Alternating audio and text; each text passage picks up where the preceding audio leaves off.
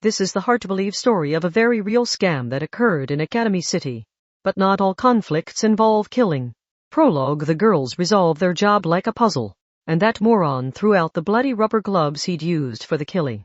In the end, he just doesn't get it. Can't he use even an ounce of brain power to imagine what's going to happen? Your fingerprints are all over the inside of those gloves.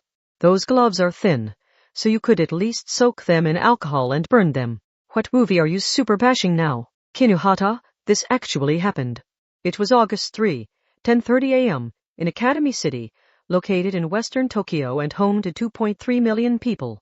A loud spraying sound echoed across the city full of skyscrapers. Ah ha ha. You'd better speed it up. The big, bad wolf is coming for you.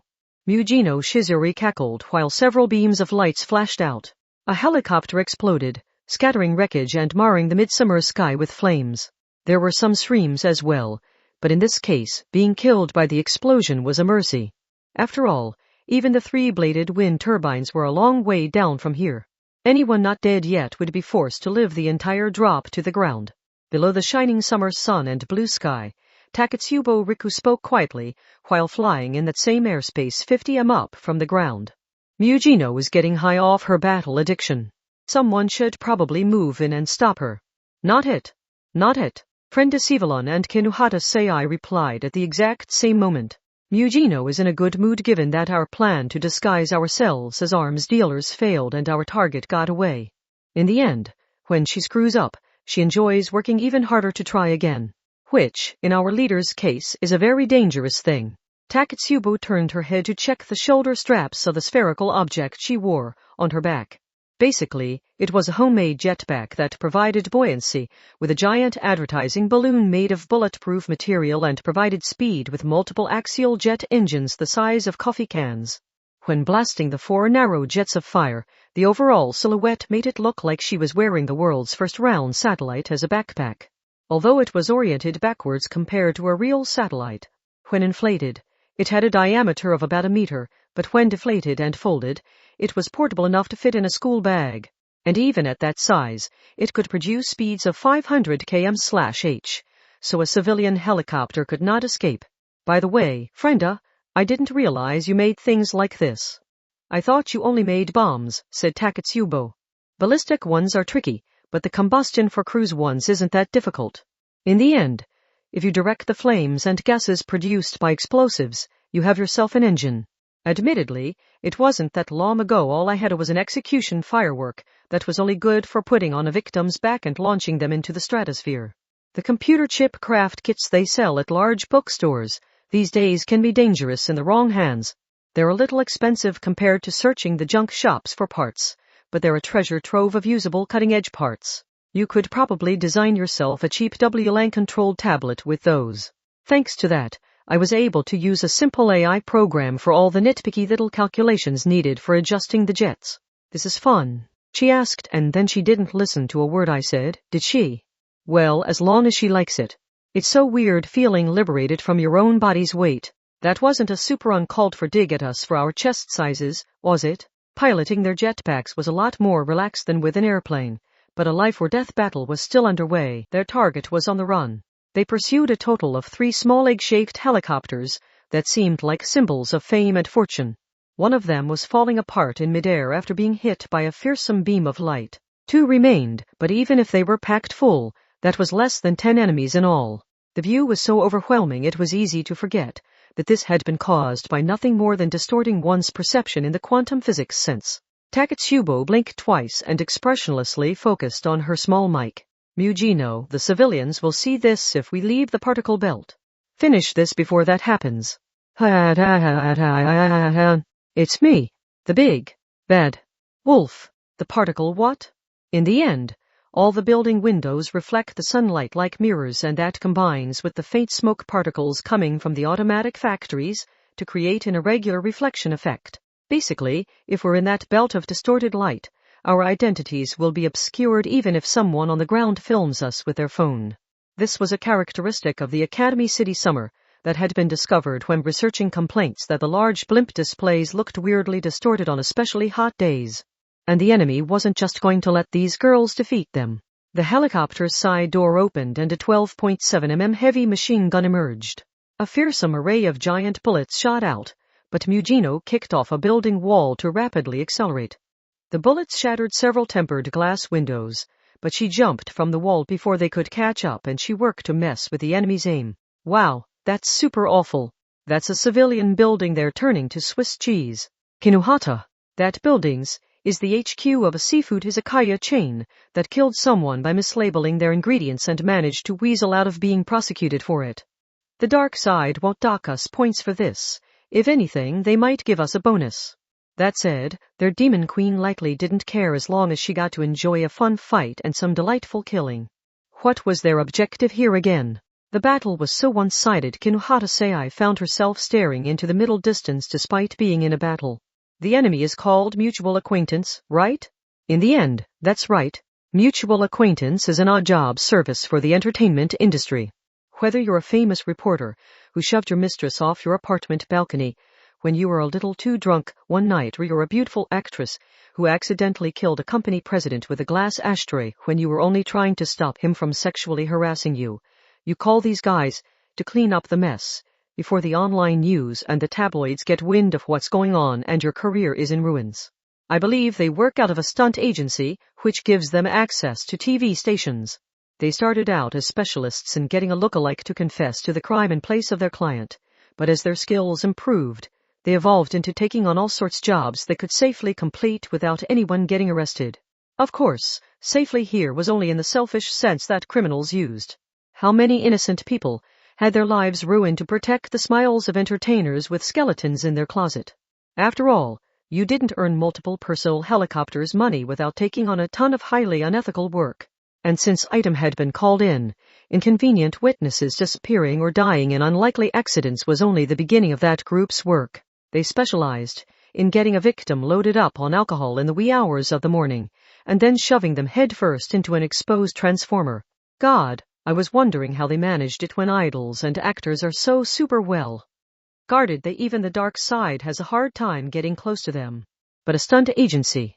Yeah, there's no defending against it when part of your own industry is super corrupt. Kinuhata, did you want an autograph because you're a film buff? Kinuhata wasn't sure what she had said that would give Taketsubo that idea, but she hated how the girl would sometimes see right through to the real reason she was complaining. Something blotted out the sun overhead. It was Mugino Shizuri. After descending behind them, their leader's staticky voice reached their earphones. Hey, I'm not doing all the work when we all get the same share of the pay, so get your asses out there and do some work before I melt down on you. You're the one who supercharged in on your own. In the end, our demon queen is just feeling lonely. Mugino is so nice to make sure we all get our turn in the spotlight. Since their enemies were airborne, the fleeing helicopters had no choice but to dangerously weave between the buildings. Their own main rotor would get in the way of the heavy machine gun in the side door, so they couldn't fire up at too steep an angle. And once their movement was restricted, they had as good as lost. Okay, how about we super get started? I would like it if you ended this before lowly Mugino shoots down the moon. With that call of support from Taketsubo Riku, who was in charge of targeting support since she could read people's AIM diffusion fields, but didn't have much to do when they were up against non-esper adults, Kinuhata and Frenda turned at a sharp angle to pursue the helicopters. Frenda was armed with bombs and rockets, but Kinuhata only had her own body. She didn't even cover her own face, as she charged toward the side of her rapidly fleeing helicopter. And she tore right through the aluminum wall. Now she was breathing the same air as the tuxedo-wearing soldiers, who were busy trying to swap out the overheated gun barrel. Their eyes met for just a moment. She saw their looks of desperation, as they did everything they could to cling to life. Then the helicopter exploded. Her power was level 4 offense armor, which let her surround herself with a thick gas barrier, so an exploding grenade or car wasn't enough to kill her. However, oops. You idiot. You protected yourself, but in the end, your jetpack was entirely exposed. A hole must have been blown in the giant balloon portion because Kinuhata began an unsteady fall. Frenda clicked her tongue, abandoned pursuit of the final enemy helicopter, and rapidly descended to collect her teammate. Kinuhata must have thought offense armor would defend her from the impact after the fall because she didn't seem concerned. I'm beginning to think these homemade gadgets are super dangerous. In the end, I call this user error. Follow the directions and it works just fine. Frenda managed to catch Kinuhata and they gently landed in District 19. Frenda held Kinuhata in her arms and collapsed onto pavement that felt like a frying pan, where she stared into the distance for a while. Her eyes followed the slow rotation of the wind turbine that seemed to be staring back down at her. They were in an old-fashioned district that was intentionally left in the past and seemed like the perfect place for steam and vacuum tubes. The Mujino Takatsubo duo must have done something, because the final helicopter fell a short distance away, trailing black smoke. They both heard a staticky voice in their ears. Mujino failed to kill the target. Bug! She was so irritated by the soldiers running around that she knocked one down, climbed on top of him, pinned him down with both hands, and fired her Mujino cannon from her mouth. Unfortunately, that gave our real target time to escape. Frenda and Kinuhata were very glad they hadn't been present for that, but they didn't dare say so. Mujino's not happy and blames you two for crashing and failing to set up a perimeter. She says you'll need to be punished if you let our target escape, so consider yourselves warned. In the end, that means she's going to tie up our asterisk with asterisk, cover our asterisk with grated yams, drag us out onto the high-level balcony, where there's no escape, and spend all day asterisk-ing us like that. It itches more than it hurts, but it's still hell on earth. Yikes, girls are super ruthless with each other, huh? Frenda and Kinuhata scrambled to their feet and got back to work. On the ground, their jetpacks were only a hindrance. They folded them up as small as they would go and put them in their pockets. Kinuhata wiped the sweat that only now started to form on her brow. Phew, the heat is so bad on the ground. Is this what they call a superheat island? It's almost noon in August. It's not going to be as cool as it was flying around up in the sky where there's actually a chilly breeze. Frenda managed that with a smile, but only because she was wearing a white summer dress inside a thin poncho. The sweat soaking it from within allowed a risque amount of her bright skin to show through. After sharing a can of antiperspirant spray that they weren't sure would help much at this point, the two of them took a look around and found themselves in an electronics district with dark smoke rising from it. High-Tech Academy City had several areas called electronics districts, but this was the non-cutting-edge one.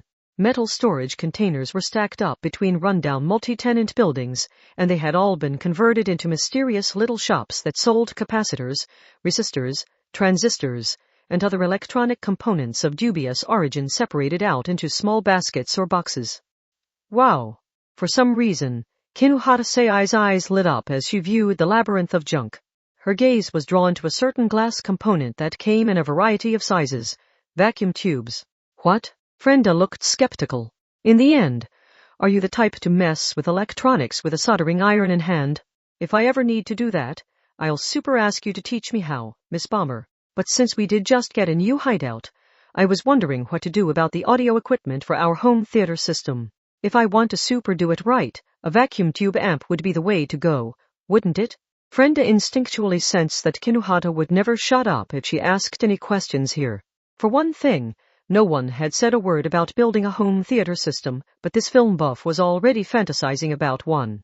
Are the legends super true that this place doesn't have a single convenience store or restaurant? They are. It's an old-fashioned electronics district, so in the end, the best you'll find are some vending machines at the back of an alley. And those will only be selling scary things like canned odin. But as long as they have canned mackerel, I don't care. So said the freak who could stake out a target for 3 days straight as long as she had sufficient cans of mackerel. But nerds searching out pixel art side-scrolling retro games in an age of VR and 3D were not the only ones here. Band members with brightly dyed hair were looking for old amps and synthesizers, and an Einstein-ish college professor-looking man was spending the day searching for some kind of materials. Was he building a giant robot back home? And Frenda herself hurried behind a container's open door after spotting something. Did you super find mutual acquaintance? What is my sister doing here? Frenda had tears in her eyes, and was behaving so timidly it was hard to believe this was the same professional who loved using bombs to toy with her prey, before killing them. Kinuhata gave her a curious look before turning her gaze back to the crowd. A short distance away, she saw a blonde girl touting her lips in a baggy t-shirt dress tightened with a belt around the hips, red leggings, and a distinctive beret.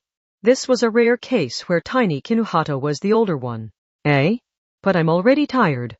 In the first place, why are we even here? You said you wanted to play the first entry in the Mariho Bros series on original hardware, remember? For your summer break research project.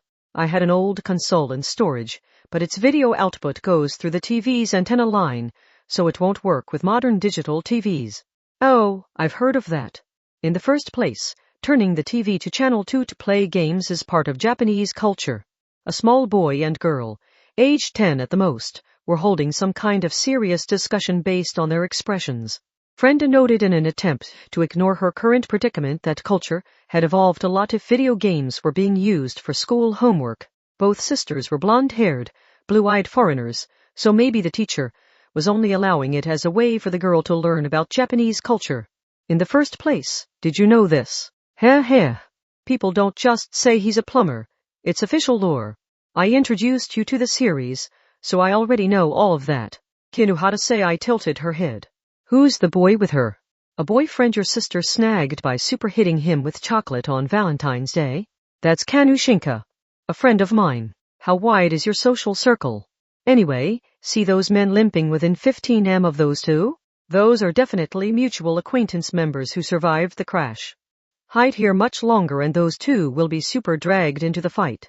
Frenda Sivalun clicked her tongue. Then she pulled a cylindrical object from within her short skirt, pulled the pin with her mouth, and rolled it along the ground. The color white exploded. The light was 1,000,000 candelas and the sound 200 decibels. She had used a stun grenade. A professional would of course have countermeasures ready, but that wasn't an issue this time. Frenda's goal was to blind and deafen the civilians. The stacked container shops meant fixed surveillance cameras were useless here and there were no drum-shaped security robots around. So in this case, there were no witnesses even with hundreds of people here. Frenda Sivalun ducked low, took a breath, and took off running. On her way past the small boy, she whispered in his ear, even though he could never hear her with his eyes and ears incapacitated. In the end, thanks for looking after my sister since I can't being too perfect could be a problem in its own right. If she had failed here, those two young children would have learned the truth, which might very well have changed her future. Frenda continued onward and shoved an explosive into the face of the flustered man in front of her. She swept his feet out from under him, stared down at the small explosive inside his mouth, and triggered the wireless detonator. Another man panicked, and pulled a gun after seeing his companion's head blown off, but then he saw the bizarre sight of his own arm bending 180 degrees outwards.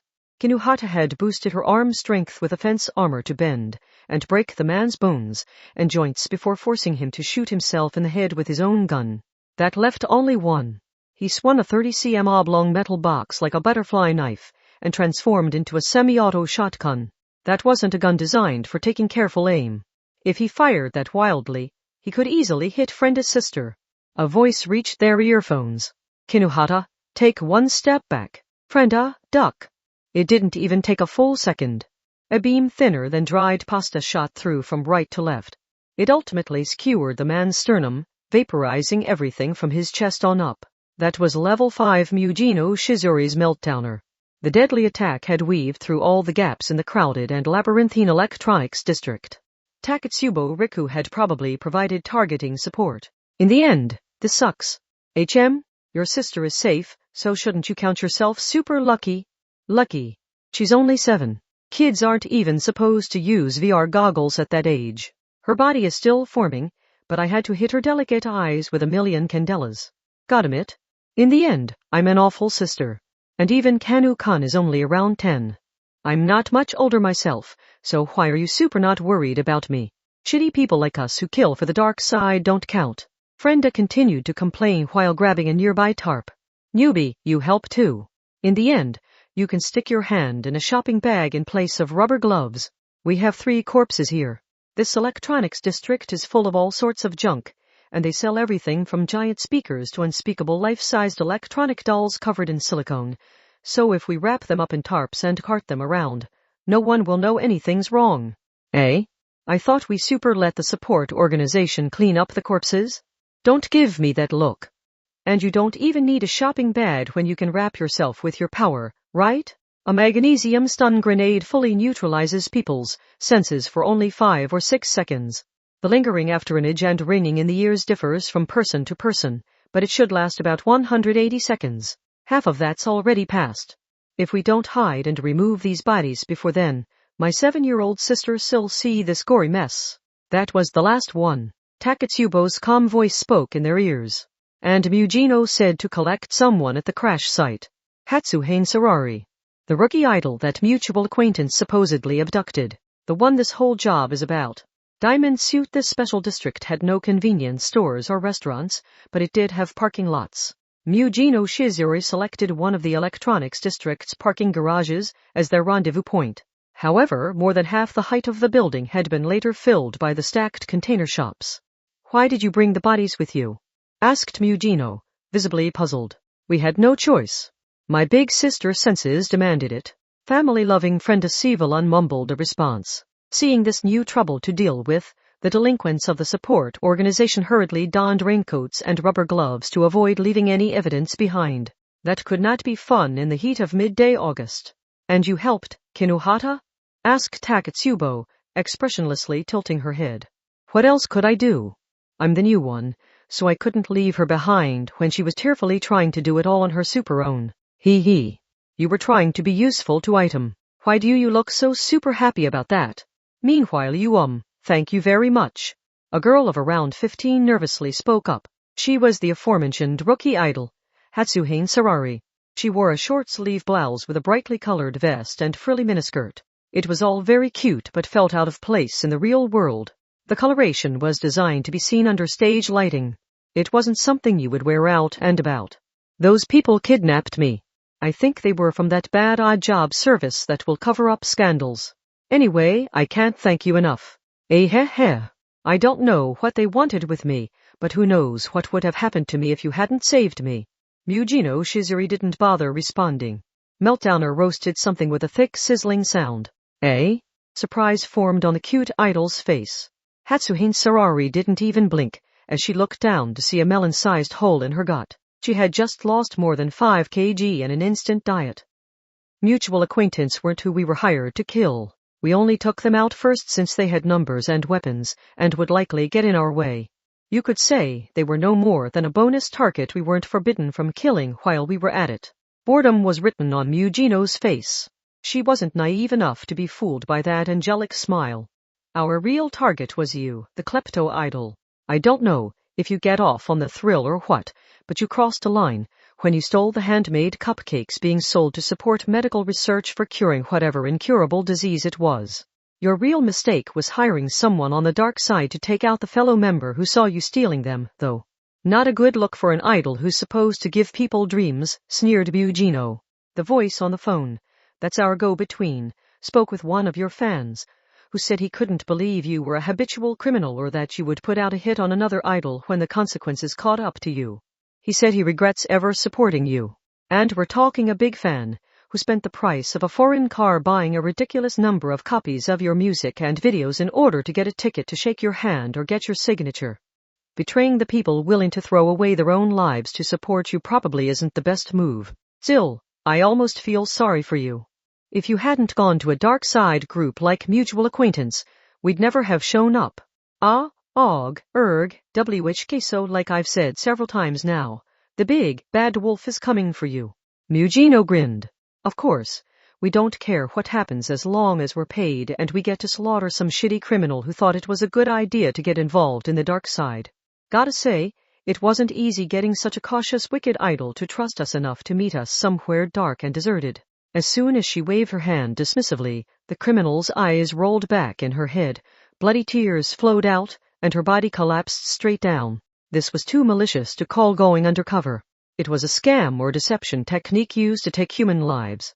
The act was much more calculated and well put together than the rookie idol's ad-libbed lies, when she realized she couldn't let Item know she was working with Mutual Acquaintance. Sigh, in the end, my shoulders are stiff, complained Frenda, massaging her slender shoulder with a hand. I'm no good at this.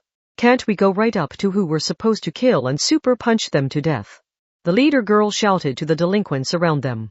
Okay, we're heading home now. I know dealing with someone in the entertainment industry can be a pain, but dispose of that corpse, okay? Mujino Shizuri didn't even glance at the crumpled body. The other girls left with her, discussing indirect lighting and home theater plans for their new hideout. They were Item. They were the strongest of the elite 4-person teams and, believe it or not, they worked in secret to preserve order within Academy City. Ah, shouted Frenda, remembering something much too late. In the end, I forgot to retrieve the used container for my stun grenade. You did what? Do I need to punish you? A young boy ended up collecting her forgotten item, not knowing what it was. It was possible the small mistake changed something down the line. Between the lines, one memo. Their natural appearances aren't enough information. To know what they look like from behind and to track down their sphere of activity, I need to study how they dress and know how they think. Mujino Shizuri. Fluffy chestnut hair, brown eyes, big boobs. Wears a white season sleeveless blouse, a sheep and sheep limited edition knit cardigan, and a royal secret reversible skirt. She seems confident at first glance, but her tendency to hide her legs with stockings gives away how self-conscious she is. Lol. So lame. She goes out of her way to wear 180 tenire stockings in this god-awful summer heat, and black ones at that, just because she wants to look a little thinner. Elmal level 5. Meltdowner. She can fire electrons as neither a particle nor a wave to create massive destructive power. She's about as strong as it gets, but on the other hand, that's all she can do. And a spur is still an spur. She isn't Miyamoto Musashi, so you just have to make sure you don't worry over it too much and psyche yourself out before you fight her. Taketsubo Riku. Black hair cut straight at the shoulders, black eyes, possibly hidden big boobs. Wears a robe of feathers, fitness tracksuit pink and some brand of shorts. She seems to wear that year-round. Is she really walking around town in that? Those shorts might even be her school's gym clothes. But for some reason, her sneakers are Victoria's limited white noise edition. Only 100 pairs were ever made. Don't just walk around in those. There are shoe freaks who finally snagged a pair on an internet auction and then were too afraid to ever wear them, so they ended up donating them to a museum. Level 4. AIM Stalker. Her power lets her record and track someone else's AIM diffusion field, and she can make her power go berserk using a medicine called Body Crystal. She's in charge of targeting Meltdowner. Watch out for her. This plain girl who you can forget is even there on the front line is honestly scarier than that simple overpowered girl. Frenda Sivalon. Fluffy blonde hair, blue eyes, flat chest. Wears an Angel Halo Type 53 beret, a Girl Breeze summer sailor dress, and a Muraki dressmaker's light model UV blocking poncho. Oh, and I think sugar body type a black thigh highs. Based on her outfit, she seems accustomed to showing off her body. You could even say she's calculated out how her actions and poses will look to others. She's confident in herself. And maybe it comes from being a foreigner, but she wears nothing but Japanese brands despite having tons of money. Level 0. Specializes in bombs and seems to know martial arts. Her role appears to be setting traps for the enemy to trigger when they're fleeing from Meltdowner. She probably says the battle begins before the fighting starts. Her attacks take a lot of time to set up, so it's best not to give her any free time. Kenuhata Seai. A chestnut bob, brown eyes, and a super flat chest. Lol. Wears a hoodie dress and a shoulderless top. She makes sure to wear arm sleeves and leggings, so despite how rough it all looks, she might not like showing off much skin. And every single thing she wears is Queenites. She might just really like the brand, but I wonder if she threw together the outfit in a hurry, even if it is all so expensive. Level 4. Offense armor. She can control the nitrogen in the air to protect herself. She tends to work as Taketsubo Riku's bodyguard. Even an idiot could tell that Taketsubo is the cornerstone of item. Crushing them has to start there. If she's alone with her bodyguard, it would be best to set up a situation where we can split them apart. Based on all this, I can guess they did most of their shopping in District 15, but they've recently moved their activity and shopping base to District 3. Make sure to memorize their names, what they look like, their powers, and their behavior patterns before the mission begins. Simply put, these are our targets. Chapter 1 Level 5 vs Little Honey Queen. Part 1 in today's third match. Kaihei Girls vs. Toonami Technical High School managed a 1-2 come-from-behind win. But is the Breaking Ball Princess showing signs of exhaustion? This year's total shaved ice sales have already surpassed those of last year. Have the marketers plotted to create a new trend, or is it the effect of global warming? Typhoon 11 has formed in the Pacific. There is a concern it will maintain its size and strength when it makes landfall at eastern Tokyo and continues on to Academy City. Diamond Suit. It was 5 p.m. on August 4. In her pink track suit and shorts, Takatsubo Riku glanced over at the train's constantly changing LCD news display. The view out the window was dark. Were the thick, dark clouds just more August weather? Not that long ago, she had been watching the nostalgic sunset. This wouldn't be the typhoon mentioned in the news, but the typhoon could have messed with the weather by pushing a front in from the ocean. The wind turbines were spinning faster than usual. She had finished shopping for the day. Everything she thought they would need for their new home was contained in the paper bags she held, but she hoped it didn't start raining before her walk from the train station to their apartment. She ran a mental simulation of how far the underground mall would take her before she had to emerge into the rain, but then another issue occurred to her. Did we leave any windows open? That was easy to forget when living on an upper floor. They often just left them open when they went out. She couldn't remember one way or the other. She glanced over at Mujino Shizuri, who was fidgeting with the leather handhold strap. It looks like it's going to rain.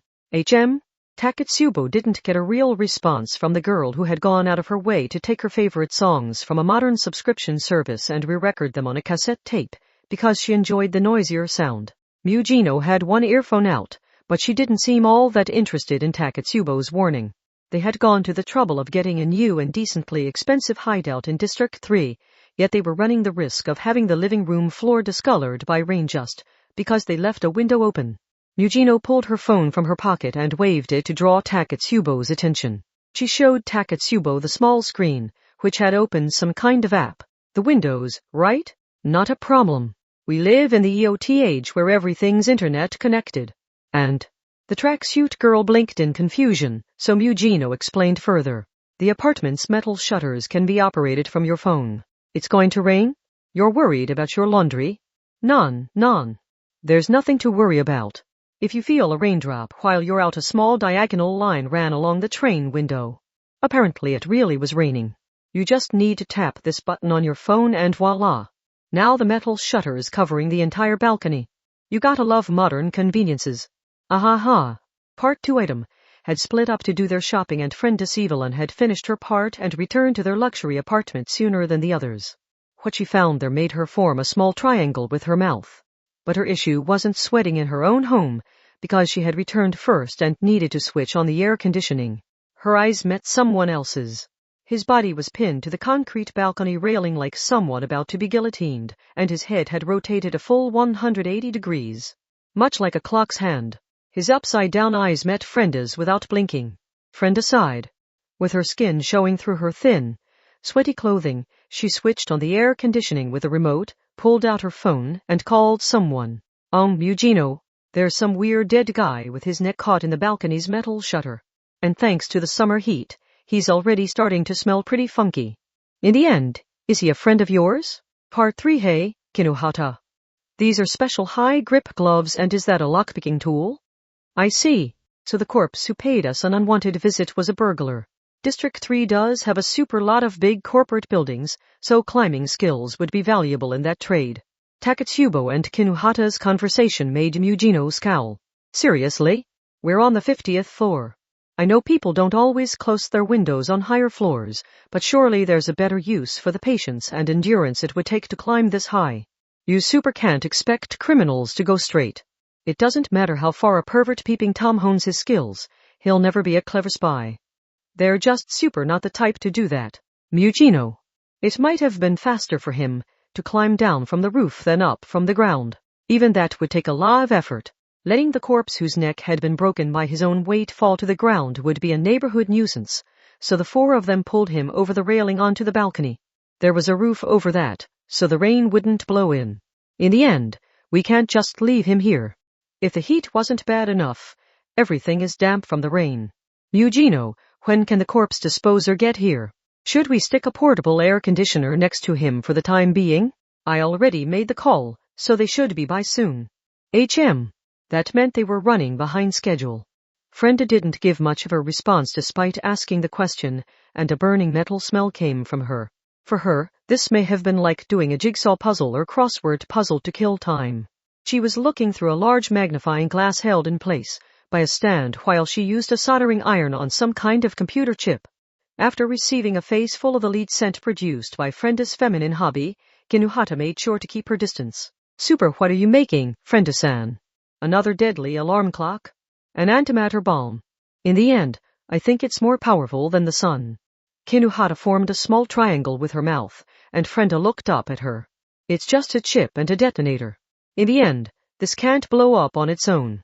The intercom rang and Kinuhata answered it through the screen, but their visitor was not a delinquent from their support organization. A gentle young woman with ankle-length black hair stood in front of the door. Her curvy body seemed barely contained by a knit dress with various holes that Kinuhata couldn't remember the name of. The woman in the lewd knit dress, as Kinuhata decided to call it, smiled with a hand elegantly placed on her cheek. Hello, I am Hanatsuyu Kuchikusa the converter. I believe you called for me. Kinuhata, I called her here out of my own pocket, so open the door and let her in. This is going to be our hideout, so this isn't like cleaning up a corpse from the side of the road. The usual delinquents said they couldn't completely get rid of the smell, so I had to hire a higher grade of worker for this one. I don't want any trace left of this guy. Mugino made it sound as casual as letting in a mover to transport their furniture. HM now, I need to work hard if I'm going to support my family. Hee.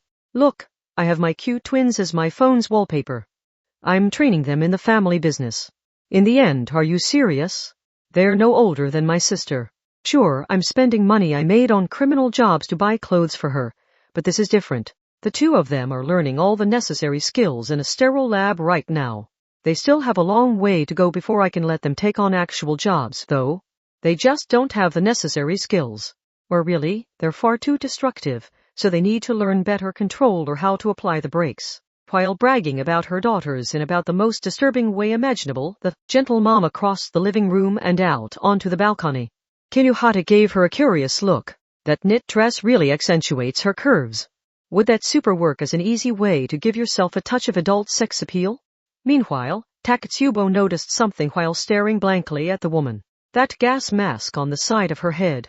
What about it? I've seen it before. On that DJ at the library used for the Coliseum. Oh, dear. You know about my secret hobby? Academy City is such a small place. Hee. How embarrassing. Mugino jerked her chin toward the burglar with the broken neck. How are you going to clean that up? Well, I generally use necrophages, said the gentle mama like she might when explaining how she makes the dashi for her miso soup. The term converter refers to the entire category of plants and animals that eat dead carcasses and of bacteria that create organic material out of inorganic material without using photosynthesis. There are enough different types to fill an entire encyclopedia, but whether they are bugs, molds, or plants, the most powerful method is to lay their eggs in the dead host to eat it from within. Hee. You can never go wrong with that method, because for them, the host's carcass is their home and they will consume all of its resources from end to end, leaving nothing at all behind. So you can sit back, relax, and leave this to the tiny experts. My. They will fully destroy the genetic material and not leave a single scent particle behind you. What a world we live in. Is a mother supporting her kids afraid of nothing? Oh, did I say anything about being their mama? As a girl yourself, would you have chosen this skimpy knit dress? There are certain parasites and specific endocrine disruptors that can remove a human's male reproductive abilities and make them female. Just kidding. Whether I am those girls' papa or mama and whether I supplied the sperm or the egg will remain a secret, because that kind of mystery is great for increasing your perceived value. Item didn't particularly care one way or the other, but it did sound just like the dark side to turn science on that level into a toy. Meanwhile, a change was showing itself. Apparently it was true you couldn't understand just how impressive an expert's skills really were. All they could see was the woman spraying a few colorful liquids from something like perfume bottles. She was probably spreading bug eggs or plant seeds. The 170 cm collection of flesh and bone, which had a broken neck and was starting to stink, vanished without a trace, including the clothing and equipment. The process was even faster than watching ice melt. The balcony had to be crawling with something microscopic, but even more dangerous than army ants. And even though the man's equipment disappeared, the balcony and living room floor remained intact. It was a scene that made one wonder what a human even was. There, all done. Nothing biologically or physically remains, but it can help on the emotional side if you wash the balcony off with water. That won't scientifically change anything, though. Is this super safe to leave as is?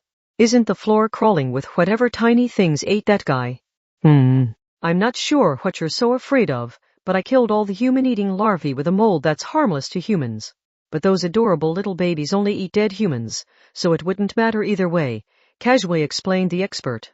Apparently a pro's job wasn't done until they had returned their monster to its cage. My. Are you about to cook yakiniku? If you're worried about the smell of the room, please call me again. Bye. Hello, girls? I finished my job, so what would like for dinner? Hee. How about filling our bellies with meat at the churrasco place by the station? She remained smiling to the end. Kinuhata seemed a little dazed as she watched the departing parent of small twins. She's already talking about food. Do people in her business super not need time to switch gears? In the end, humans can eat their lunch in the school bathroom if necessary. Mugino raised her arms and stretched her back. There, that pain-in-the-ass accident is dealt with, so let's get to dinner. I'm starving. Looks like one of us super doesn't care either. But going without dinner over something like this would be a problem for a growing girl. Their trouble was finally over and their guest had left. They couldn't relax in their outdoor clothes, so the four of them started by entering their rooms and changing into their pajamas. Once they had regathered in the living room, Taketsubo blankly tilted her head and spoke first. Frenda, aren't you on dinner duty today? I know we ran into some trouble, but shouldn't you have started preparing the food by now? If you need to prepare in a hurry, I can help. Tesk. Worry not because this is all going according to plan. In the end, what's the standard food choice when one of those famous Asian typhoons is on its way? We could be stuck with nothing but canned food for a while, so I thought we had to do something special tonight. Ta-da! We can use our outdoor gear and a yakiniku set for what I call the great varamping operation. Frenda's excitement didn't have much of an effect on Kinuhata and Taketsubo. Kinuhata tilted her head. Super, what is varamping? It means to camp on the balcony. Kinuhata. I think Frenda was looking at some solo camping content on social media or a video site. In other words, she just wanted to do it herself. At least it was better than having Frenda say she had bought nothing but preserved foods to prepare for the typhoon, which, knowing Frenda, would inevitably turn out to be a hellish experience with nothing but canned mackerel to eat. Hanatsu Mama had given it away earlier, but that specialist must have identified the thin-sliced yakiniku meat from the smell of the blood, the fat, and so on. The four of them carried the sofa, table, and cushions out onto the large balcony. It was still raining outside, but the balcony had a roof and it didn't look like the rain was going to blow in on them. And as much as they complained, Academy City residents generally didn't believe in ghosts and such. In the end, this lantern will really set the mood, don't you think? Oh, now it feels like we're camping. But that's a super bright LED light. After securing a seat, Taketsubo's gaze wandered through empty space before landing on negligee-wearing Mugino. Are we allowed to use the balcony this way? We're not using fire, so I don't see why not. And if it is a problem, we can slap the concierge with a stack of cash and have them change the rules for us. It's not like apartment rules or actual laws or regulations. Mugino seemed more interested in the hot plate that kitty pajamas Frenda had for them to use. Won't electric be too weak? A gas-powered grill seems like it would cook the meat more thoroughly. Don't worry. Now allow me to introduce the stars of the show. Check out this glorious wagyu. Hold on, Frenda. What did you take that out of? A silver cooler, what else? This is how you make it really feel like camping. Plus, who wants to keep walking back and forth between the balcony and the kitchen? We're not leaving the balcony until we've finished eating. In the end, what do you want to start with? The Yongzawa, the Hida, or should we go straight to the Matsusaka? So many choices, isn't this all cheap cloned beef super created in Academy City's farm buildings? Admittedly, you super couldn't find a difference from the real deal even with an electron microscope. Don't they call it genetic preservation, Kinuhata? Asked Taketsubo. Reminds me of the hot spring bath additivities they make in factories. Oh, shut up. We all know you two are going to eat more than anyone. And look, I used an outdoor technique they showed in the camping videos. Frozen meat can double as an ice pack. This led to a problem. In her thin baggy pajama top and shorts, Kinuhata formed a small triangle with her mouth. How long are going to super cook that meat? When are we going to get to eat something? It's taking 20 minutes to cook a single piece of meat. I think this is more defrosting than cooking, though. The girl who even wore a tracksuit when she slept was unfazed by the trouble. Mugino didn't even try to hide her irritation as she growled a response. That technique of yours is meant for when you're driving half a day out into the mountains or to the beach, not when you're at home. What were you thinking putting frozen meat on this weak electric hot plate, you dumbass outdoors novice? Frenda was left sulking in a corner of the balcony after the verbal assault from all sides, but fortunately, only the meat had been frozen. That boosted the popularity of the yakisoba, stir-fried vegetables, and other less exciting options that were usually only seen as side dishes. Mugino, they must chop up the vegetables super small when your family stir-fries them. No one's going to eat the carrots and bell peppers if you cook them individually, so they go with the meat and carbs. And the meat we left near the hot plate should be back to room temperature by now, right? Pass it here. I don't want any bad cooks ruining it by flipping it over again and again. Mugino complained while using the cooking chopsticks to place meat and vegetables on everyone's small plates.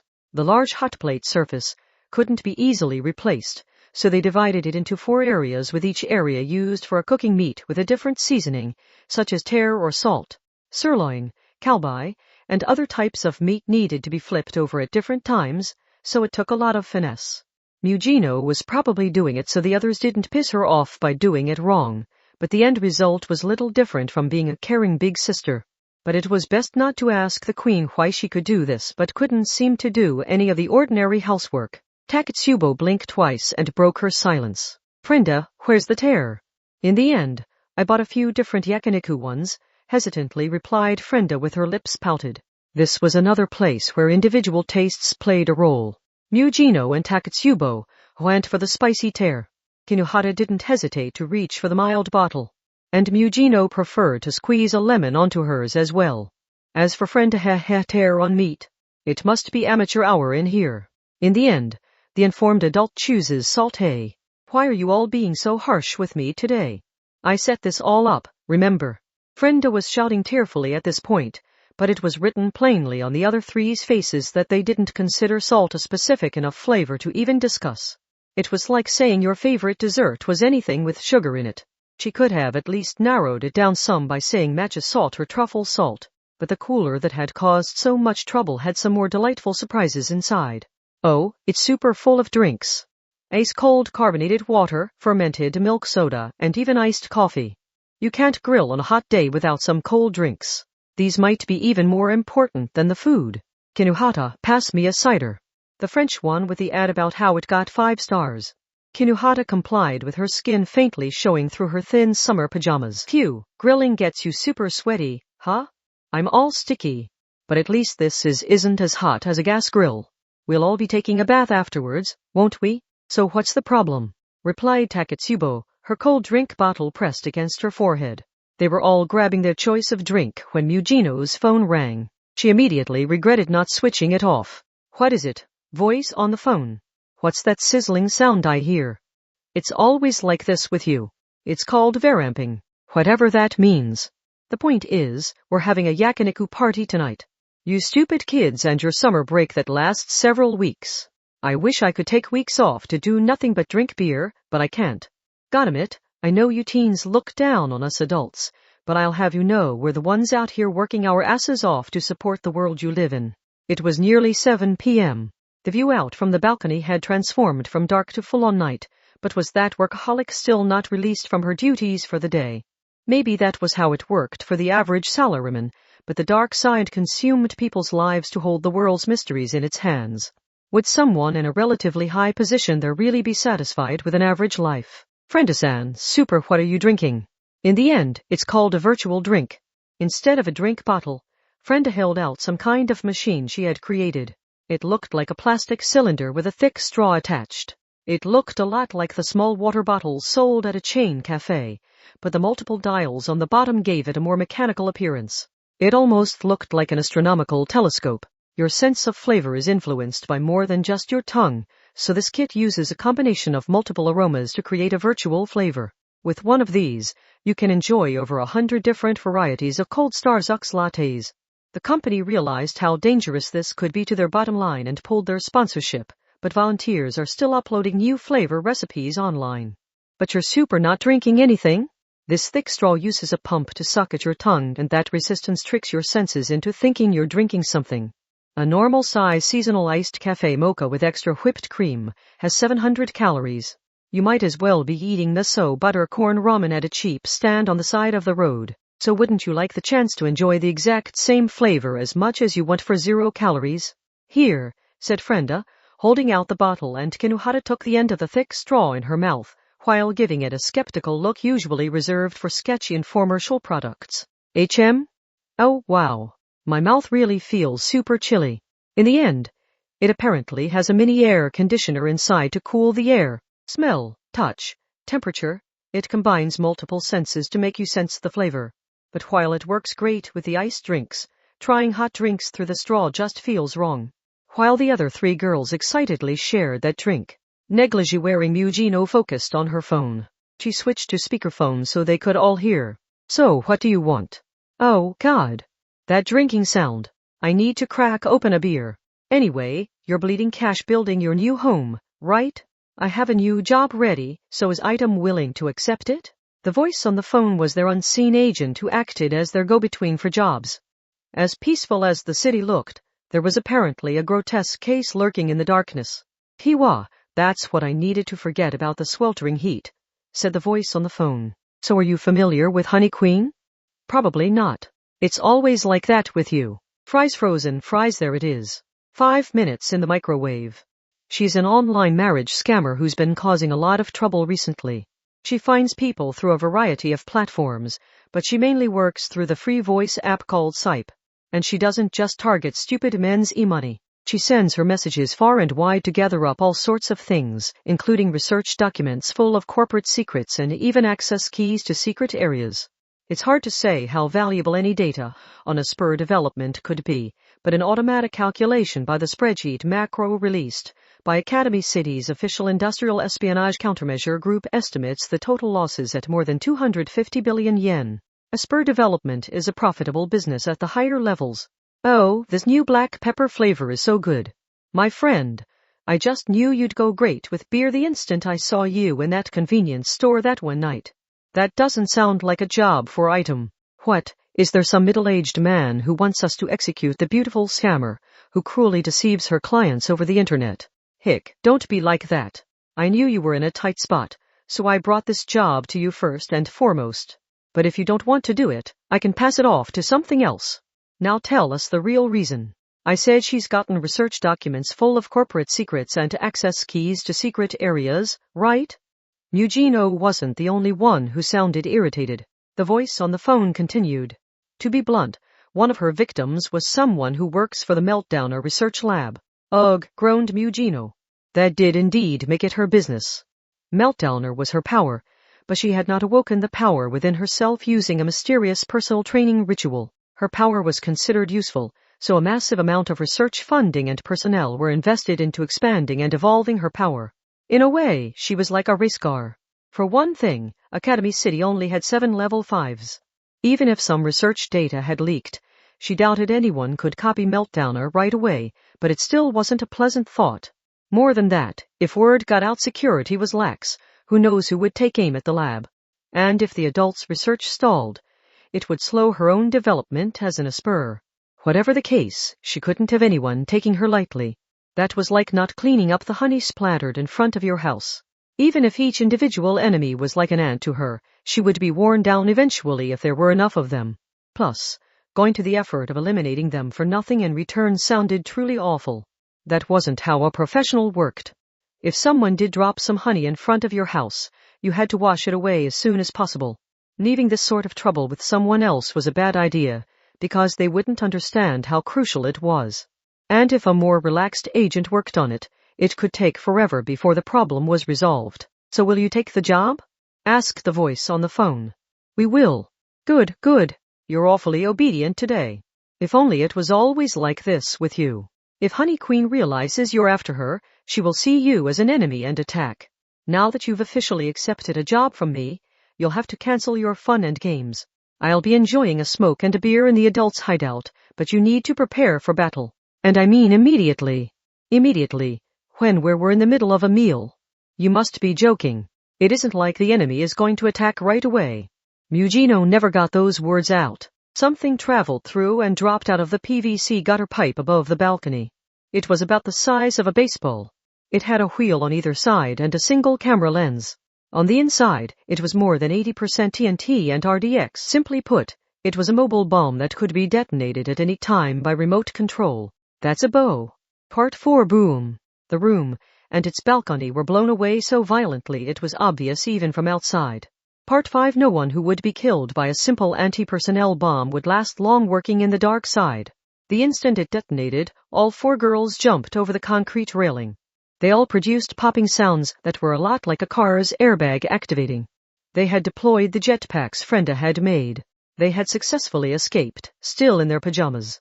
The hot summer rain soaked their hair and clothing. Takatsubo seemed bothered by her wet tracksuit sticking to her. Oh, I forgot my body crystal. Eh? In the end, you can't do that, Takatsubo. A girl's gotta keep her special weapons hidden on her person at all times. Want a few pointers from the Academy City bomber? Could 200 grams really blow up such a large room? I think it only triggered Frenda's bombs, which did most of the damage. Oops. Is it punishment time? Frenda screamed as they accurately flew through the rain. These jetpacks have really come in handy, Frenda. You can't be serious, Mudino. In the end, they discovered our new hideout before we even had time to get it fully furnished. If they did their homework that well, they must know about our scuffle with mutual acquaintance yesterday, which means they'll have a plan for these homemade gadgets. And there it is, right on schedule. Short-range SAMs. Several trails of smoke blasted off from different building rooftops at the same moment. They were likely autonomous surface-to-air missile units. Trying to escape high into the sky would only get them shot down in the open air with nowhere to hide. So the 4 girls had no choice but to dive down into the valley between the buildings. At high speed. Diwa. My super home theater. And I had only just started putting it together. Film buff Kinuhata let out a scream of legitimate distress, but her actions remained precise. By flying below a roadside tree with large branches, the surface-to-air missiles pursuing them hit those branches and exploded. The instant they landed, Mugino heard an odd sound. From behind her. Mugino, your back is on fire. You can't muster any more urgency than that. Arg, I can't get this damn thing off. Oh no. The jet engine's fuel injection control valve is busted, shouted Frenda. That thing is full of jet fuel, so if you don't get the harness off, it'll explode and set you ablaze. Go to hell. Mugino reached a hand behind her and used Meltdowner to forcibly blast the jetpack and the fuel explosion away from her. Are you telling me we were running around the battlefield with giant bombs strapped to our backs? I'm never wearing one of those things again. Eh? In the end, even a 100V household power supply can explode. They had been lured this way by an unseen enemy. They always had their support organization waiting nearby in a big 4-wheel drive truck, so it rushed to them after hearing the commotion. They all climbed aboard, but Mugino couldn't shake the leaden feeling in her gut. She shouted at the driver with her skin showing through her rain-soaked negligee. Go. Hurry. The tires loudly tore at the asphalt. Headlights pierced them from behind. Multiple vehicles worth. The enemy must have predicted this as well, so Item's usual methods weren't going to break free of the rails laid out by the enemy. A bad feeling settled stickily over Mugino's mind. This wasn't just any enemy. She sensed someone who had put together a carefully crafted plan like it was a jigsaw puzzle. Takatsubo. I still don't sense anything. Either they have an enemy that can search us out like I can, or they have an expert at psychologically guiding people. I don't know how it would happen, but it's best to assume a direct attack would get us killed. Any nearby intersection leading to a major road is bound to have an ambush set up. So if we try the opposite plan, turn left into that construction site. Hurry. The 4-wheel drive truck roared over a large pile of dirt that was wet with rain. The pursuing cars were racing coupes that sat low to the ground, so they couldn't handle the dirt pile and abandoned the pursuit. Item had to set aside a direct attack for now. They were villains who lived on the dark side. They knew all too well they were never going to get by if they only chose the safe-looking routes. That would mean only ever eliminating the risk of failure and flattening out all the bumps in the course of their life, but it wouldn't be doing anything to build toward success. If they really wanted to claim the top spot, they had to do something no one else would even consider and claim every opportunity that presented itself. But leaving the safe path and taking the rougher way would not eliminate their pursuers. The sports cars were one thing, but a pickup truck with thick off-road tires was still after them. Item had no need to hold back once they were inside an empty construction site. Today's my lucky day. Because I can fire my meltdowner without worrying about any demerits. Mugino is so nice to worry about her stray shots hitting someone. Their four-wheel drive truck broke through a chain-link fence and raced through a forest of steel beams. Despite the rain, Mugino stuck her upper body out from the sunroof, held her palm out behind them, and released a brutal beam of light. The building under construction broke apart, the jungle gym of steel beams collapsing and pouring down toward the ground. The pursuing off-road truck swerved a few times to avoid them, but one of the steel beams pierced right through its hood, pinning it to the ground. It exploded shortly thereafter. Kinuhata, her skin showing through her soaked pajamas in places, was drying Takatsubo's hair with a towel when Takatsubo raised her voice uncharacteristically loud. Mugino. Mugino ducked down through the sunroof just in time for a simple crane arm to pass by directly overhead. If she had taken the time to grin back at the result of her attack, it would have decapitated her. Did they predict that attack? Then they must know about this escape route too. They couldn't escape the enemy's grasp. Every time they thought they had slipped away, they found new trouble awaiting them. Wait. Stop. In the end, hit the brakes. Yikes. Kitty Pajama's friend banged her palm on the back of the driver's headrest, but it was too late. No, it was worse than that. Tracksuit girl Takatsubo's emotionless eyes wandered aimlessly. I'm not picking up a signal. The driver must be unconscious. Is something affecting his brain? Exclamation. If the driver had passed out, he couldn't apply the brakes. The four-wheel drive truck crashed into a pile of cement bags. The entire pile was blown away like a wall of sandbags. Their vision grew too muddy to see. They heard the loud sound of breaking glass and bending metal. Mugino groaned and blinked, discovering their crushed truck was flipped upside down. She heard the quiet sound of the broken windshield's gray pieces falling to the ground. She wanted to believe the gasoline scent was only the placebo effect. She was pretty sure this truck ran on diesel fuel. Damn, I'm through spending money on our rides. If they're going to get destroyed sooner or later anyway, we need to view our vehicles as disposable tools. See, can you all super move? Don't worry about me. You can count me out of the fight.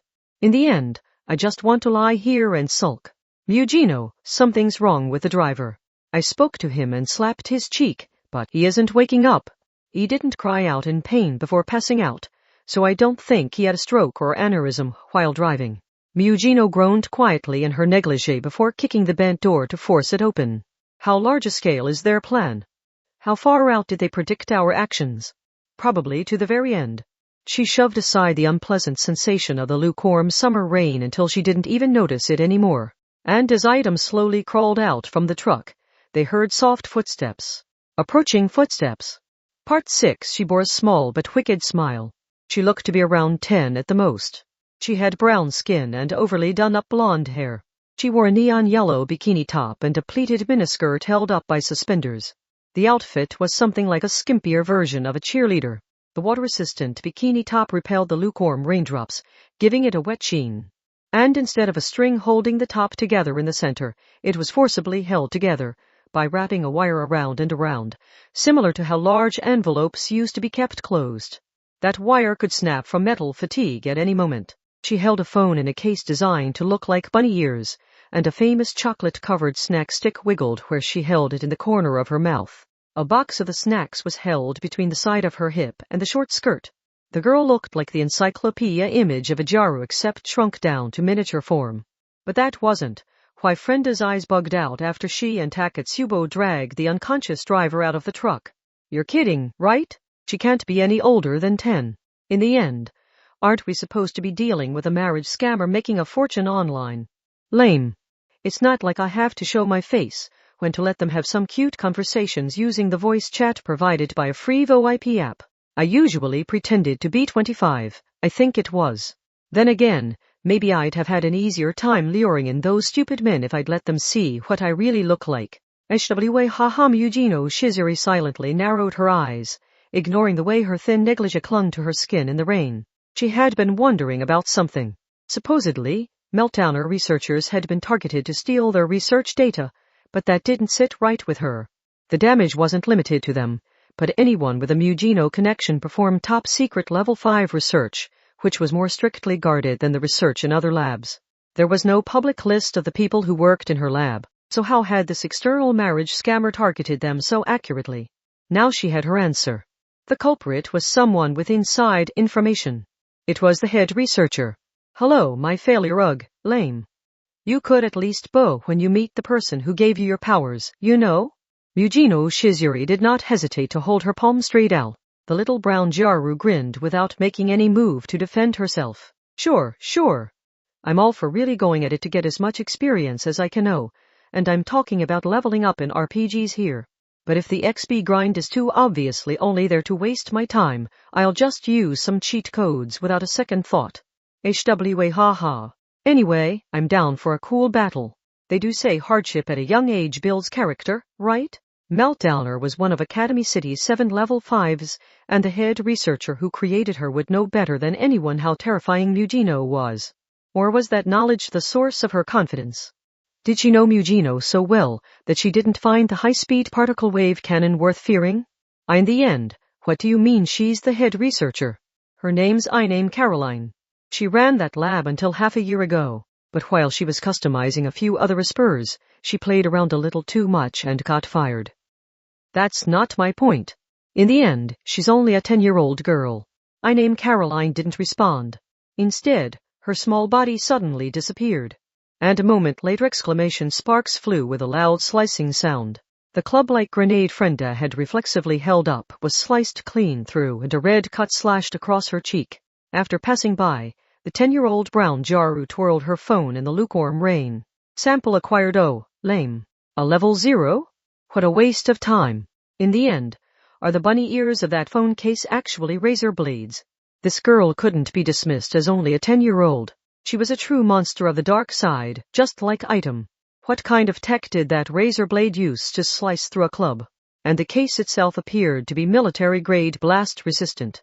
It could deliver a deep, sharp slash, but it could probably also kill from blunt trauma if she hit someone in the head with the corner. Caroline laughed a little before speaking. Have you really not heard about skipping grades before? You crack me up. Hee ha ha. Not that you'd ever need to know that with your inferior level 0 brain. When you look at the researchers creating something as crazy as a level 5, I'd be surprised if you found anyone who climbed the grades one at a time. Even so, what had that girl done to move so quickly not even these dark side pros could track her? Oh, and let's not forget that all level 5 research is somewhat connected. And I'm not just talking about the obvious example of Railgun and Meltdown both being electric powers. Caroline was still smiling when she turned back around to face Mujino Shizuri.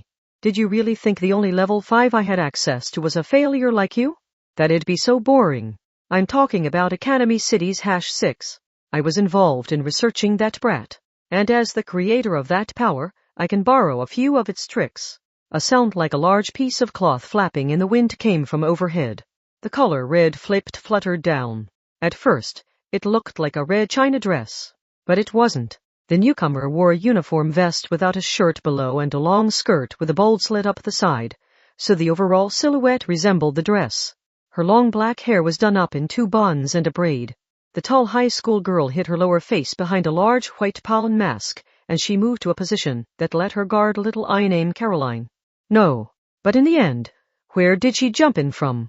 Mujino Shizuri had destroyed the jungle gym of steel beams to get rid of the off-road truck pursuing them. There wasn't anything high enough to jump down from in any direction. Or were they supposed to believe she had flown through the air like a long throw in baseball? How far would her body have to be modified to allow for that? Or had she used an spur power? Caroline reacted to her sudden rescue by pouting her lips in disappointment and munching on her chocolate snack stick. Takio-chan, could you not show up when I didn't ask for you? But I was worried. Lady Carol, muffled by the mask, her voice sounded like hard-to-make-out noise. It also looked like she was going to suffocate with the mask so soaked with rain, but she didn't seem to mind. And you need to stop telling them so much about the #6 and other stuff. Especially when they didn't even ask. With a soft grunt of effort, the tall high school girl pulled a nearby steel beam out of the ground. More than that, she wrapped some nearby anti-bird spikes around the end. The end result looked a lot like a Chinese Lang Yabang, but it had to weigh more than 200 kg. The original weapon would never weigh that much. She might as well be swinging around a weightlifting barbell. But I name Caroline still gave her a colder look and brushed up her rain-wet blonde bangs. Lame. Talking tough won't change that you're a murder virgin. And if you're so worried about data security, do better yourself. In a way, unreleased research results are more important than the researcher's own life.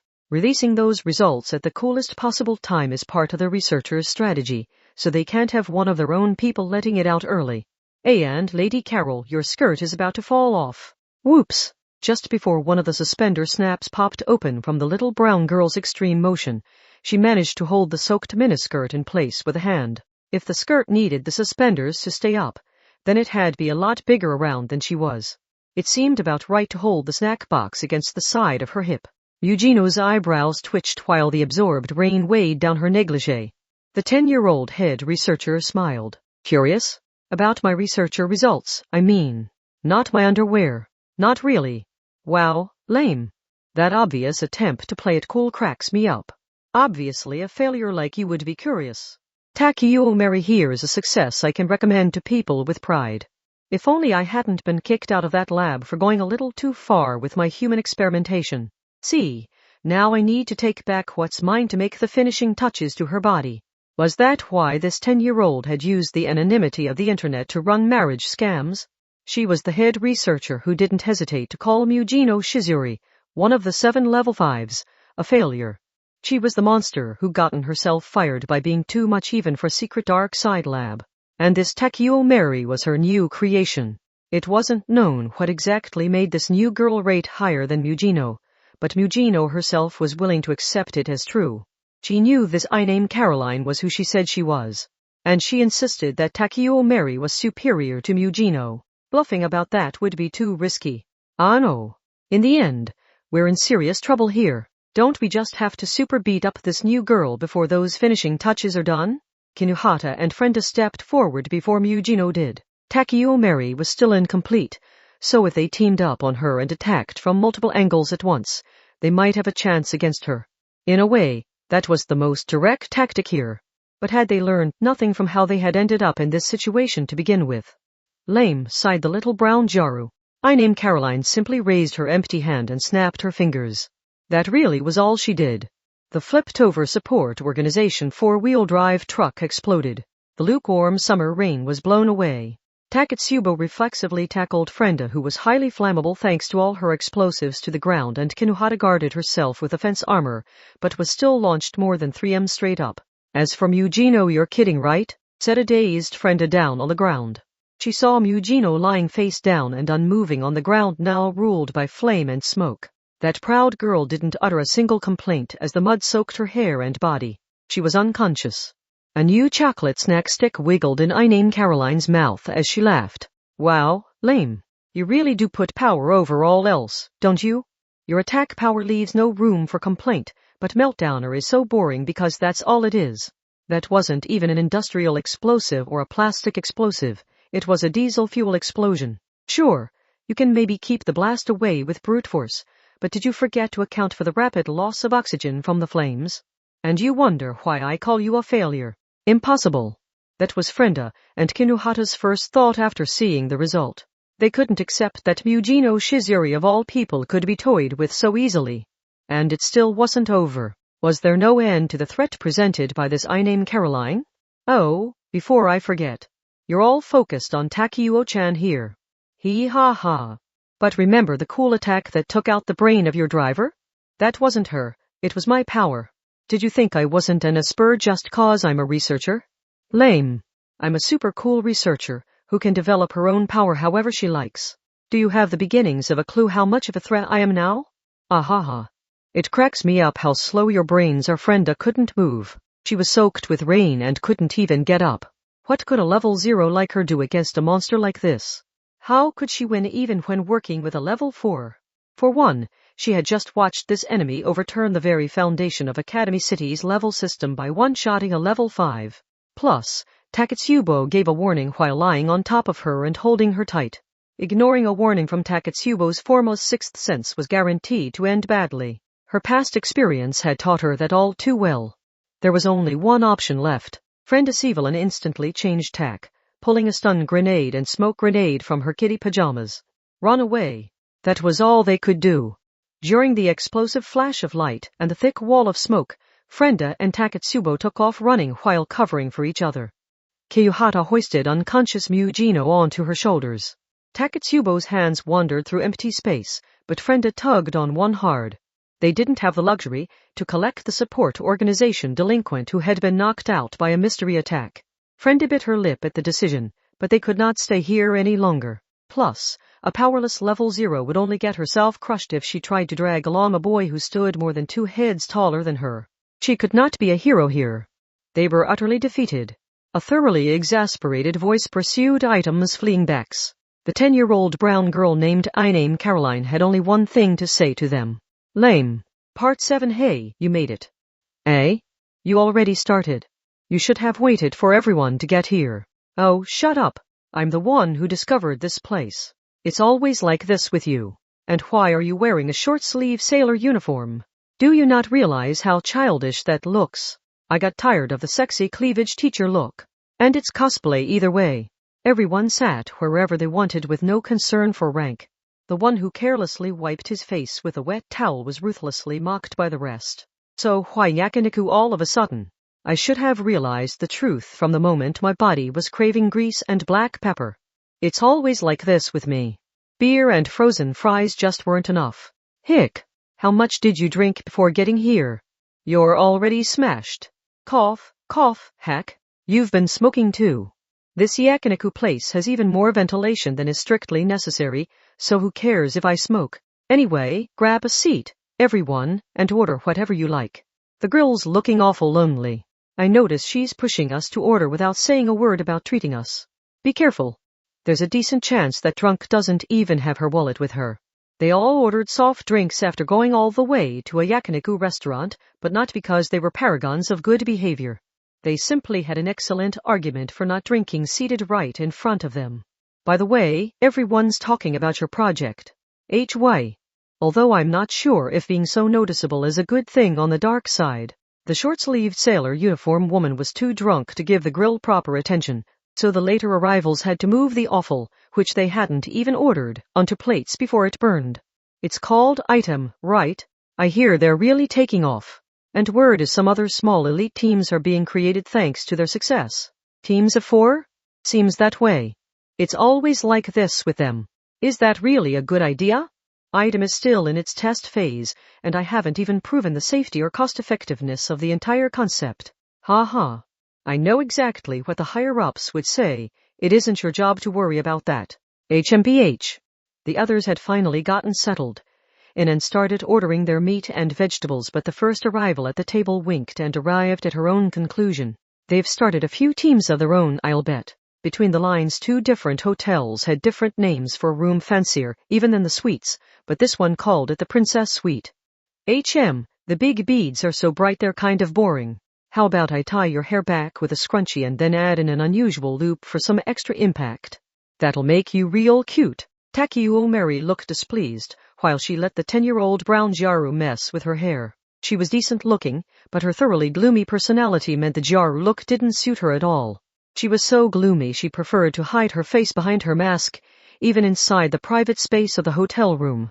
Caroline looked puzzled while using the older girl as her toy. What's that look for? You got a problem with this? I was just wondering why you were doing this. You're too plain. You already tore up and modified my uniform. What am I supposed to do when the break ends? Go to school like that. Everyone'll love it and it'll do wonders for your social life. I mean, what are you thinking going through your schoolgirl days without even putting on any makeup? Lame. It's August, summer break. You're supposed to be living it up. When she realized Caroline wasn't being sarcastic or teasing and really did mean all this, the tall loner fixed her modified hairdo and grumbled under her breath. It's not like it matters. This is meaningless. I don't have any friends and no one pays me any attention in class. Whenever we have to split into groups, I'm always the last one chosen. In fact, they all play rock, paper, scissors to see who gets stuck with me. The boys are just too intimidated by those miracle tits to approach you. GH. It was written plain on her face that didn't make her feel any better. But the little brown Jaru continued regardless. And the girls are just jealous of those miracle tits. The correct play is to laugh in their face. But you loners take it all at face value and miss out on so much in life. You're like a cute little sister to me, so stand straight and push that chest out with confidence. Flaunt those miracle tits no one, not even you, asked for. Takeo Mary groaned, unsure what to say. She was also blushing a bit, probably from all the talk about her chest. Not that the genius girl cared one iota. Anyway, Takeo-chan, can you strip down and lie on the bed for me? Face down this time. I want to get today's maintenance over with. Oh, okay. You don't have to take off that cute underwear. Why, you could have specified how much I needed to take off. Lady Carol. Tall Takeo Mary quickly held her plain unhooked bra in place with her arms, and nervously lay down on the bed. HM, you still won't take off that mask. That's the one boring thing about you. Once I put it on, I get used to it and find it hard to take it off. Besides, it's not like anyone wants to see my face. HWA haha. You do know lying on a hotel bed in your underwear with only your face hidden makes this look extremely naughty, right? Why are you being so mean today? I named Caroline laughed some more, and approached the audio equipment in the corner of the room. Instead of a device that accessed a modern music subscription service, this was a record player. A Mozart? Oh? You recognize it? Aha. And I thought most kids only knew Mozart as the guy they scribble on in their textbooks, and make up ghost stories about his portrait in the music room. It wasn't uncommon to play music in an operating room. Was this supposed to help her relax in the same way? That was Takeo Mary's theory, but HM? Takeo-chan. Is this classical music enough to put you to sleep? Eh? Oh. Ha ha. The song's tempo was designed for young men and women to ballroom dance to, so you could call it dance music. Composers like Mozart and Beethoven only wrote these really cool songs, and then had an orchestra play them, so were they something like the modern Vocaloid producers. Learning about the origin of the songs and the culture at the time goes a long way toward letting you view them in a different light. Researcher I named Caroline snapped the suspenders holding up her miniskirt and pulled a baton-shaped handheld scanner from her bag. She passed it directly above the back of a high school girl lying face down on the bed, slowly moving a blue light source that looked like a fluorescent light. It almost looked like a girl getting the tanned portion of her skin touched up at a tanning salon. The little researcher glanced over at the wirelessly connected flat-screen monitor. Good. #1-150 are normal. #380 was causing trouble, but it's in acceptable bounds now. I can let natural healing handle this one. Since I don't need to rely on drugs or the corset, I'd call this a success. What was she talking about? Bones. Humans had around 206 bones. #380 might not seem to fit there, but it was no mistake. The process was called metaplasia. The differentiation between different bodily tissues was surprisingly fuzzy. For example, the boundary between the stomach and the intestine could be altered by disease. The tissue was replaced by a different type on the cellular level. In the same way, it wasn't unusual for muscle fibers exposed to constant, powerful vibrations to turn to bone. As seen in the bones of horse riders, new bones could be created. Where did Takeo Mary get her superhuman strength or the ability to jump farther than any normal human? The answer was plain and simple. Her body's movement system had been newly designed to give her greater use of her body by using a grand total of 503 bones and a unique arrangement of muscles. Measuring her strength required a barbell measured in tons. But that simple strength wasn't all. Her creator had demonstrated her skill by giving the girl smooth and beautiful bodylines as well. Is everything all right? With the plan, I mean? Of course. She had actually been sweating on the inside when Takeo Mary showed up without being asked, but saying so would probably make that loner faint. The truth was she had only just barely managed to stay in control of when she announced her results. But that still meant researcher I named Caroline remained in control. The trick to scamming people is to isolate them and shut off their access to information. That can mean telling them you'll secretly let them, and only them, know about a great deal on an apartment or private equity. Or it can mean threatening to embarrass them by letting everyone know they fell for an obvious scam. Why your point? You know exactly what I want to hear, don't you? My point is we don't need to settle this all at once. As long as we stir up the hornet's nest, they'll be too agitated to think straight. Ha ha ha. And once the tunnel vision sets in, they'll be so easy to control it cracks me up. Superhuman strength. The loner with zero self-confidence had far more than that. Her creator had said as much, so it had to be true. She was worth far more than Mujino Shizuri. There, all done. You can get dressed now. Lady Carol, what should we do for dinner? I already ordered something cute. Caroline looked puzzled and Takeo Mary glared at her, while sitting up in the bed in only her underwear and mask. The 10-year-old brown Jaru pulled some room service from a boxy receptacle that prevented her from ever having to directly interact with the hotel staff. That may have been a feature exclusive to rooms this nice. She placed candy apples, cotton candy, shaved ice, and a variety of other sweets on the table. She also prepared a collection of colorful supplements she supplied herself to provide the nutrients the food lacked. What? I have all the necessary nutrients right here. I won't get too much or too little of anything.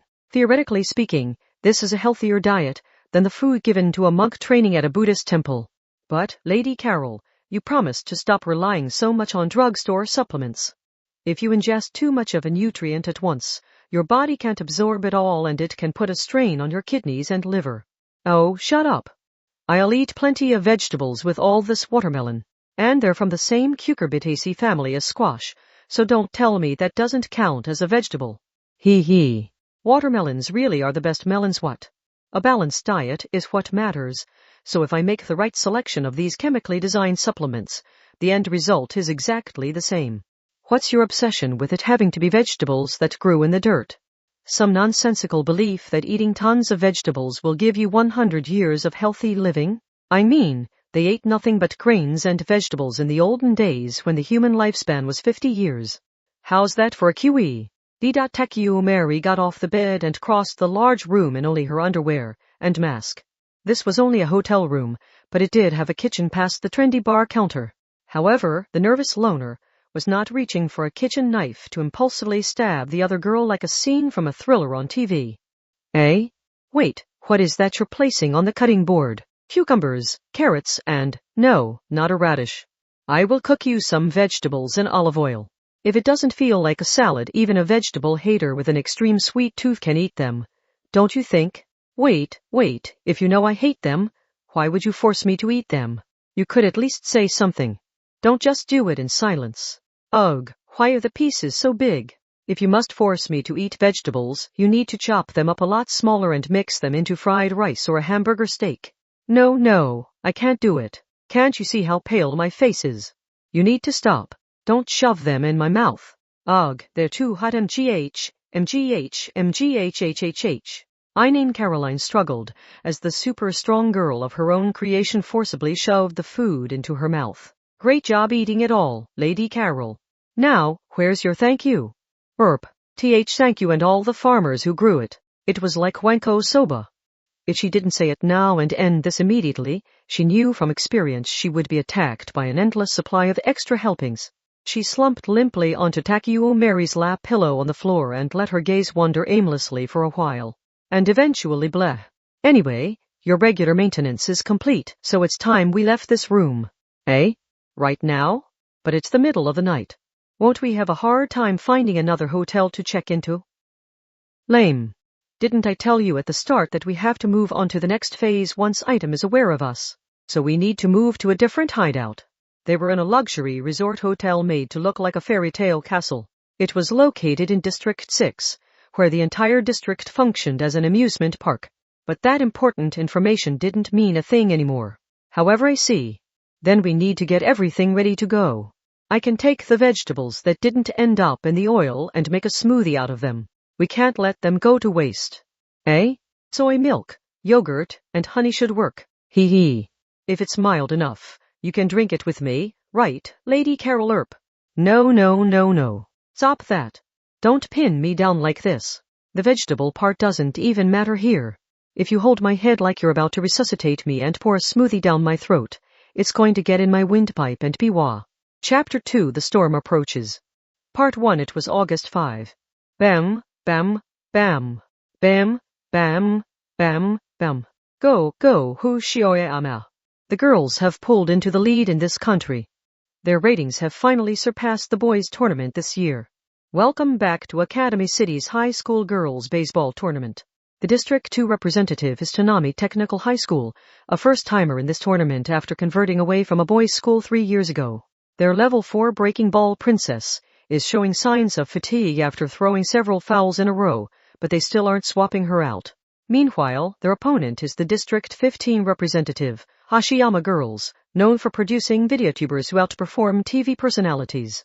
Their fourth batter is second-year Muraki. Can her move sensor accurately read the spin of the ball? Now, here comes the seventh pitch. And it's a hit. The runner moves from second to third. No, wait. She's accelerating with her kick spike to take it home.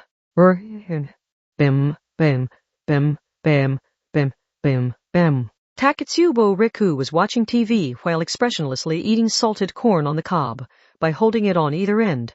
But then she noticed an emergency warning displayed at the top of the screen. Typhoon 11 is on track to make landfall on the east coast of Honshu, Japan. All Academy City residents should monitor the latest weather information and adjust any plans to head out. Kinuhata Sei blinked twice and gave the TV a puzzled look. Taketsubo-san, what district is your school in? Super, which team are you rooting for? The one that's losing. She didn't sound like she cared all that much. Taketsubo appeared to be constantly switching which team she supported while squirrelishly filling her cheeks with corn. Her body crystal case had been blown up during the attack on their apartment, but a new case was now sitting on the edge of the table. That was one less thing to worry about. Kinuhata looked to the TV again and sighed. Isn't it super hard to watch this stuff when you live in the shadows? They're the lucky ones. Seeing those bright and shining success stories is like watching something that's forever out of reach for you. Why does that bother you? Taketsubo sounded legitimately confused. Well, maybe it's not an issue for you and your ultra-rare AIM stalker. Meanwhile, I super don't get anything from my connection to the #1, because it's incomplete. No matter what I do, I only have brute force going for me. I'm just a mass-produced product that only has control over super common nitrogen. Taketsubo expressionlessly tilted her head. Kinuhata, are you familiar with the 4 bioelements cycle? No, super, what is it? Hydrogen, oxygen, carbon, and nitrogen. Almost all life on Earth goes through its life, moving those 4 components through breathing, photosynthesis, eating, decaying, and more. It's the foundation of the food chain. Directly controlling nitrogen means you have the possibility of tearing down one corner of the 4 bioelement cycle. That means you could influence the entire cycle. In other words, you either directly or indirectly have the chance of becoming a queen who holds all life on Earth in her grasp. If a rare life form that doesn't need any of those 4 elements were to stand in your way, you could threaten the majority that are under your control to attack and eliminate that life form. Kinuhata Sei smiled a little. You're super exaggerating. Maybe so, admitted Taketsubo. But you could describe Mugino's meltdowner as nothing more than the power to control common electrons. I think Esper powers are all in how you use them. Strength and adaptability are what matter, not what it is you control in the first place. On the TV, allowing a run must have thrown off the pitcher's focus because she threw another hit. Apparently, the high-level Espers accepted by the sunny world had their own troubles. And Kinuhata, isn't it lucky we found another hideout so quickly?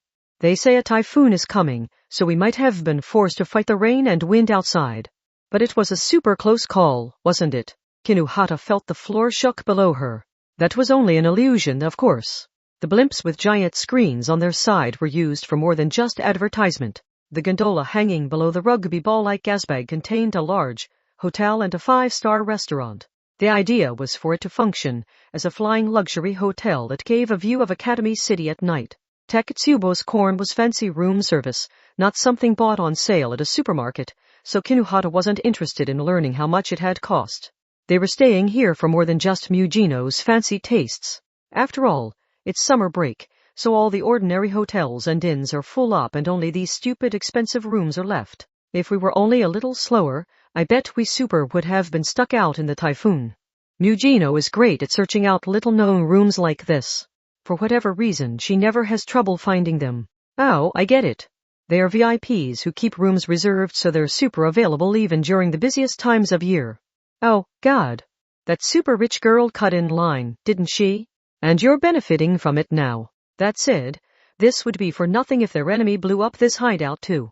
If they didn't want to find out what it was like to be weather girls doing an on-site typhoon report, they had to go on the offensive and eliminate the threat.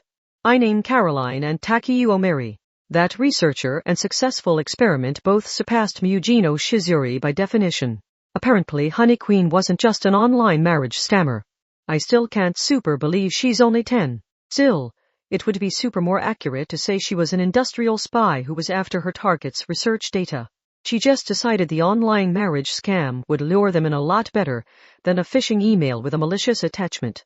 And instead of someone trying to steal the tech they couldn't create themselves, she was trying to steal her own crucial research data back from the dark side lab that had kicked her out. Still, I have to super wonder what that girl did. A gruesome dark side lab isn't going to freak out over something like human experimentation, so how do you get them to kick you out for being immoral? A scammer is an expert at cutting their target off from accurate information and controlling their target psychologically. Super, what about it? That she chose that method could mean she was worried if she didn't use it. I could understand that if she used to work among those grown-up dark side researchers at her age. But why would she choose marriage out of all the different options? Does she just want to make a mockery of ordinary love, or is she actually starved for it? Kinuhata was secretly impressed. Taketsubo was always so perceptive. It wasn't clear if this came from her power or if she was analyzing people's expressions, words, and actions, but she was already working at revealing their enemy's internal motivation after one short encounter.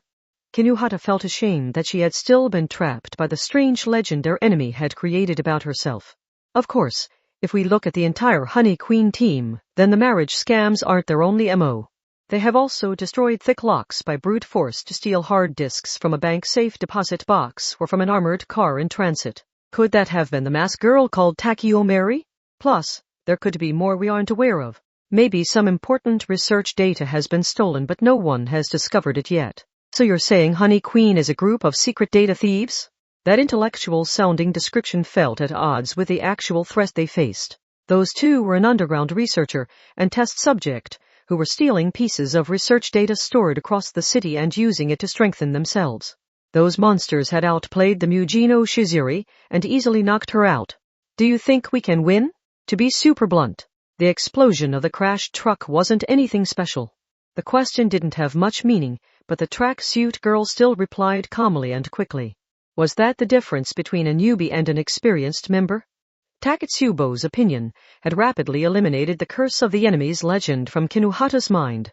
I don't know if she used her power or sent a signal from her phone, but all she did was hit Mujino from a blind spot, which kept Mujino from reacting quickly enough. Our level 5 was defeated. That much is true, but keep in mind what actually happened and don't let it rattle you. That trick was something anyone could have done if they had as thorough a knowledge of Mujino's behavior.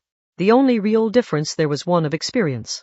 In other words, Ainin Caroline had built up more experience with that level 5 than Taketsubo Riku had supporting her. If anyone should feel ashamed, it was Taketsubo, not a newcomer like Kinuhata. So the tracksuit girl would not try to place the blame on Kinuhata Sei's shoulders. This was an issue she had to overcome herself. No one is unbeatable, which is why item lost here. Right. But that means you can say the same thing about those two. What we need now is information and a strategy. If we can gather the appropriate equipment and come up with a specialized plan, we can defeat them. Kinuhata, let's repay them for the lesson they taught us here. With plenty of interest. Part 2 Typhoon 11 is traveling north in the Pacific. Make sure you already have a plan before it makes landfall. Bring inside any bikes, potted plants, or anything else that could blow away in the wind. If you live in an expected flood zone, there are measures anyone can take, such as stacking sandbags around the building in advance.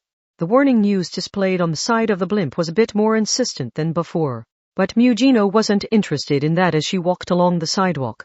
Is that any good? Asked Mujino, sounding skeptical. In the end, it tastes just like a Starbucks iced cafe mocha with extra whipped cream. But it's 0 calories no matter how much you drink, and it can also reproduce the seasonal drinks you can't actually get anymore, like the Christmas strawberry milk iced latte or the autumn maple quadruple mixed cream coffee. Friend Sivalon removed her lips from the end of the virtual drink's thick straw to speak. In the end, is defending ourselves our main motivation for this job? That and the basic reward for defeating Honey Queen. The basic one. I know you better than to think that's enough for you to go to all this effort. In the end, there has to be reason you're out in this sweltering heat with a typhoon approaching, when you could just have our support organization do all the investigation. Out with it already. Fine, There is another reason, but it only applies to me. Mugino pouted her lips, while passing a drum-shaped cleaning robot that was struggling against the powerful wind. I don't actually know how the adults are using Meltdown or what other research it ties into. I would love to get a peek at that by pursuing this mission. But that doesn't do the rest of you any good. It doesn't have to. You're saying we're approaching some kind of deep secrets about you, right? That's great. I say that's worth risking my life for. Frenda was invading Mugino's personal space a little too much, so Mugino grabbed her with a hand and pushed her away. Thick, dark clouds covered the sky above. The latest news said the typhoon was definitely headed this way. The trees alongside the road were rustling in a crosswind, and it finally started to sprinkle. Mugino. In the end, let's stop by the convenience store. He's just some thug from the support organization. Are you seriously going to bring him a gift? Yes, but I was more thinking about buying an umbrella. Frenda could make friends with anyone, so it was just like her to not deny her intentions. She purchased a cheap plastic umbrella and a box of somewhat expensive-looking Belgian chocolates. Mugino didn't normally pay much attention to it, but apparently some convenience stores sold a decent number of gift products. Really? It's not Valentine's. I really don't think many girls these days actually make their own heart-shaped chocolates in preparation for February 14. In the end, you have to remember that the support organization's delinquents aren't known for having brains. They'll rejoice like a puppy if they receive candy from a lovely girl, no matter the time of year. But anyway, Mugino, let's share this umbrella. A powerful gust of wind turned the umbrella inside out and carried it off into the heavens. The wind turbines were rapidly rotating and producing an unpleasant noise from the intense friction. The solid blasts of wind continued to pummel them until they arrived at the hospital. However, this was nothing like the general hospital that served District 3. In the end, I can't believe Honey Queen let our driver live. They should know even a simple pawn will turn against them once he wakes up. Either they seriously underestimate us, or it's some kind of trap. Be on the lookout for anyone tailing us. That aside, knowing what was wrong with the driver was their first step towards striking back. I named Caroline had remotely done something to the delinquent's brain, instantly knocking him out and causing the four-wheel drive truck to crash. They really did want to find out what that something was as soon as possible. Mugino and Frenda entered a cheap short-term apartment building and took the elevator up to the roof. There they found a transport helicopter with two special coaxial rotors, one in the front and one in the rear. The main fuselage was more than 15 m long, and it was around 30 m all the way out to the tips of the rotors. The helicopter was only a few meters wide, so its max capacity was around 50 people, meaning it contained about the same space as a classroom or two. It may have used the more complex structure of coaxial rotors because the design had borrowed from delivery drones. However, most of the space inside was taken up by medical equipment, an air purifier to eliminate all dust from the air, and various scanning equipment, so it only had enough space left over for a single bed. The hospital Mugino and Frenda were visiting was in fact a high-end medical helicopter created by modifying a transport helicopter. Simple procedures like stitching up wounds could be done in flight.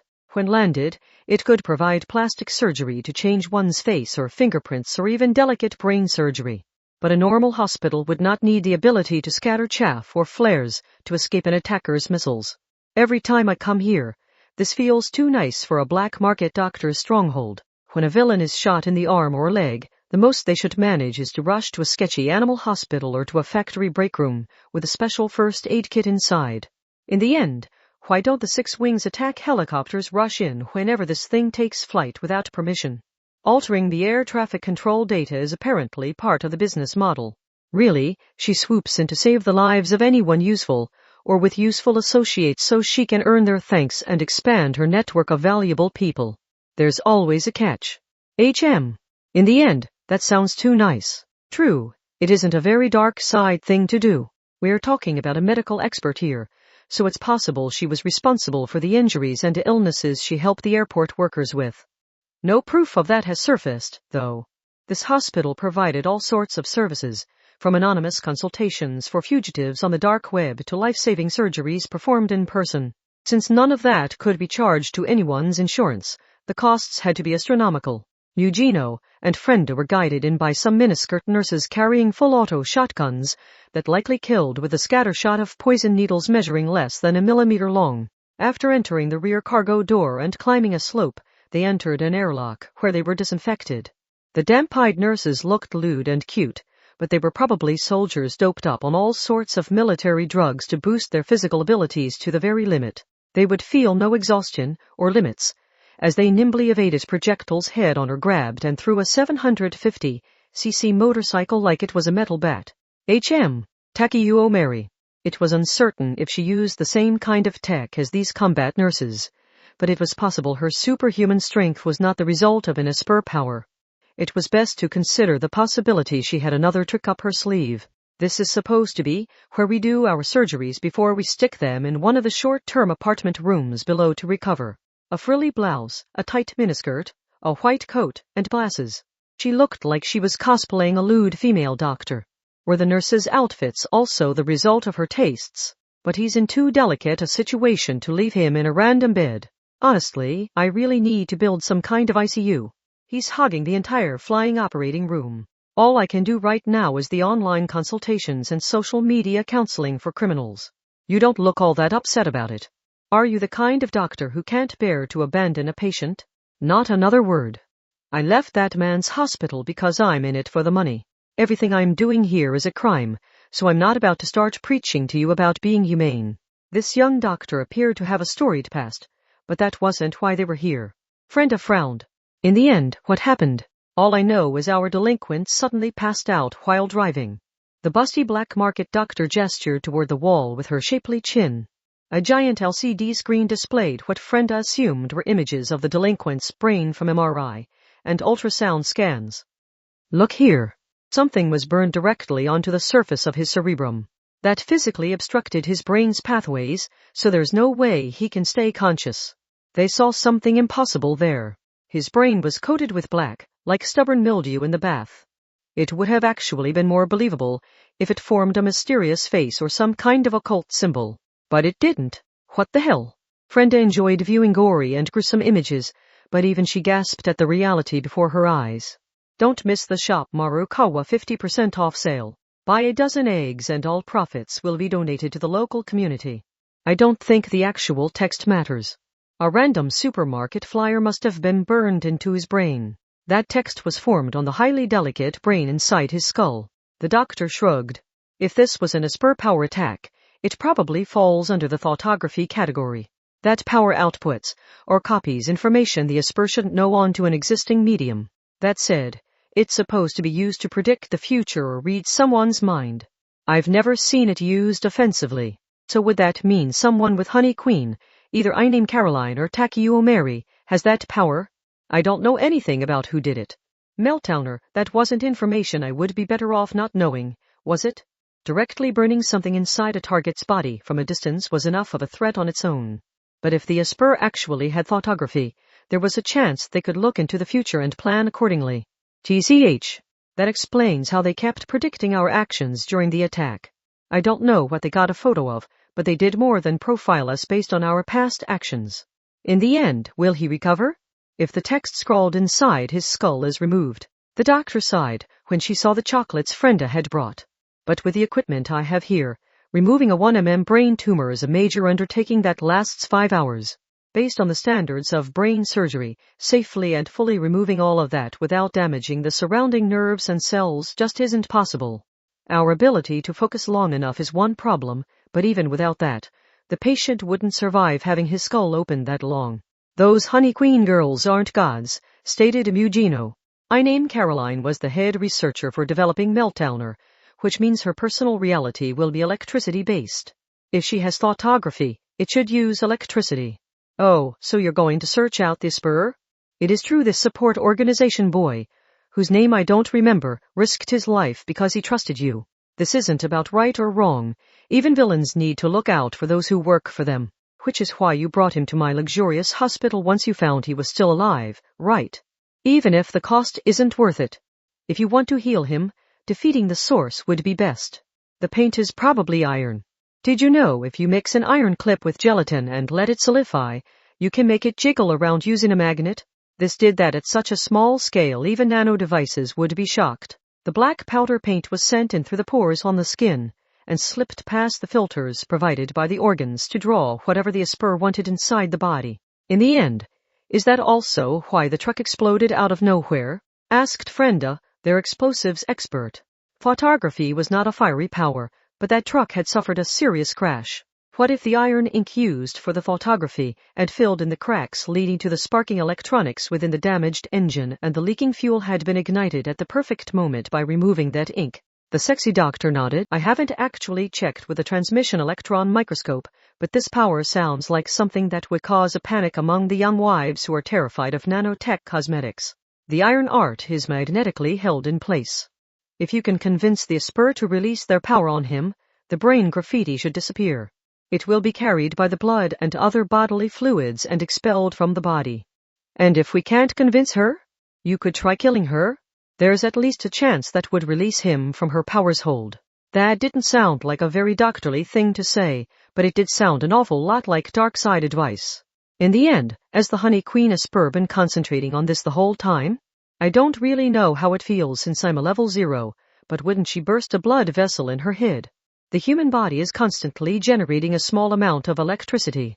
Once the photograph draws the pattern, the patient's own bioelectricity will keep the deadly paint in place for as long as he continues to struggle to live. So killing the Esper should be plan B. Getting the Esper to release her power is a lot more likely to work. It was fully storming once they left the flying operating room created from a transport helicopter. The combat nurses, who had put on transparent raincoats at some point, smiled at Mugino and Frenda as the two of them boarded the short-term apartment building's elevator. Bug. In the end, I'm already soaked. Even my underwear is making wet sounds when I move. I hate it. Frenda grabbed the bottom of her miniskirt and wrung it out like a wet rag. Her dress had been white to begin with, so it was now even more see-through than usual. Mugino used a handkerchief to wipe the moisture out of her long hair. You could wear something more mature, you know. Yeah, I know the striped bra seems kiddie, but these casual ones are just more comfortable for me. If only I wasn't too old for the bras that use rubber straps instead of a hook. And I bet it's even worse for you with that lacy adult bra. How can you stand all those support wires? It's never bothered me. In the end, I didn't expect pure white, milady at any rate. Mugino and Frenda discussed what they had learned while they rode the elevator down. I guess that was a worthwhile visit. We know generally what one of their powers is, and we have that supermarket flyer that suggests they can burn in things they physically see, not just images of the future. Maybe they have to look at the flyer again in a week's time. Whatever the case, sales like that tend to be pretty localized even between different stores of the same chain. In the end, I hope that's enough. Frenda sounded unusually grim as she removed her beret and dealt with her hair.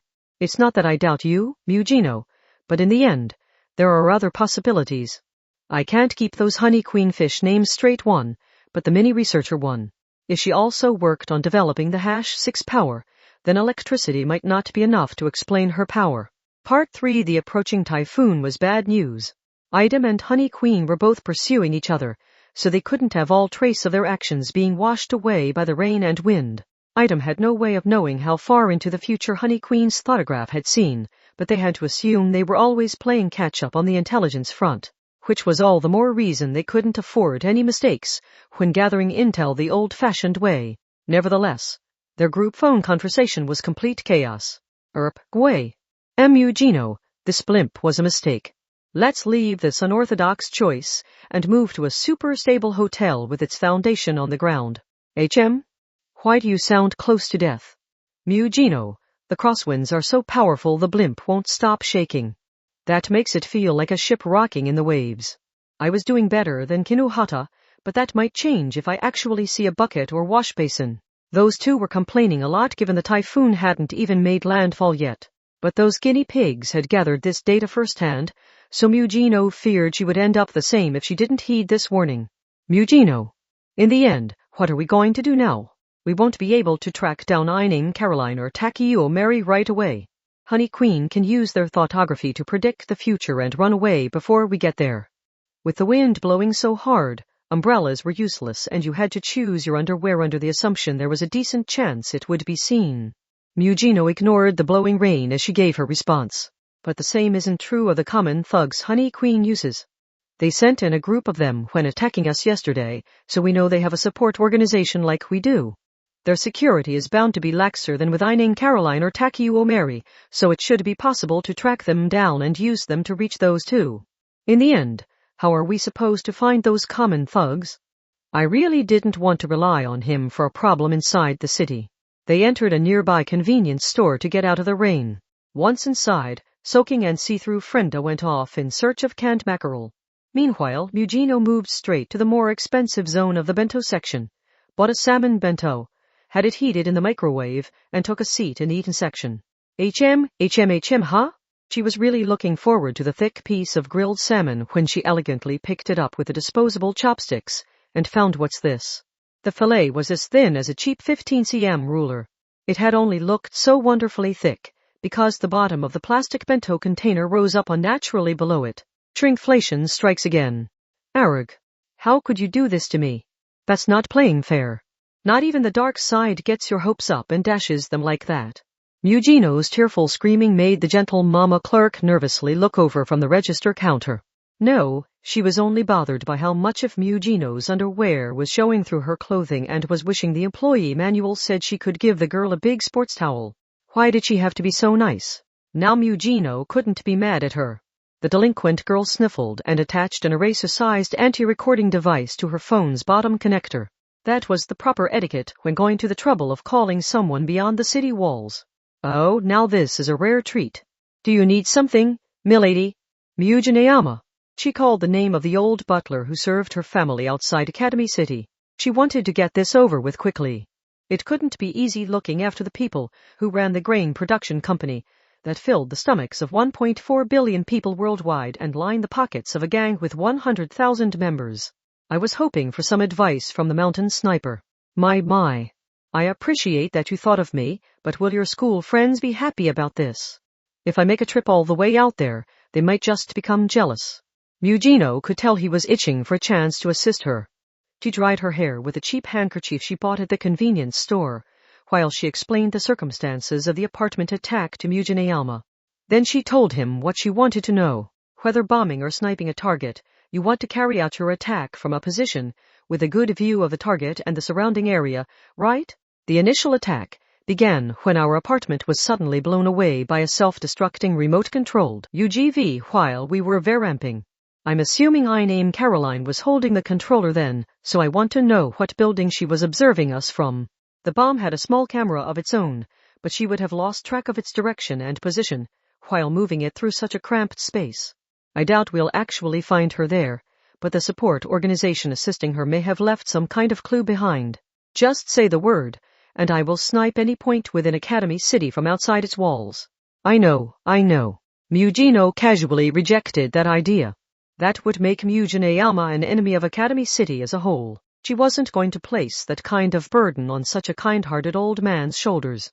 Also, you appear to be mistaken about one thing, milady. I doubt a sniper would choose an isolated skyscraper rooftop. The first rule of sniping is to take the shot and make a quick getaway. That will mean wanting a long distance between yourself and the target. Movies often depict snipers in a church steeple, but that would essentially be suicide. You would be surrounded during the time it takes you to descend the spiral staircase after firing. You mean it wouldn't even be an elevated location? That is a pernicious preconception. If you were on an outward-facing balcony, she would have had a view of you looking up from below as well. The ideal sniping spot is somewhere the target will have difficulty noticing you even if they look your way, and which also provides multiple escape routes. That sounds too good to be true.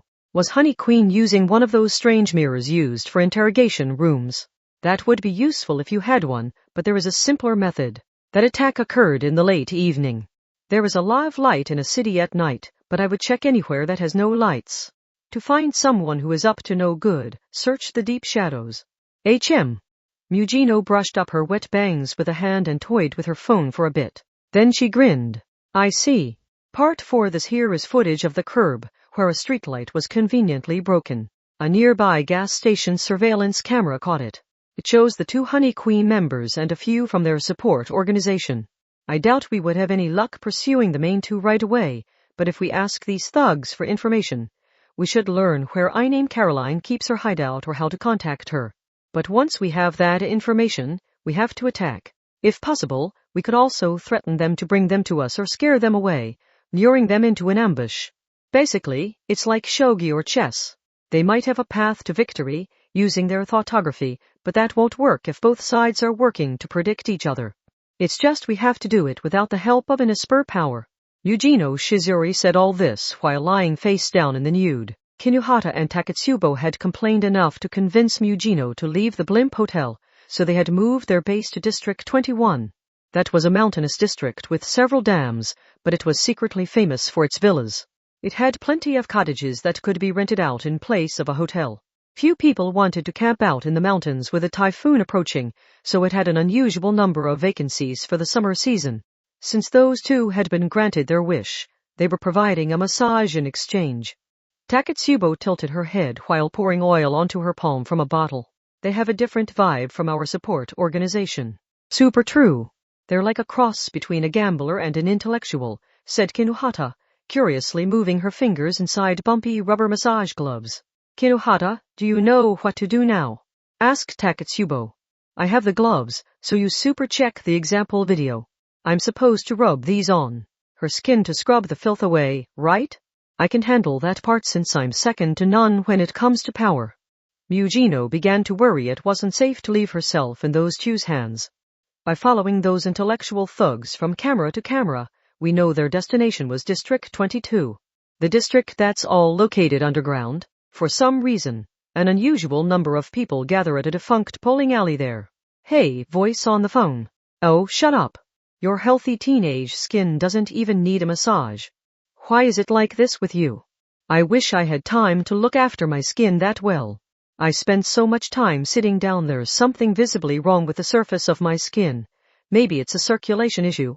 Anyway, that old building was supplied with slot machines, a sturdy safe, and so on. Following the money, I'd say it's an illegal casino.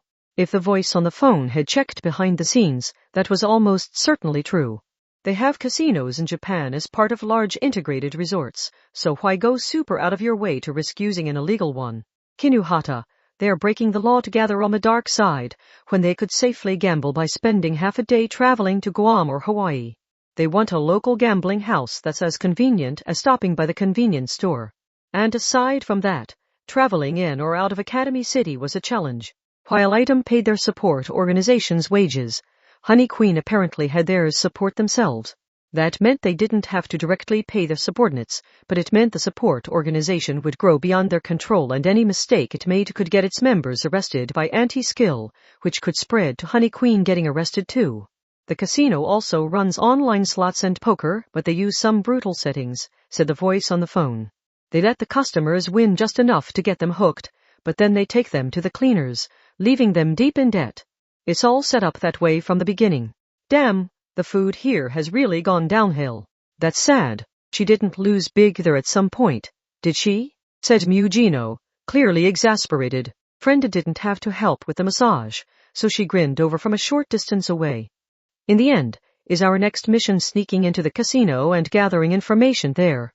I'll be satisfied if we find any information on Honey Queen's hideouts or activities on the computers or paper documents there, but if that doesn't work, we can always find some thugs that probably know something and knock them out with dart of barbital or ketamine hydrochloride. Mujino. A tranquilizer gun filled with a mixture of different drugs isn't as convenient as it might seem. If you don't use a neutralizing agent quickly enough, they'll never wake up again. In the end, it's safer to knock out everyone in the room using the pressure of an explosive blast than to fire tranquilizer darts everywhere. You know a lot about this, Frenda. And not just about bombs. You're so smart, said Takatsubo. Heh. Think I would look good as a cool science teacher in a lab coat and glasses? And when you get down to it, chemicals and bombs are the same thing. Explosions are just what we call a certain type of very rapid chemical reaction. Takatsubo and Frenda continued their conversation, but Kinuhata was a little disturbed by it all. Ugh, so we're going to super trick them into letting us in? Don't like lying? In the end, even anti-skill and judgment do sting operations. Wow.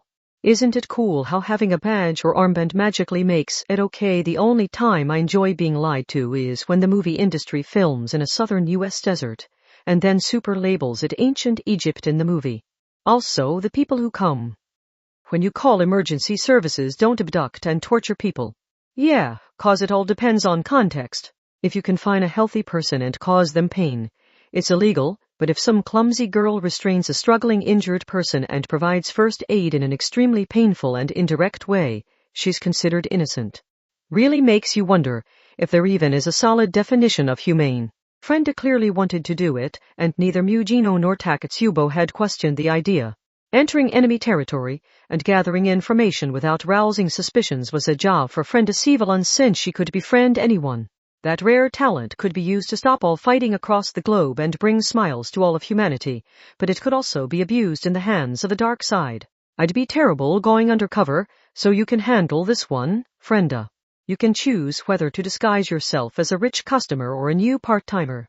In the end, only someone who works there would be able to check the staff-only section in the back. So should I use my card trick skills to become a dealer? Or should I use this perfect sexy body to become a bunny girl? Wait, super wait, interrupted Kinuhata. She ignored Mujino protesting that she was getting distracted while rubbing her sensitive skin. I'm not letting you super handle everything just because I'm the newest member. Undercover investigations are super risky, aren't they? And when we don't know the conditions for the enemy's thoughtography, your cover could be super blown even if you don't make a single mistake. In the end, I'm not sure it counts as an undercover investigation when we're villains without the official right to investigate. I super don't care. If this is what we're doing, that's fine, but I'm the best choice for this kind of dangerous job, because if something super goes wrong, I can protect myself with a fence armor. If her cover was blown and bullets started flying when there was no escape, Kinuhata's ability to block bullets with her power gave her an overwhelming advantage. However, Frenda blinked a few times, looking surprised. In the end, I hope you don't think that nitrogen barrier is the ultimate cheat armor that blocks all physical and elemental attacks. Or are you underestimating these people because they're from a support organization? If they have a stun gun, capacitor bullets, or some other weapon that uses a powerful enough electrical current to trigger electrical breakdown, your thin gas barrier is powerless. And the villains who work in an illegal casino full of bunny girls love using toys that don't leave a mark on the skin. It was best not to imagine what fate awaited Kinuhata if she was knocked out by an electric shock. The stories of organs being worth more the fresher they were was only the very beginning, when it came to the dark side. Scientific Esper powers were commonplace in Academy City, so the villains there had developed their own special tactics for fighting back against those powers. It was naive to assume a special power guaranteed safety. Anything they did meant risk. On the dark side, it was possible the small child passing you by on the street would stab you. Everyone has their area of expertise. Can you keep a stupidly carefree face when they have all their weapons and powers aimed your way and then sneak in without rousing suspicion? Newbie, I doubt it. In the end, you can let everyone's beloved big sister Frenda sneak in and gather that intel. Super shut up. And I won't let you call me that again once this job is over. Nume, it's been a month since I joined Item, so it's super time you stopped that. Part 5. Despite what spy movies may have led you to believe, the trick to an infiltration job isn't earning everyone's trust. For one, that's simply not possible.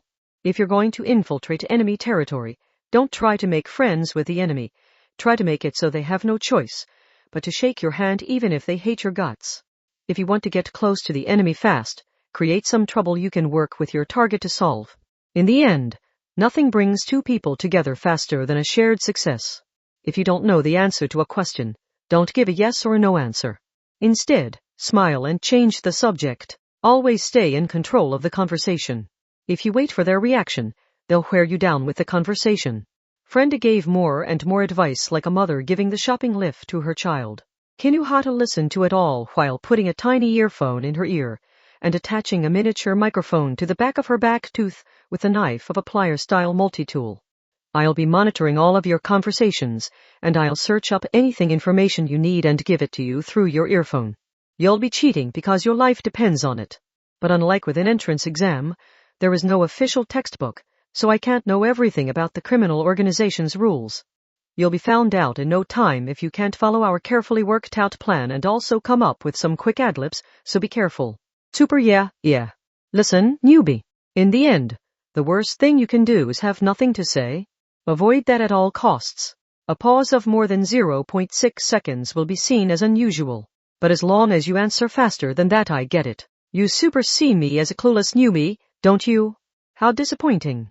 Kinuhata rebelliously pouted her lips, but for some reason Frenda hugged her tight around the shoulders. Kinuhata's eyes widened as Frenda spoke to her. Ugh. In the end, I'm just so worried. I really wish I was going instead. I super told you not to, senpai. Honestly. Kinuhata hugged her senpai back with her little hands and then relaxed her shoulders. But then Frenda's dark-side persona emerged. In the end, I have this too. Frenda lifted a gold-glinting metal tube measuring about a meter long. It resembled a stretched-out version of a 2L water bottle. It looked pretty heavy. Super, what is that? Oh, just the world's smallest antimatter cannon with a caliber of only 155 mm. It'll cleanly annihilate everything within a diameter of 1000 m. Oh, and it isn't just the chip and detonator this time. This has got everything in there. Kinuhata wasn't sure how to react to that. To be clear, the theory behind this has been around for decades, so it's a piece of cake to build one with Academy City Tech. In the end, if you fail, it's my responsibility for sending you in. So if you screw up and get yourself killed, I'll fire this and wipe the casino from the face of the earth. I promise you I won't let a single one of them escape. I'll make sure to collect your bones afterwards, so you can rest easy about that. But in all seriousness, Mugino would start firing meltdowner beams into the building the instant she heard you scream, if I didn't have this ready. So this is really just a Mugino deterrent. I really hope I won't have to use it super when she was mad. That electron beam demon queen really was more dangerous than that miniaturized antimatter weapon. Taketsubo had been listening to all this in silence, but now she expressionlessly held her index finger up to her lips and spoke. Kinuhata, Mugino won't obey the law, but she's a kind-hearted person who cares deeply about her teammates. But don't let her hear you say so. That won't end well. If this could turn out that's super bad, I'd really rather you hadn't told me. I could totally see Mugino tearing one of us in half just to hide that she's embarrassed. In the end, you have our support, so don't worry about a thing as you go complete this errand. It was written plain on Kinuhata's face that she had no idea what to say in response to any of this, as she set out on her own. At midday, Kinuhata say I boarded a bus and rode it to District 22. She worked up a sweat on the way due to the poor air conditioning. She wasn't wearing the hoodie dress that grew see-through far too easily, so she was better off than the girls in short-sleeve blouses on the same bus. The typhoon hadn't made landfall yet, but wind and rain were pounding on the bus's windows. It wasn't too bad at this point, but there was a chance bus service would be cancelled before she made her return trip. District 22. The entire district is a massive multi-level underground facility, right? The bus descended a giant spiraling slope until a silent space spread out before it. Needless to say, there was no wind or rain here. There was a forest of skyscrapers down and a dark cloudy sky was displayed on the screen overhead. The only thing that felt off was the lack of three-bladed wind turbines. Down here, it was hard to believe there was a large and powerful typhoon coming. This one vast underground space was not the entirety of District 22. Several of them were stacked vertically, like a tiered bento box.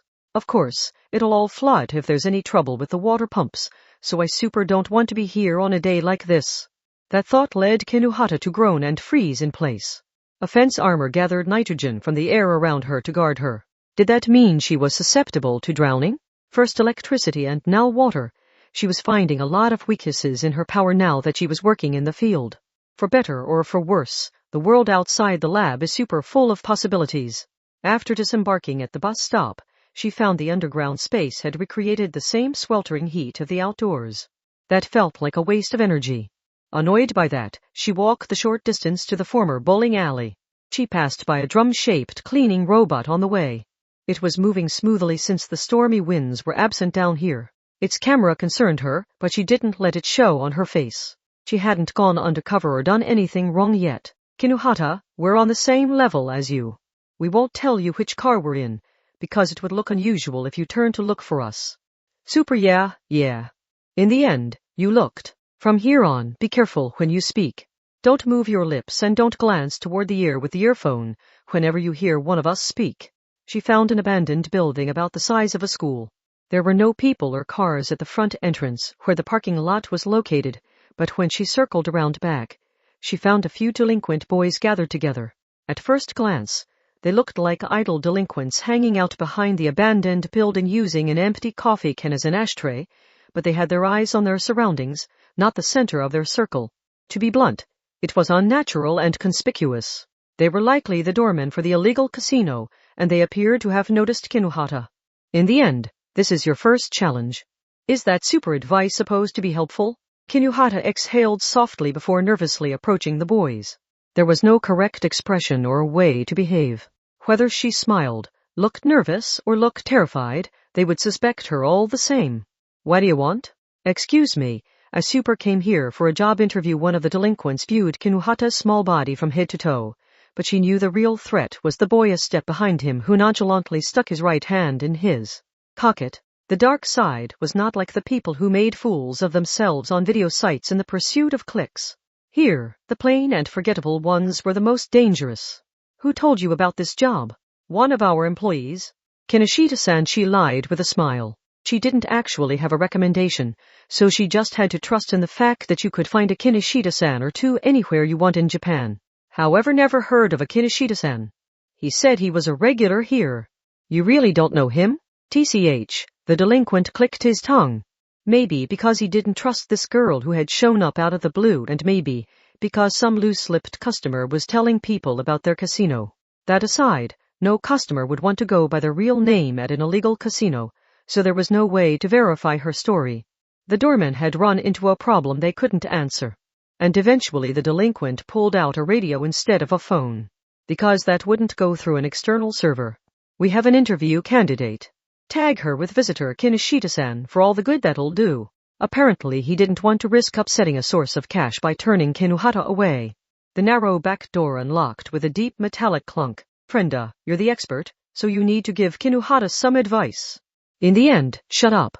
Remember what I said about a lag of more than 0.6 seconds sounding suspicious.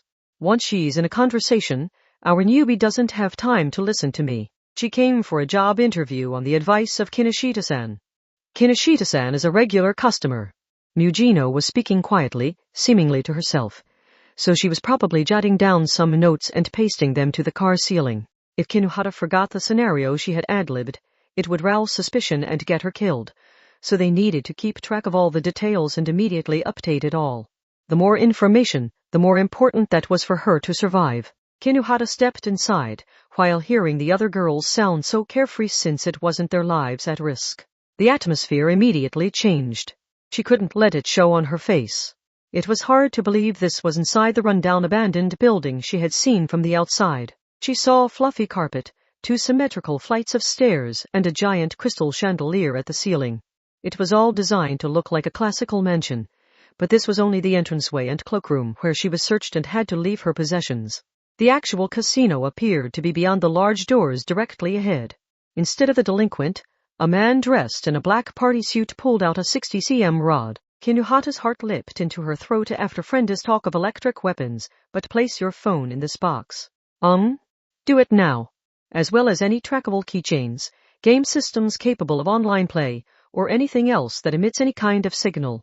Only a limited number of employees are authorized to carry communication devices. While Kinohata obeyed, the man in black held the rod out horizontally and ran it across Kinohata's body only a few centimeters out from her clothing. It appeared to be some kind of scanner, so he had to be searching for EM signals. Kinohata was a little worried about her earphone, but undone. You're clean.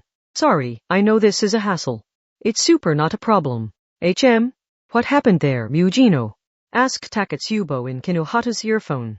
Unlike in dramas and movies, the real world won't let you enter that kind of dangerous area while wearing a communication device constantly emitting an EM signal.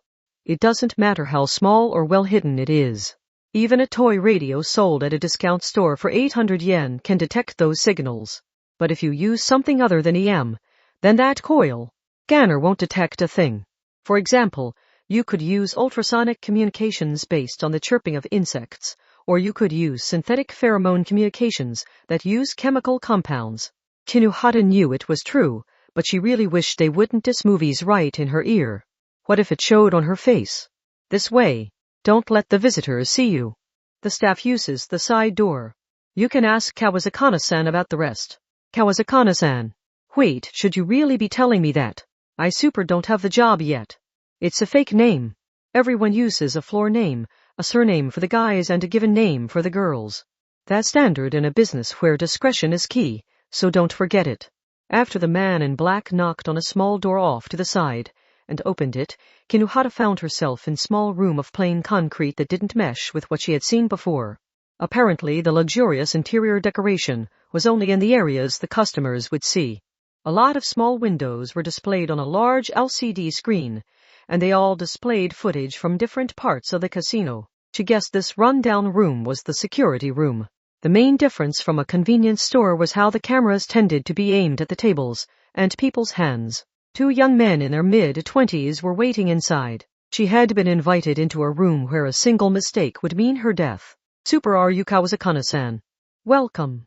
I'm consultant Kawasakana, and this guy standing next to me is manager Kubota-kun. Kinuhata wasn't sure what the exact difference between a manager and a consultant was, but from the look of things, Kawasakana was the one in charge. He was seated in a folding chair, while Kubota stood by his side.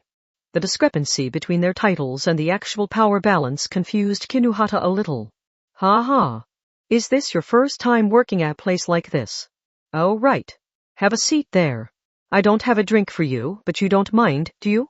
We really only serve alcohol here. Eh.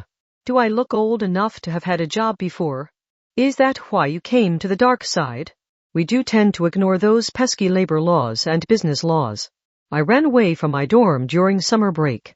It turns out I can't get out of the city because of that stupid wall, but I refuse to let them drag me back to my dorm. So now I super need money to super survive here in the city. I see. Kawasakana then hit her with a question unique to Academy City. Namely, what's your power? I'm a level 0. If I had some great power, I'd super automatically get scholarship money and I wouldn't be here asking for a job, would I? Academy City would be paying me to assist with their research. Good point. Kinuhata smiled and gave her answer, while realizing she wasn't entirely sure what bank account was receiving the scholarship money she received for being a level 4. The term level 0 is really convenient. There's super no way to continue the conversation from there. I don't know where she got off to, but I can see why that cosplay lover used that story. That memory nearly produced a reaction on her face. Kawasakana smiled thinly and pulled a deck of cards seemingly out of nowhere. That was probably a pro's card trick. I'm going to perform a few tricks, so can you tell me what I did? Eh? But I was hoping to be a super bunny girl, not a dealer. Just do it. Kawasakana fanned the cards out on the table and then returned them to an orderly stack. He set down the cards one at a time, slowly forming groups of 5. This was apparently meant to mimic dealing a poker hand, but there. You palmed a card. That is, you super hid a card in your palm like it was just sucked in there. There. The deck looks like an orderly stack, but you super intentionally left one sticking out a bit so you can pull out the card you want. A lot like a bookmark, I guess. Super there. One of those cards is the same on both sides. Good, said Kawasakana, amused. He seemed to be observing Kinuhata's face more than what was happening on the table. Next, in the end, the entire deck is formed from odd-numbered cards. Next, this one's simple. He ordered the cards how he wanted, and then pretended to cut the deck without actually cutting it. Grab his wrist before he deals himself a royal flush. You know so much about this, Frenda. You're so mature. Kinuhata appreciated the advice in her ear, but had Taketsubo become nothing more than a cheerleader. A bunny girl is more than a waitress who brings the visitors their drinks and food. Oh? You need to keep an eye on the entire casino floor to spot and prevent cheating. That's actually your most important job. The visitors, that's what we call our customers, will only be wary of the dealers and guards. They tend to be so smitten with the bunny girls they see them as on their side, so a lot of those morons let their guard down. There are even some sad men who ask a bunny girl to elope with him. That isn't just a thing in dramas. Even though everyone who works here are accomplices who share the profits. Was that how it worked? You couldn't eliminate all risk even with the most logical and mechanical security system. In the end, it all came down to interactions between people driven by raw greed. In that sense, a psychological approach may have been sensible.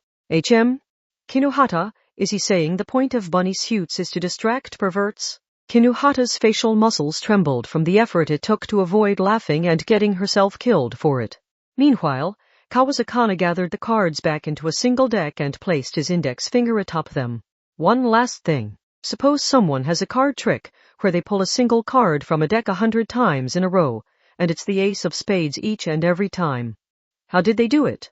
They would practice over and over with a single company's cards, super learning how the cards feel between their fingers. Due to how the cards are lined up, the aces tend to be on the top when shipped from the factory, so even if a new deck is used each time, the aces are more likely to have slight damage or fading from the sun. The jokers tend to be at the very bottom, so they can easily be thrown away since they aren't used in every game.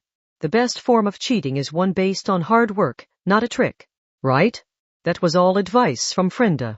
Kawasaki clapped his hands in hollow applause. Congratulations. You have a good eye. Baccarat, roulette, craps, slots. Each game has its own forms of cheating.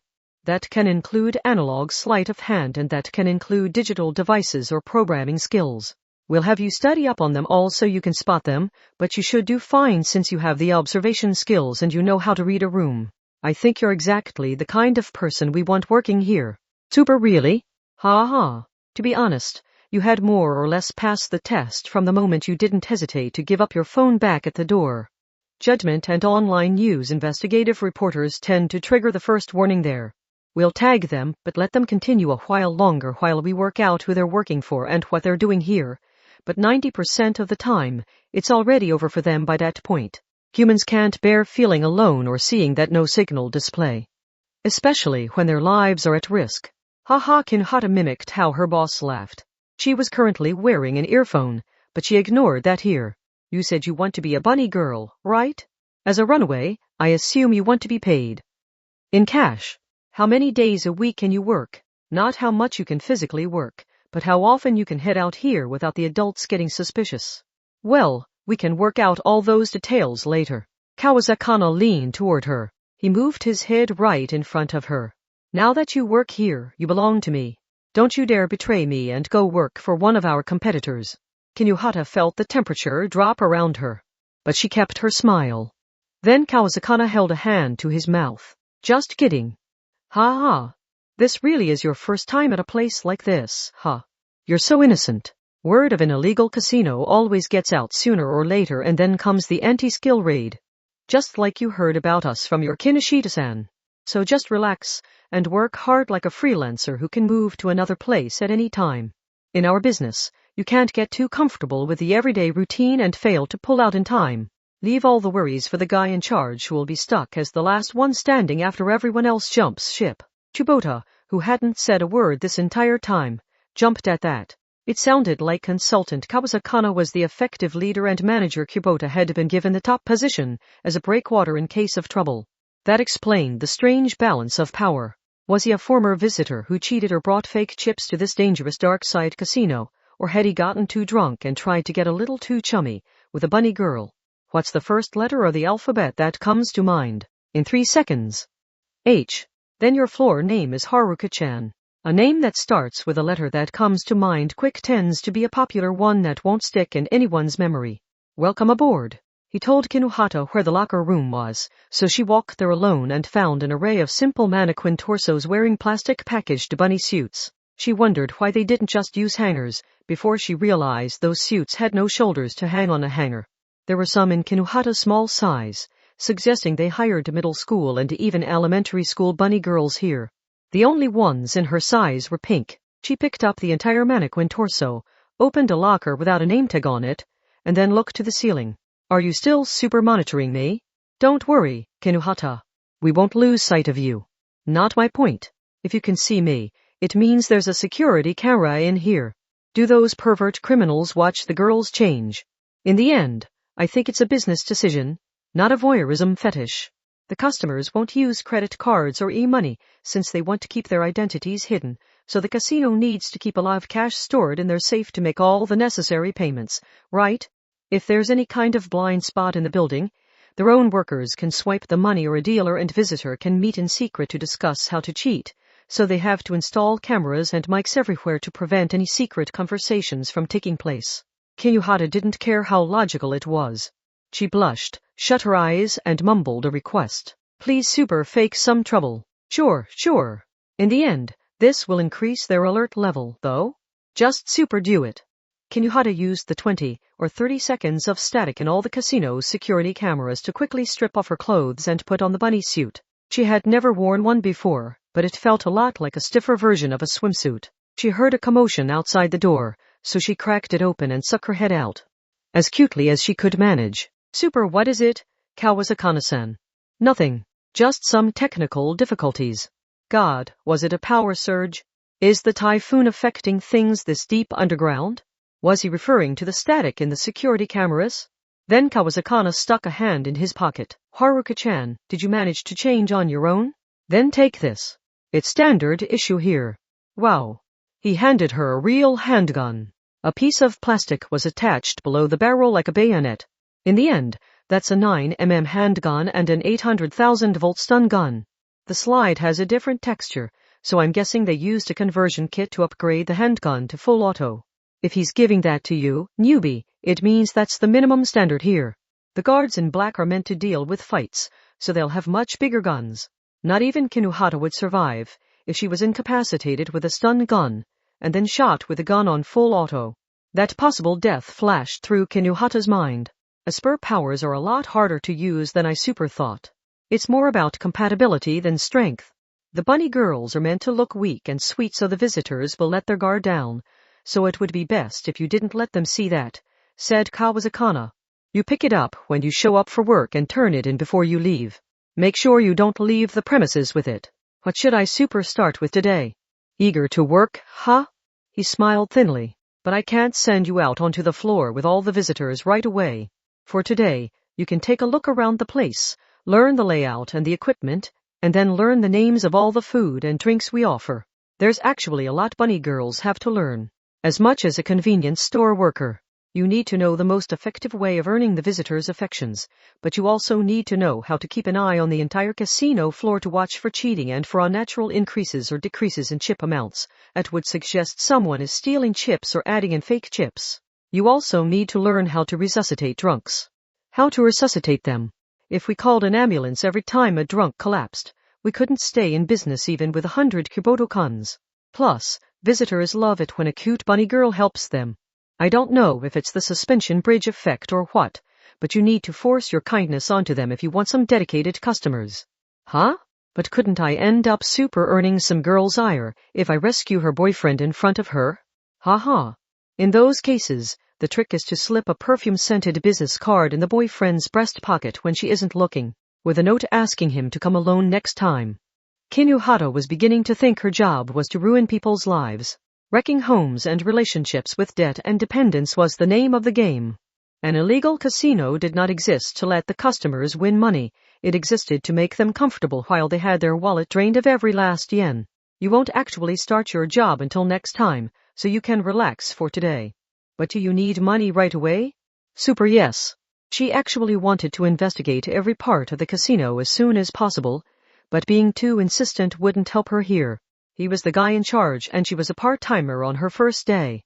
She had envisioned the casino as mostly slot machines and roulette tables, but it appeared to have a lot more equipment than that. There was an industrial kitchen like you would find in a restaurant, a broadcast room that controlled the music, and a small room with stacks of cases containing plastic chips. There was even a room with a heavy-looking combination safe in one corner. That's Sawaki-kan, the safekeeper. The indicated young man had a rugged crew cut and intellectual glasses that didn't suit him at all. That STEM criminal looked like the perfect example of how scoring high on tests did not guarantee you would grow up to be a decent adult. He's in charge of all the finances. If the casino atmosphere gets to you and you absolutely have to try gambling, you're better off skipping the cards and asking Sawaki-kan for some stock and futures recommendations. Trying your hand at any of our toys is a great way to ruin your life. So be careful. After walking down the hallway they passed by some tough-looking men. Unlike the normal guards, these were wearing blast-resistant suits like a bomb squad might use. Their guns were humongous revolvers with an additional stock attached, forcing them to be wielded with two hands, and they wore firefighting axes on their backs. They're our murder team, casually explained Kawasakana. I don't have to explain what their job is, do I? Yikes. Ha ha. Don't worry. They won't have any business with you as long as you follow the rules. And to be honest, Their real job is to look scary enough that no one tries anything in the first place. If you're on break at the same time as them, they make great company while you eat. Of course, the dark side casino had to create a comfortable space for the customers or no one would gamble away small fortunes there. They couldn't afford to suspect people without cause, so they normally only used the guards and only sent in the murder team in for emergencies. That way they could avoid intimidating the people on the casino floor. From the look of things, there were usually between 20 and 30 people working in the illegal casino. If there were 3 shifts, that was a total of around 90. Of course, the 60 not in the casino were not all enjoying time off. There would be a team that moved on to their primary job of assisting Honey Queen. They have more people than our support organization. Maybe that's because Honey Queen doesn't have to super think about the cost of supporting so many. These were non-disposable subordinates. If they each received a monthly wage of 300,000 yen and there were 90 of them, the total personnel costs would be 2.7 million yen. Replenishing their stock of food, drinks, and other consumables would be between 5 and 10 million. They had a legally reformed and abandoned building, so they wouldn't have to consider rent or taxes on the land or building. This was the bare minimum line, but their income goal had to be around 50 million a month. In a single month. Wow, looking at the numbers, keeping those delinquents fed is super expensive. And knowing it's all invested in dim-witted delinquents is real mood killer. Kawasakana stopped in front of a small metal door in the very, very back. This here is our last stop. In a way, this room is more important to remember than the safe room. This is the cell for anyone stupid enough to cross us. It was a small concrete room with no windows. A middle school girl lay inside with her arms and legs bound by thick zip ties. She had wavy black hair. Her red, puffy eyes made it clear she had been crying for quite some time now, and the handkerchief being used as a gag was soaked with saliva. The fear of death had formed unusually large beads of sweat on her skin, soaking her dress, which looked out of place on her regardless enough to see her underwear through it. We sometimes get people like this. She's apparently a judgment member who was pretending to be a visitor to sneak in. It's no big deal if the manager on paper is arrested, but we can't have someone photographing the interior and getting us all arrested. So in cases like this is our only option. Kihata Sei was not a hero, but she still felt her heart skip a beat. Hadn't he said during the interview that the initial request to hand over your phone could trigger a warning? While the dealers are specialists, the bunny girls have to know how to do everything, so you should probably learn how we dispose of people like this. Oh, I know. For today, can you assist our throwaway manager Kiboto-kan with his work? You'll be reducing 55 kg of meat to ashes with an electric furnace designed to reach 3,500 degrees to incinerate lab animals, so be careful you don't burn yourself. A bunny girl's value is in her body, after all. Part 6. Once Kubota arrived, it would be time to dispose of this human body. But if Kinuhara refused, it would damage the trust she had only just built and would make her an enemy of the entire illegal casino. With a combination of a high-voltage shock and bullets, there was a risk of her getting zapped after her nitrogen barrier was penetrated. Kinuhara was from the dark side, so she wasn't about to hesitate when it came to killing. The problem here was the needless killing of an ordinary person for self-defense. That was a different kind of killing, and a burden she wasn't willing to bear. A large silver box took up half the small room Kawasakana had called a cell. They may have torn down one of the walls, pushed the box in and rebuilt the wall. The box had a large door reminiscent of a bank vault, but it was effectively a giant microwave oven. It was an electric furnace, an appliance capable of efficiently incinerating a human, leaving only a pile of ash behind. The scary part was this wasn't an excessive piece of equipment by dark side standards. These days, not even banks are too afraid of robbers to keep all their cash in on place. But the customers here don't want to give their real names, which means no e-money or credit cards. They must do all their dealings in paper money. If you super think about it, it's obvious they would be on edge about anyone scoping the place out. Kinuhara scooted over to the wall and used her bunny butt to crush a 2mm security camera embedded in the wall. Ugh, really?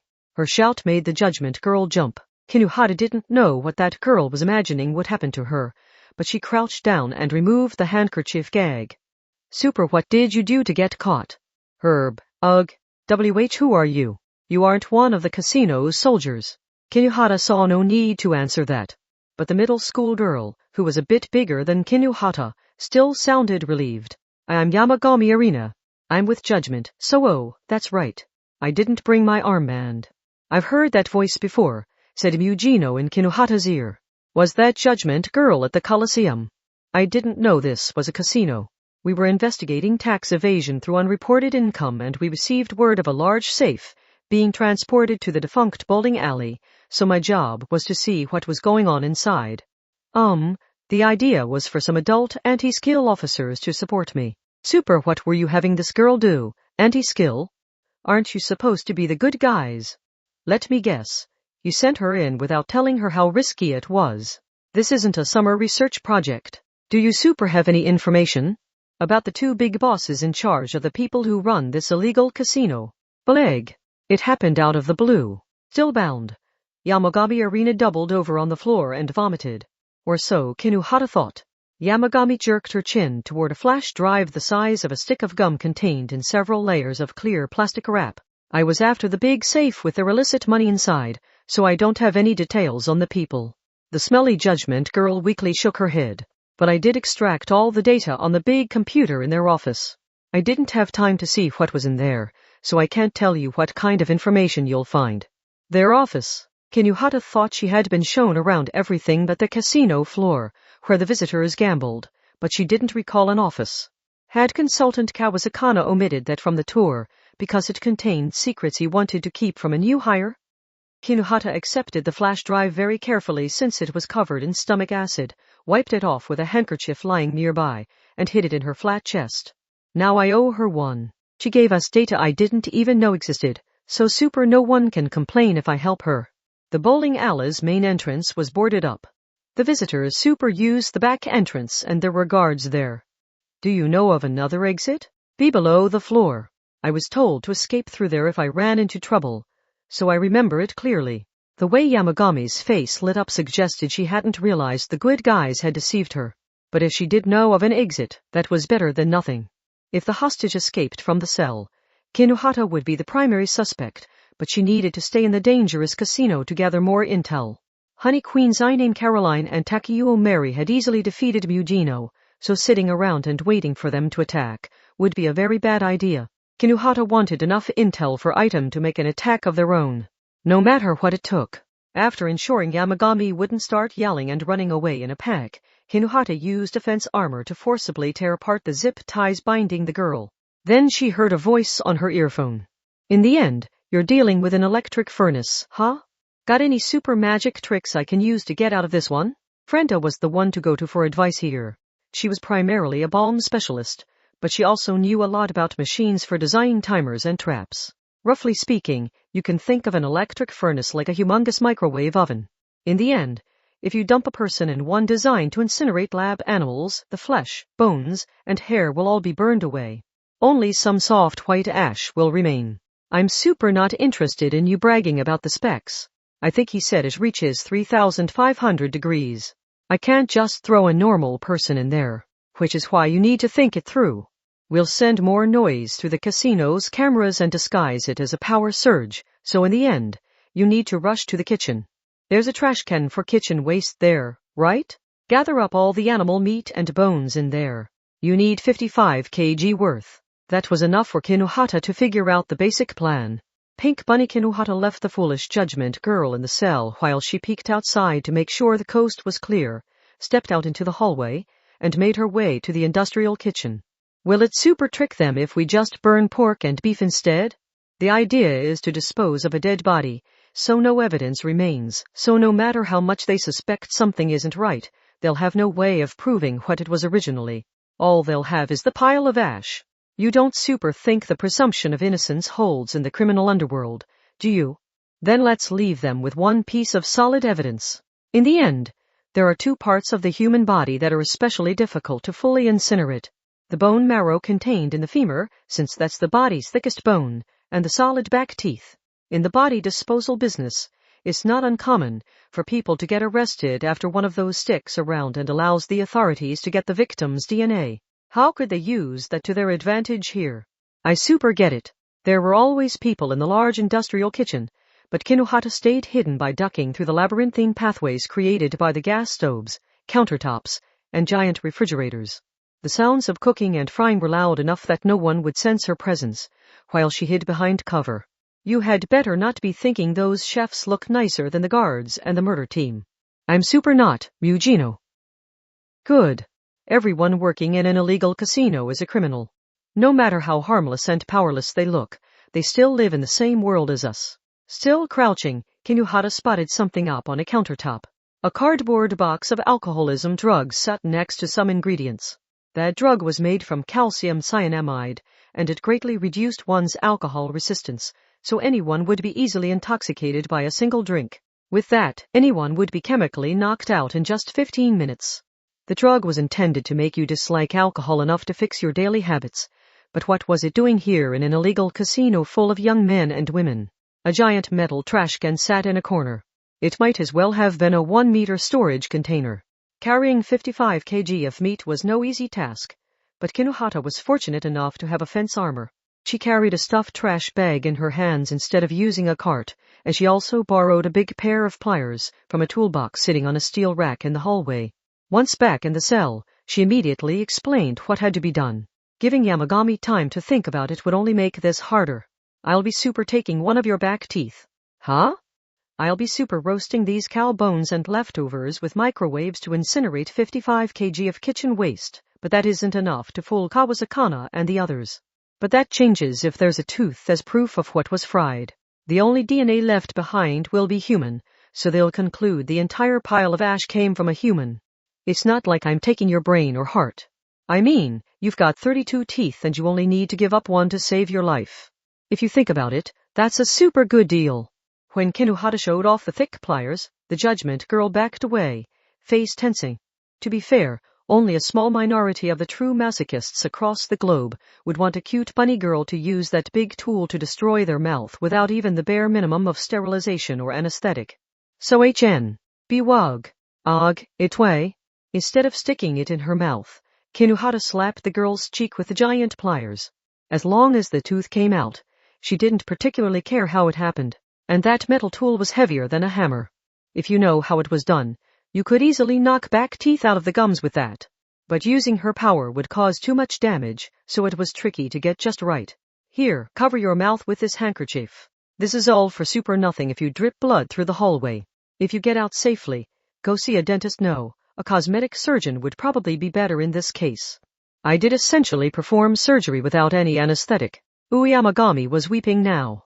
Even if back teeth were hard to see from the outside, this damage was permanent. Kinuhata felt it was fair for the girl to resent her, but something wasn't right. The judgment girl grabbed her wrist and wouldn't let go. Was she too scared to go alone and wanted Kinuhata to escape with her? Kinuhata scratched her head with her other hand. Get off of me. I gave you a chance, but it's super up to you to make it count. Will you run away now, or do I have to throw you into the furnace after all? That's plan B, FYI. If you let this opportunity pass you by, the only thing I can do for you is to super break your neck first so you won't suffer. Eek. The panicked girl threw open the metal door and ran down the hallway. If she was that desperate to live, she would probably escape the bowling alley using the exit she had mentioned before. She was an investigator. You look different from normal in that fantasy costume, but she still saw your face up close. In the end, letting her escape was nothing but a risk. Super shut up. Things were already in motion. Kinuhata could not leave the illegal casino yet. If she was going to keep Kawasakana from getting suspicious, she had to complete this electric furnace magic show and create a single legal human corpse. They'll be instantly suspicious if you mess with the default time or output settings, so don't touch those. In the end, you want to create a big pile out of the cow bones and leftover food and then bury the target deep inside the center. Unlike in movies, the back teeth do have a tendency to stick around regardless, but that will ensure it does. Kinuhata, what happens when you don't microwave a big serving of yakisoba long enough? The middle stays cold, right? The best way to ensure the tooth survives is to shield it from the microwaves. It would look unnatural if I don't consider its location. Her head super wouldn't be here if she was actually lying in there. Remember, the human body is filled with moisture and cavities, so there's a lot of bursting and moving around when it's heated by microwaves. Have you ever had a supermarket side dish package pop its lid off while you heated it? You sometimes see weapons in action movies, but they never depict that part right. Why do people always feel the need to bash movies when they want to sound smart? I super hate how they make movies into their punching bag. Whatever you say. In the end, do you know how to use the furnace? The parts can be pretty big with an industrial one, so don't hurt yourself getting your skin caught in the door latch or a lever. I'll be fine. I can super defend my entire body with a fence armor. With that, she extremely roughly got the device running. The sound of evaporating water erupted behind the thick metal door. It had to be the placebo effect, but she felt like the room temperature had gotten a lot hotter. Actually, with all the power it was consuming, maybe it really was giving off heat on the outside too. Good. In the end, Academy City Esper powers are cheating with this kind of heavy lifting. Only unidentifiable white ash and a partially burned back tooth would remain. There was only one logical conclusion to reach with that combination. This was a human corpse with the victim's DNA remaining. Kawasaki rushed in. Whoa. I noticed the power supply was unstable, but what the hell are you doing? Eh? Didn't you super tell me to dispose of the body? I only meant you were supposed to help manager Kubota-kun with it. Oh, God, the new bunny girl had made a mistake, but Kawasaki was too nervous to enter the small room. Perhaps he only ever gave the order to kill, and wasn't used to getting his own hands dirty. Kinohara only cutely tilted her head. All she had to do now was wait. The surviving human genetic information would lead the man to the wrong conclusion about the identity of the white ash. I've never done this before, so I'm super not sure I did it right. He won't be super suspicious about me leaving some DNA behind in the tooth since it's my first time, right? I get it. Just come here. Get out of that room. Once he gave her permission, Kinohara left the cell. Kawasaki didn't seem to question the absence of the judgment girl. That was a reckless thing to do. What if you did something wrong and electrocuted yourself? This isn't a job to do in that revealing bunny Suto, Kubota-kun. Did you bring your team with you?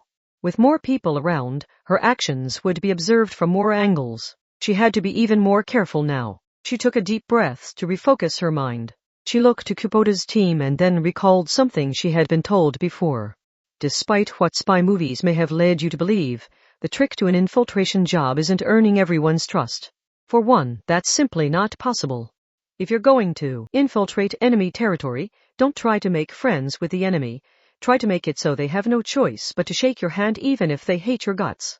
If you want to get close to the enemy fast, create some trouble you can work with your target to solve. In the end, nothing brings two people together faster than a shared success. If you don't know the answer to a question, don't give a yes or no answer. Instead, smile and change the subject. Always stay in control of the conversation. If you wait for their reaction, they'll wear you down with the conversation.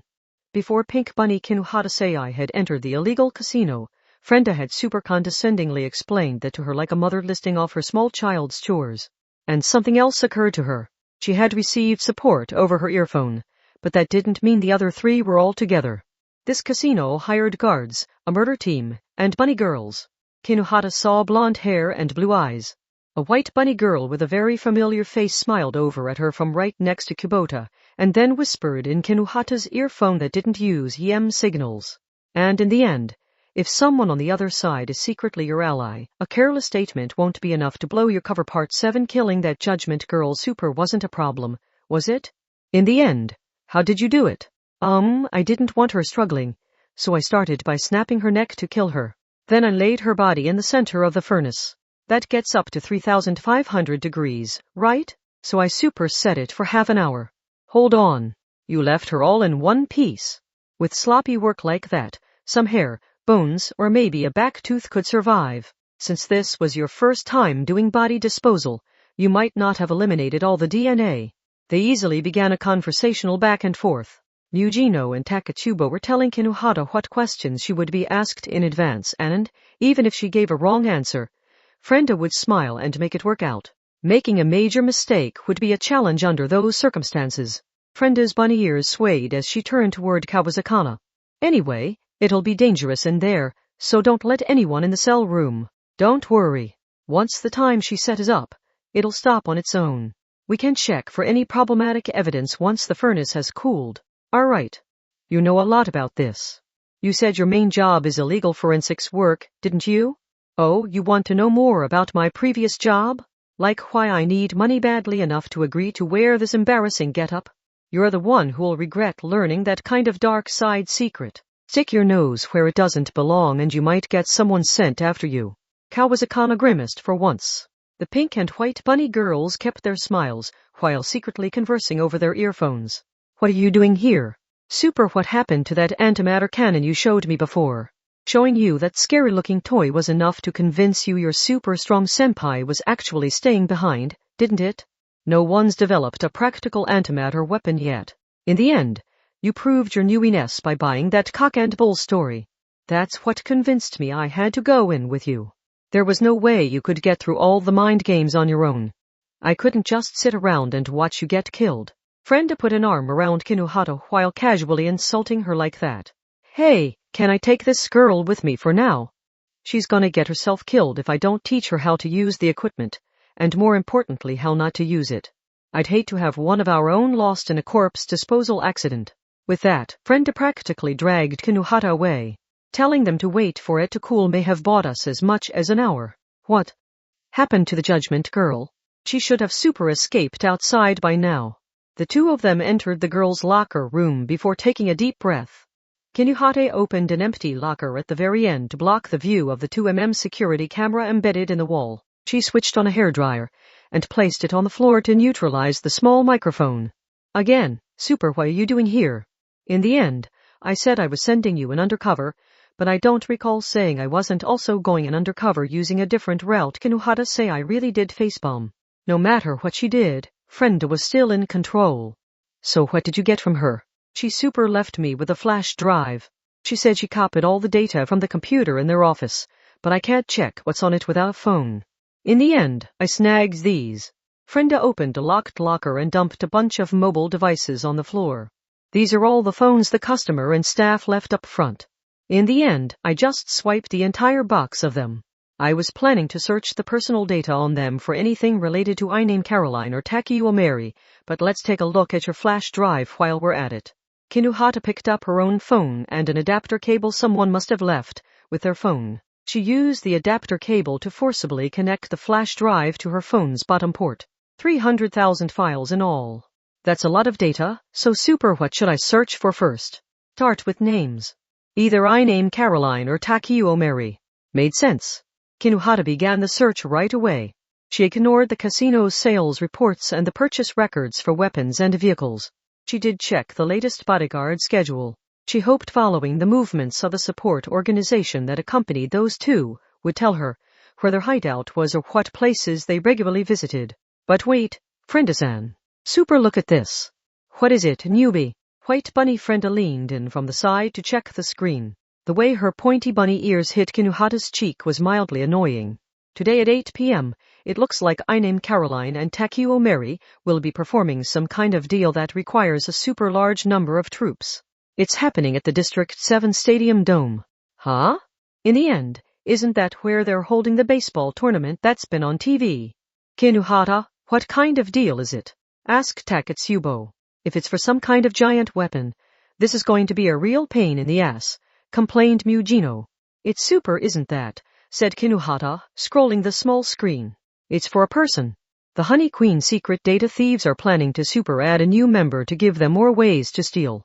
It was a high-level spur, which, in a way, was a lot like a powerful weapon. Kinuhata say I gave the person's name. Chokyu Humasaki. It looks like they're getting mental out. The level 5 with the strongest psychological power. Part 8 they had thought defeating Honey Queen would only require tracking down I name Caroline and Takeo Mary's hideout and launching an attack. But it wasn't that simple.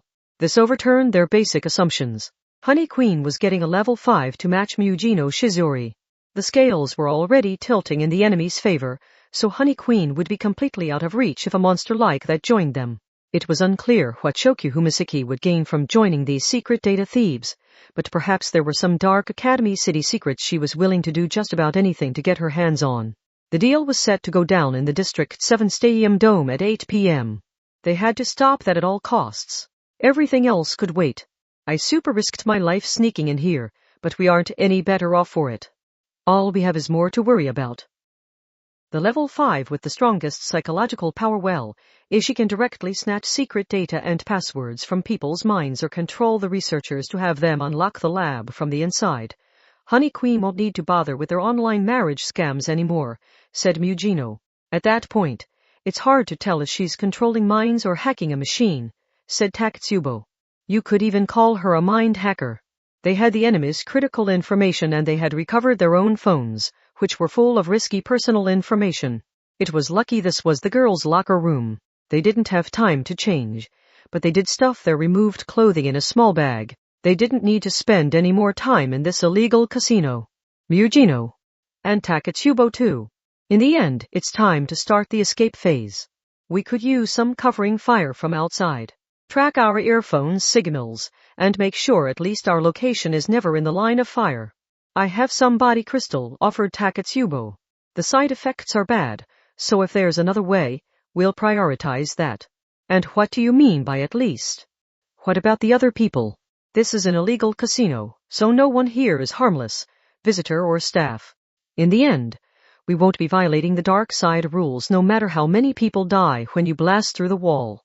With that, Frenda left the locker room. In the hallway, Consultant Kawasakana greeted them with his handgun's muzzle. Not even Kinuhata's offense armor would keep her safe if she was hit by the bayonet like 800,000 V stun gun followed by some 9mm bullets. Not so Faha? But we dealt with the camera and mic in the locker room. In the end, were you tracking the location of the phones? Or did you remotely activate one of their cameras? White Bunny Frenda raised her hands in front of Kawasakana, whose hands were trembling so much it looked like he might fire on accident. That side, I'm impressed. Most idiots would go for strengthening their dominant right hand here, but you're holding it in your left hand. It is the smart thing to do. Even if someone can dodge the big right straight, there's no way they can dodge the quick left jab. A real pro strengthens their left. It's so cool that you know what you're bang. Huh? Grunted Kawasakana with surprise on his face. Then he looked down to see a dark red hole in the middle of his gut. Right behind grinning Frenda, Pink Bunny Kinuhata was casually aiming a handgun. Thanks for hearing me out in the end. You issued everyone in the casino the same equipment and then you actually took the time to listen to your enemy in the middle of a battle? You need to take the dark side more seriously than that. Frenda drew her own gun and took Kawasakana out in full auto mode. Manager Kubota immediately reacted. I didn't do anything. What? The sweaty man raised his hands in surrender, earning him a skeptical look from Frenda. How could those filthy criminals act like they had the right to punish me for breaking the rules? They forced me to be the manager on paper as their fall guy. But if this casino is destroyed, I'm free. Aha.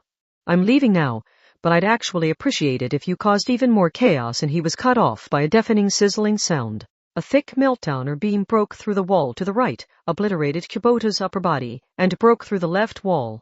As gruesome as the scene was, the way his remaining lower body failed to fall over was almost comical. Ha! He's the one who super said he'd appreciate it if we caused chaos in here. With that over, it was time to escape. In the end, they'll send their troops to fortify the exits to deal with this trouble. I was following along on my earphone, but that judgment girl, Yamagami Arena, was it? Mentioned a path under the floor, right? How do we get down there? White Bunny Frenda was busy organizing the information in her mind, but Pink Bunny Kinuhata had a different thought. These bunny suits don't provide much in the way of defense, so can you really fight in yours? There's super not much you can do when you don't have your bombs with you. Don't underestimate your senpai, newbie. A bomber always has some explosives and fuses hidden on her person. Oh, but don't expect me to get into the embarrassing details as long as you can fight. I say we go through the central hall and super break our way out the main entrance. Frenda's eyes bugged out. With my bombs, we can blow up any wall we like to create our own exit. In the end, why would you want to choose the route that'll have the most bullets in the air? Is it some stupid desire to act out a movie scene? If you make fun of movies again, I'll super punch you. Using my power. With her gun at the ready, Kinuhata turned back toward Frenda. Let me super ask you this. Are you going to just ignore the visitors still earning money in the central hall and the staff working here? Villains are villains. Even if we destroy this casino, they'll just super start a new one. In the end, what did you expect a villain like me to say to that? I'm the girl who watched those deadly Colosseum battles for fun, while eating. To put it kindly, you have garbage taste. If we weren't allies, I'd super kill you. So are you saying you'd do it right here and now if we weren't? Do you super want to try me? Do you think this is a victimless crime, because the visitors knew what they were getting into? You super remember that furnace in the cell, don't you? This casino is a criminal enterprise that protects itself using periodic human sacrifices. And they don't use their fellow villains for that. It's those immoral rich people who go straight for the unintentional witnesses and the good guys from judgment and then have a good laugh about it. So are you still going to let them get away? I can't tell if you're being objective or subjective about this. Seeing what happens here up close must have really gotten to you, newbie. Once we supercharge into the big central hall, we can have Mugino provide covering fire. Then we take the most dangerous escape route to take all of those super shitty villains out on the way in the end. I don't really care one way or the other. So with that, the two bunny girls kicked open the double doors and began spraying full auto bullets everywhere. The space was so large it could have contained an entire 50M pool. It was supposed to be a classic noble casino. But in that moment, cards began to fly through the air. The rich visitors knocked over the very heavy roulette tables in their panic, and the slot machines began spewing chips as they were filled with holes. Some of the guards almost immediately lost the will to fight, but were mercilessly shot in their fleeing backs. The murder team in the blast-resistant suits went red with rage and readied their .50 caliber revolvers with shoulder stocks, only to be vaporized into nothingness when a meltdowner beam blasted through the wall to their side. Then Pink Bunny Kinuhata tilted her head and looked confused. She looked down at her handgun. I can't seem to hit with this thing. If all I want to do is super kill them, I think it'd be faster to just punch them with a fence armor. Yikes. She shot from behind me with aim that bad. This might be her first time using a gun, so she could have hit me in the back as easily as Kawasakana. Kinuhata tossed the useless gun to her senpai, yanked a craps table from the floor, and swung it around in one arm to smash the armed guards. She kicked a broken slot machine from the floor, hitting a fleeing lady in the back. Meanwhile, Frenda had upgraded to dual-wielding handguns, so she created a storm of fleet around her. Maybe they had decided to enjoy some illegal gambling in the calm underground district until the typhoon had passed, but those classy criminals were quickly mowed down. The casino was awash with blood, corpses, and slaughter. We're defeating the bad guys, but this super doesn't feel like something good guys would do. In the end, what else did you expect from Item? All they were doing was slaughter their irritating dark side enemies and those enemies' source of funding. Bunny Kinuhata jumped onto a baccarat table and then hit safekeeper Sawaki-kan with a flying kick. Before you feel jealous, keep in mind that her offense armor made that the equivalent of being hit by a giant construction hammer. Then something exploded behind her, so Pink Bunny Kinuhata ducked down. One of the guards approaching them from behind appeared to have stepped on something. A stuffed animal? In the end, no one suspects the cute ones. So of course they're the best thing to stuff full of bombs. The white bunny was busy setting up a few more traps. That explosion was way too super close. I'm fine because of offense armor, but if it hit you, you'd be blown up by your own bomb. In the end, don't insult me like that, newbie. Explosive blasts always take the path of least resistance, so I can freely control the direction and range of the blast using metal panels and concrete. That's one of the most basic bomber skills. I can still only control it down to the meter, but Hollywood pyrotechnicians can divide up a single room into danger and safe zones down to 10 cm. Those freaks are weirdly picky about guns, cars, and explosions when they're willing to just use CG and VFX for everything else. Super Frienda-san. My friend. Hey, quit it. This is not the time or the place for hugging. That wasn't meant as a compliment toward movies. Frenda hurriedly pushed away the other bunny who suddenly hugged her and rubbed her cheek against her for some reason. If Kinuhata had gotten carried away and used offense armor there, she could have easily crushed Frenda. In the end, there are still at least 10 soldiers up ahead. So what's the plan? If we wait here too long, more will reach us from behind. We could break through with brute force, but there's got to be a better way. Super, take this. Kinuhata grabbed 2 wireless earphones lying nearby. Anything that emitted EM signals was confiscated at the entrance, so were these for the guards or some of the higher-ranking staff, and shoved them into the nostrils of safekeeper Sawaki-kan, who had stopped moving after she rattled his brain earlier. Shocked Frenda watched as Kinuhata wirelessly connected her phone to the earphones. Test. Test for some reason, Kinuhata's voice came from Sawaki's mouth. The sound waves passed through his nose and reflected inside his head to leave through his mouth. So by cranking the volume up to maximum, she had herself a facial speaker. The man with 2 wireless earphones shoved up his nose began to convulse and struggle to breathe, but he did manage to speak. We will get back at you for this. I hope you're ready. You're about to die, so why are you talking about the distant future, you super idiot? Okay, let's end this. The 2 bunnies left Sawaki where he was and moved away in a crouch. Hey. This way, for anyone who wants a super one-way trip to heaven at the hands of the cutest bunny ever. Come and get it, you super perverts. Once the guards knew where their enemy was, they all fired in that direction, riddling Sawaki with holes. While they were all focused on the wrong target, Kinuhata and Frenda moved behind cover to sneak around the side and reach a surviving poker table they could use as a shield. Dual-wielding Frenda fired her full-auto handguns from that blind spot to fill the 10 or more soldiers with bullets, and she finished it off by throwing a grenade after removing the pin with her mouth. In the end, what movie did you get that idea from? I don't use movies for anything like this. Movies are super fun, because you can empty your head while you watch them. They left the central hall to reach the former bowling alley's main entrance, but that was boarded up. Frenda reached into her bunny suit and pulled out an explosive that looked like correction tape, but before she could burn through the barricade with that, Kinuhata powered up her fist with offense armor and punched the door away. They heard screeching tires outside. Below the artificial cloudy sky of the massive underground space, an egg-like round hybrid car slid into the run-down parking lot with weeds growing from the cracks in the asphalt. A Plinius? In the end, you chose that lightweight eco-car for our getaway vehicle. If someone crashes into us from the side during the car chase, we'll be knocked clean off the road. Just get in. And, Mugino, can we get one more blast for the road? Aim for the 3rd boarded-up window on the west side. The safe room is through there. I figured we should super burn up all their cash while we're at it. Not only did explosive flames blow out all the boarded-up windows and doors, but the roof was launched straight up. It almost looked like a mushroom cloud. The hybrid Plinius was in the middle of a sharp U-turn, so the blast lifted its left wheels from the ground and nearly flipped the entire car. Mugino had done it, but her eyes still widened. What the hell? Meltdowner doesn't fill an entire space like that. The traps I left for them would have activated by then, so they must have ignited. They were sprayers releasing aerosolized ethylene oxide into the air.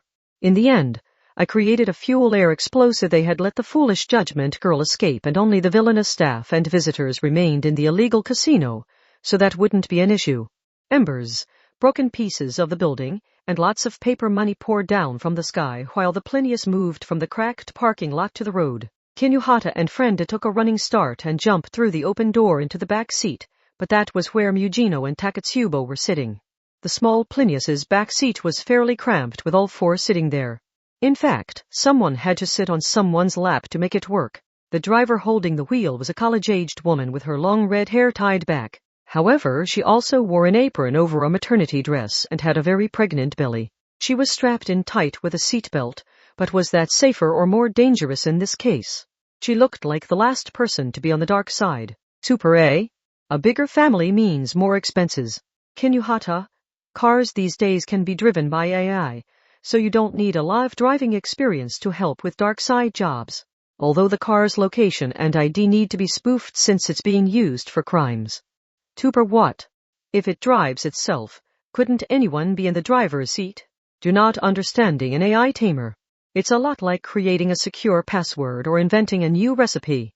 You have to give the exact right commands in the right order to get a Plinius to stop driving safely and start drifting, explained Mugino. Kinuhata looked to the pregnant woman with, and I doubt that look.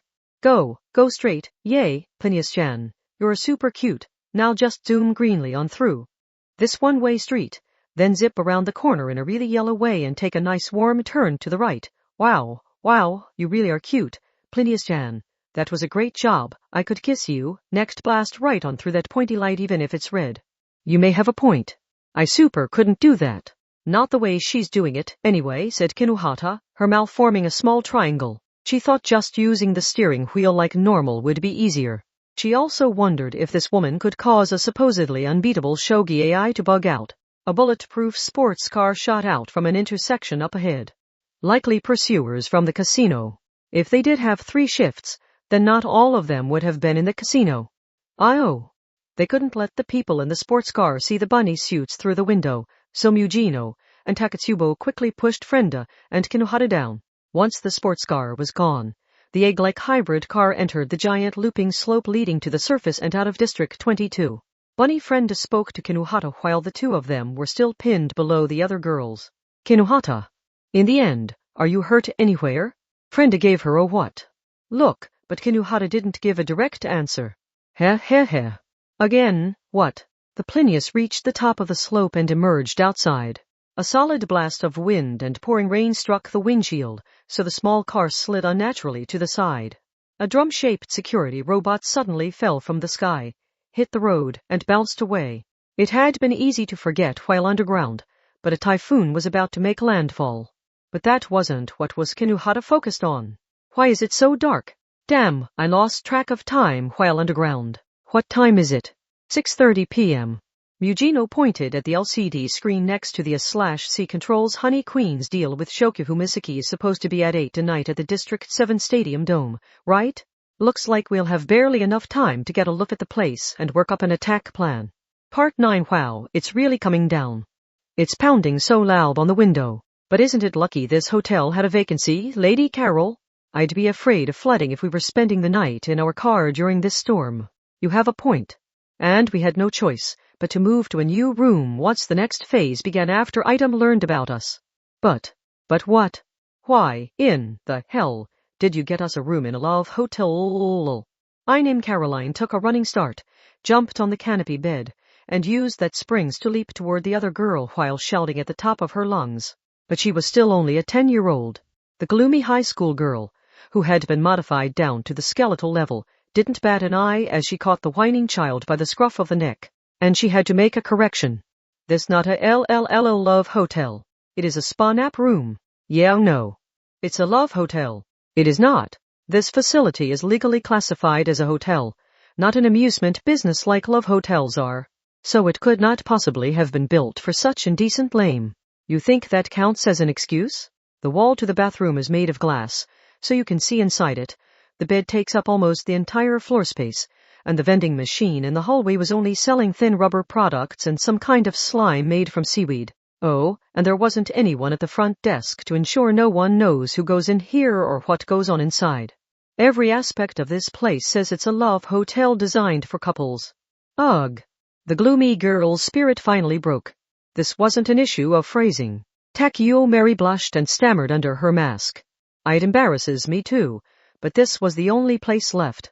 All the inns and hotels were already full from people wanting a change of scenery during summer break, and then all the tourists rented out what vacant rooms were left to escape from the typhoon. Lame. So lame. I get the issue, but the bad guy's hideout is supposed to be a lot more wabi-sabi, cute, luxurious, and cool. Miss Carol, if you keep complaining, I will throw you out into the storm. The little brown Jaru flailed her little limbs while lifted from the floor like the crane game. HMPH, you don't seem too bothered by getting so soaked while searching out this hotel. Aren't your clothes, underwear, and personal possessions all wet? Eh?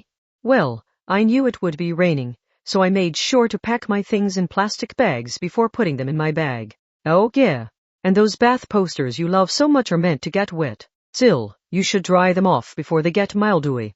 A loud commotion followed. Takeo Mary blushed bright as she flung the little brown Jaru onto the bed, fell onto her butt, and backed into the corner of the love hotel room. Ella Lady Carol, but, wait. How did you learn about THTHTH chat? Shouted Takeo Mary, curled up in compact mode. Ah. You crack me up so much, don't try to deny it. You always spend an eternity in the bath, turning the small bathroom into your own little castle. You go to such extreme effort to hide the 360-degree full coverage Mo planetarium. It would be hard to not notice you're up to something. Lame. That mystery plastic box might have a small lock, but all it takes is a flathead screwdriver to unlock that. Abelbalfa beskak fedfp. How cute. This doesn't even count as a secret by the dark side standards. Takeo Mary's brain had completely overheated. The extreme honestly had led to such an overreaction proved that she had been worth taking in. I named Caroline wished she could watch the beet red girl's reaction a while longer, but then her phone rang. She glanced down at her phone in its blast-resistant case with bunny ear razor blades. One of the illegal casinos run by our support organization was taken out. Lame. Apparently a pair of new bunny girls did it, but it sounds like they had some outside help, and there are signs they got away with some data, so it probably wasn't about the money. BBBWA. Lady Carol, don't you think that was item? It's not a problem. The tanned girl twirled her phone with a chocolate snack stick wiggling in the corner of her mouth, and she grinned. If they're still wasting time there, they'll never catch up to us. HWA haha. Now then, it's time we got started too. Hey, murder virgin, you jumped the gun and let Mugino see you before, so you'd better do as I tell you this time. Lame. With your lack of experience, I just know you'll freeze up when it's finally time to do the deed, you murder virgin. Stop saying virgin so much. I can do what needs doing when the time comes, okay? Stop freaking out and do as you're told, you gloomy murder virgin. Part 10. With the storm raging, travel by car took longer than usual. The solid crosswinds occasionally caused the tires to slip and the view ahead was obscured by all the rain. It didn't help that the hybrid Plinius didn't have much weight and horsepower to begin with. It's this bad and the typhoon hasn't even made landfall yet? In the end, how bad is this storm going to be? Do they super not have storms like this in Europe? In the end, the closest thing is the Sirocco wind that's warmer than the cold Mistral wind and carries in a ton of rain, but that's just powerful winds from a single direction. This feels different. Also, Europe's too big a place to talk about it all at once. Frenda and Kinuhata discussed the weather while changing from the bunny suits to their ordinary outfits in the small car. Their destination was the Stadium Dome in District 7. Game 5 has now entered extra innings. It's fortunate the dome means we don't have to worry about the weather or time of day, isn't it? Now, will it be Matsunami or Seijun? Either school could still win this one. Taketsubo stared blankly at nothing while listening to the commentary coming from the car navigation screen. Sounds like the baseball tournament is still going, which means Honey Queen is planning to drag that tournament into their dark side business, spat Mugino. Of course, Anti-Skill wouldn't be able to do much even if Item sent them an anonymous warning. This deal wasn't over guns or drugs. It was over Shokyu Humasaki. There were no laws or regulations preventing any two people from working together, so Anti-Skill would have no justification for acting. It was approaching 7 by the time Item arrived. They had an hour until the deal began, which didn't give them the luxury of taking their time looking over the area and working out an attack plan. They would be lucky if they could even find the person they wanted in the large stadium. Once they did, they would have to ad-lib a way to stop Honey Queen from contacting Shokyu Humasaki, even if that meant killing one or both sides of the deal. You don't need to wait around for us, so go get to a safe distance. Sure. I'll park somewhere sufficiently far from here, and you can call me on my phone if you need anything. Also, super take this. The data on the flash drive included a prioritized list of people they wanted to silence. An AI tamer like you is super good at internet stuff, right? Can you create an anonymous burner account and super leak this list? The casino is gone, but those people still need to watch their backs. Mugino sighed in exasperation and opened the Plinius's door. She was hit by a solid wind and the blowing rain. The official gates would require a ticket to get in, so they couldn't use that. Instead, they descended an employee-only slope to enter the space directly below the baseball field. They only had to run a short distance to get there, but the blowing rain had been ruthless. Frenda looked disgusted as she wrung out her short skirt like a rag. In the end, the bunny suit might have repelled the rain better than this. I am never fighting in a super perverted costume like that again. Kinuhata removed her soaked arm sleeves and wrung them out. Fortunately, her shoulderless top repelled the water well. She didn't even want to think about that turning see-through. They didn't see any guards or employees around. But Mugino didn't consider that lucky. Something could be up. Taketsubo looked down at herself. I'm soaked. Wow, Taketsubo-san. Your clothes are super see-through. And what's with that crazy underwear? Red. In the end, why choose that with that plain track suit? Anyway, did you find a more specific location than just the stadium dome? This place holds 50,000 people. They hadn't, so they had to split up and search. While it was called a baseball stadium, there was more to it than just the field and the surrounding stands. There were locker rooms and showers for the teams, indoor rooms for pitching and batting practice, and then the control room for the lighting, screens, and music. There also had to be the air conditioning and giant compressors to keep the dome inflated with the power of air. A lot of guards had apparently been assigned to the deal, but just finding the deal's exact location would be a challenge. We have 1 hour. Can the 4 of us really look everywhere in that time? There are 3,600 seconds in 60 minutes, but there are more than 50,000 people here. In the worst case, they could shake hands to complete their deal and then escape before we even find them. All of that was on Mujino's mind as she checked around the emergency power that would kick in during a blackout. Her phone received a call. Mujino. It was Takatsubo. Did you find them? Something isn't right on the field. Unsure what that meant, Mujino clicked her tongue and started in that direction. As a dark side worker, she didn't want to get near the field because of the live TV broadcast, but was the enemy recklessly hiding among the spectators to complete their deal? However, what the... Mujino also noticed something wrong as she walked down the passageway to the stands. I don't hear anything. No cheers and no music from the brass band. She frowned as she passed through the spectator gate. As soon as she emerged, she thought she felt a drop in the air temperature. A chill crawled across her skin. She found a silent scene. Someone held a baseball on the mound in the center of it all. But she didn't wear the uniform of either team. She had long blonde hair and a flat chest. The small girl wore the sleeveless gym clothes of Takiwadai, and she had one leg up in a poor attempt at mimicking a pitching stance. Now, all eyes are on the first pitch. The pitcher shows great confidence as she winds up. She clearly didn't belong there. Yet no one paid her any heed. There wasn't even a stir in the stands. The 50,000 spectators, the 2 teams, the TV staff, and who else was there?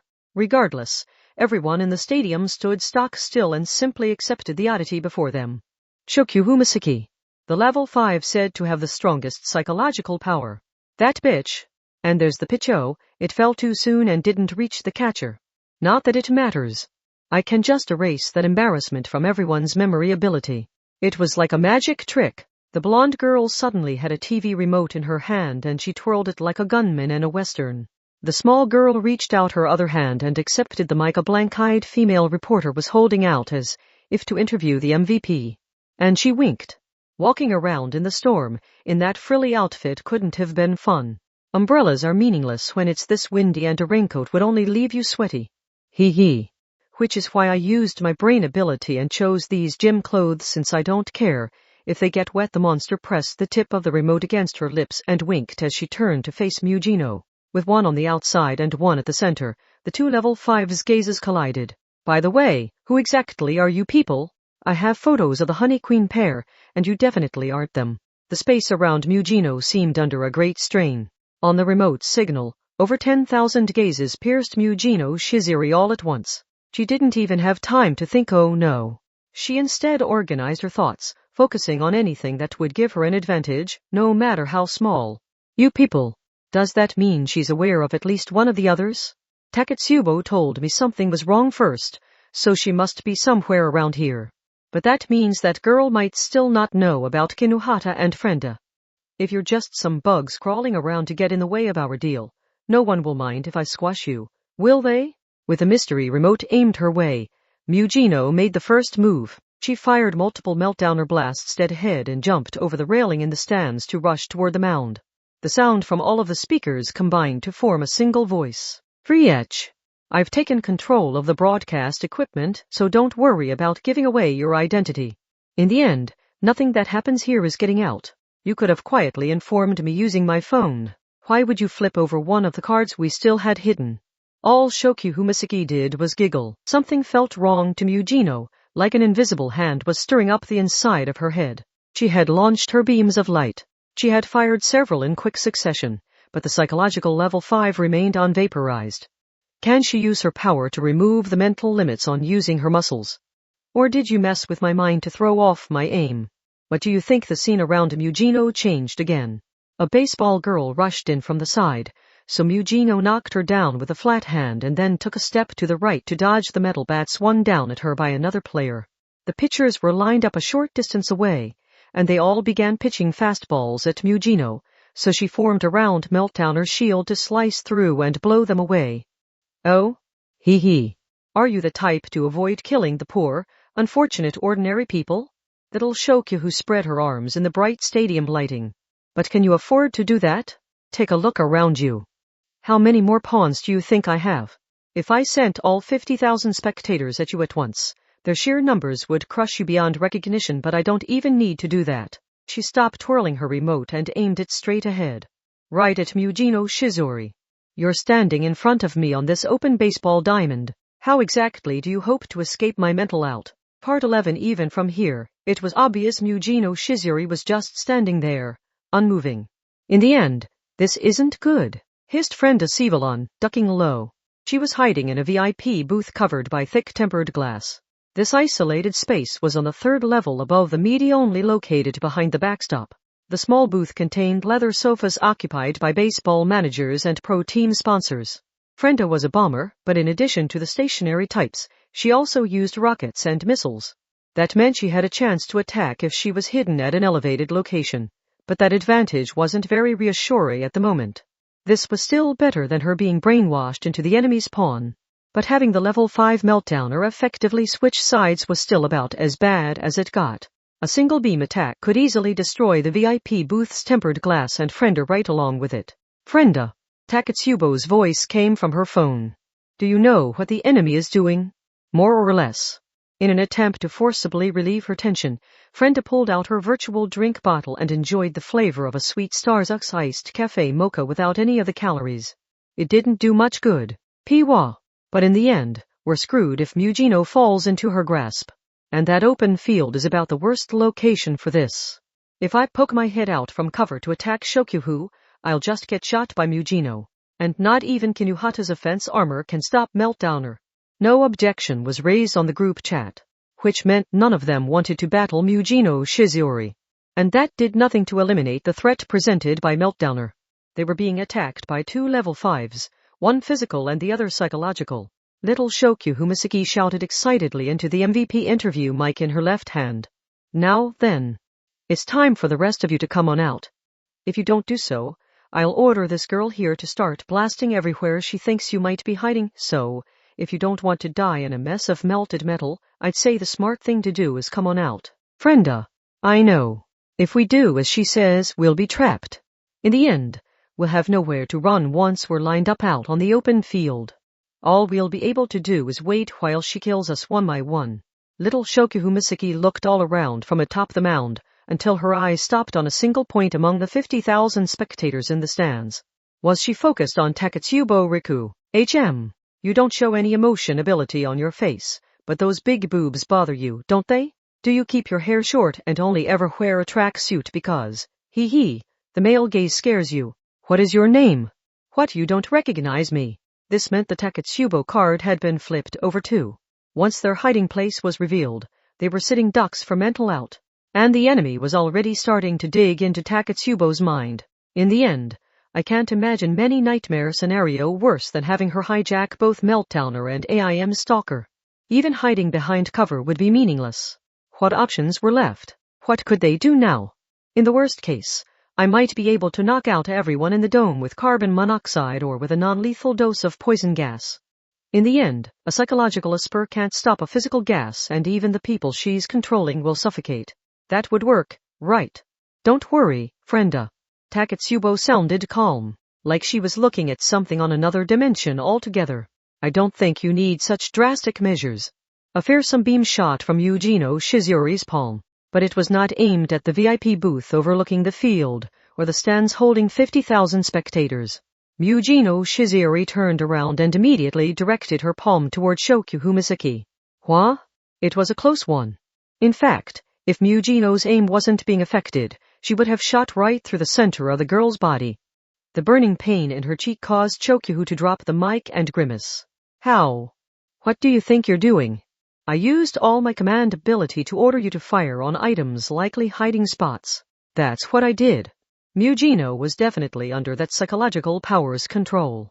And yet Frenda's devious, so she'd probably hide behind the weakest-looking person. So her most likely hiding spot is behind you. Then your top priority is protecting me. And your second priority is revealing items' location. Fine. The fastest way to do that is to beat you into a pulp and toss you out there as bait. Frenda, Kinuhata and Takatsubo are all very cautious.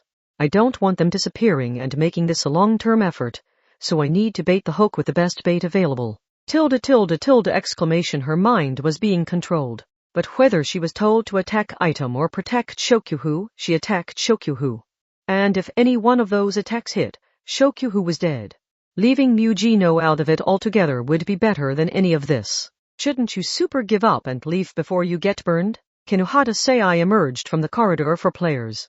You claim to have brainwashed everyone in this stadium, including the 50,000 spectators, and taken control of them, but I doubt even a psychological level 5 can do that. Which means it's a trick. For example, maybe the game's already over and those 50,000 people aren't here anymore. That would mean Shokyu, was only controlling the 2 teams and the TV crews, which was only a few dozen. The rest were all faked. Oh? And how can you be so sure? The air felt chilly when I reached the field. If there were 50,000 people in Super one place, it should have been unpleasantly warm from their body heat. The stadium's A/C Super can't keep up with that. The game had entered extra innings, which could have ended at any time. It was entirely possible a team had scored a point and ended the game after item left their car. Or Shokyu could have influenced the players or umpire to manipulate the outcome. Then she had started playing all alone on the empty field. And it wasn't your power making Mujino's meltdown or miss. If you could use your mental out on her, you wouldn't have just thrown off her aim a bit. You would have fully brainwashed her into your pawn. So how exactly did you mess with her aim? People's senses could be fooled. Just like the virtual drinks Frenda had tried out for a diet. As another example, it wasn't uncommon for people to buy yakisoba or popcorn at a festival or ball game only to find they didn't get as much as they expected. The same for a sashimi pack or salmon bento using the package designed to disguise how little was inside. A single plastic container no one gave much thought to before throwing away was packed full of techniques to make the product look more impressive than it really was. Only believing your own eyes was too weak a defense to get by on the dark side. Simple, right? By super moving 50,000 fake people at once, it creates the illusion of the entire background changing.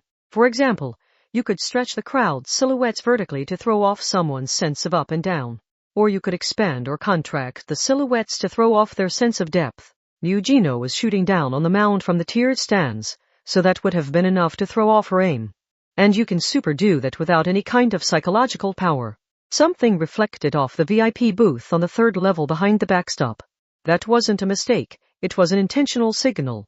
Frenda had cut an opening in the tempered glass, and now had a rocket launcher resting on her shoulder. For Takatsubo-san, it was even super simpler. You use the kind of cold reading that fortune tellers use to determine someone's financial situation and complexes based on their appearance and clothing. That's just a skill. What matters is whether Takatsubo-san said yes or no. You created a sense for everyone else that she was rattled by you getting it right. You weren't trying to scare her. You were trying to scare Frenda-san and me into acting without thinking and giving away our positions. Takatsubo-san didn't give you a response because she realized what you were up to. When you super don't know the answer, it's better to change the subject than give a yes or no answer, right? She still should have smiled, though, and it's not like a level 5 to rely on silly tricks like that. I know that all too well after seeing our Mujino. A real one would use brute force instead. Also, you prepared 50,000 fake people to fill the stands, which means it wouldn't be that hard to prepare one more. There's only one reason you would use those tricks to neutralize Mujino before trying to control her with your power. You were worried your power wasn't strong enough in a one-on-one confrontation. Are you even the real Shokyu Misaki? I super bet you're someone else entirely pretending to be her. Shokyu Misaki took a deep breath, and with a tearing sound, she reached up her hands and ripped away her own face. Her true identity was thinner even than a mask. I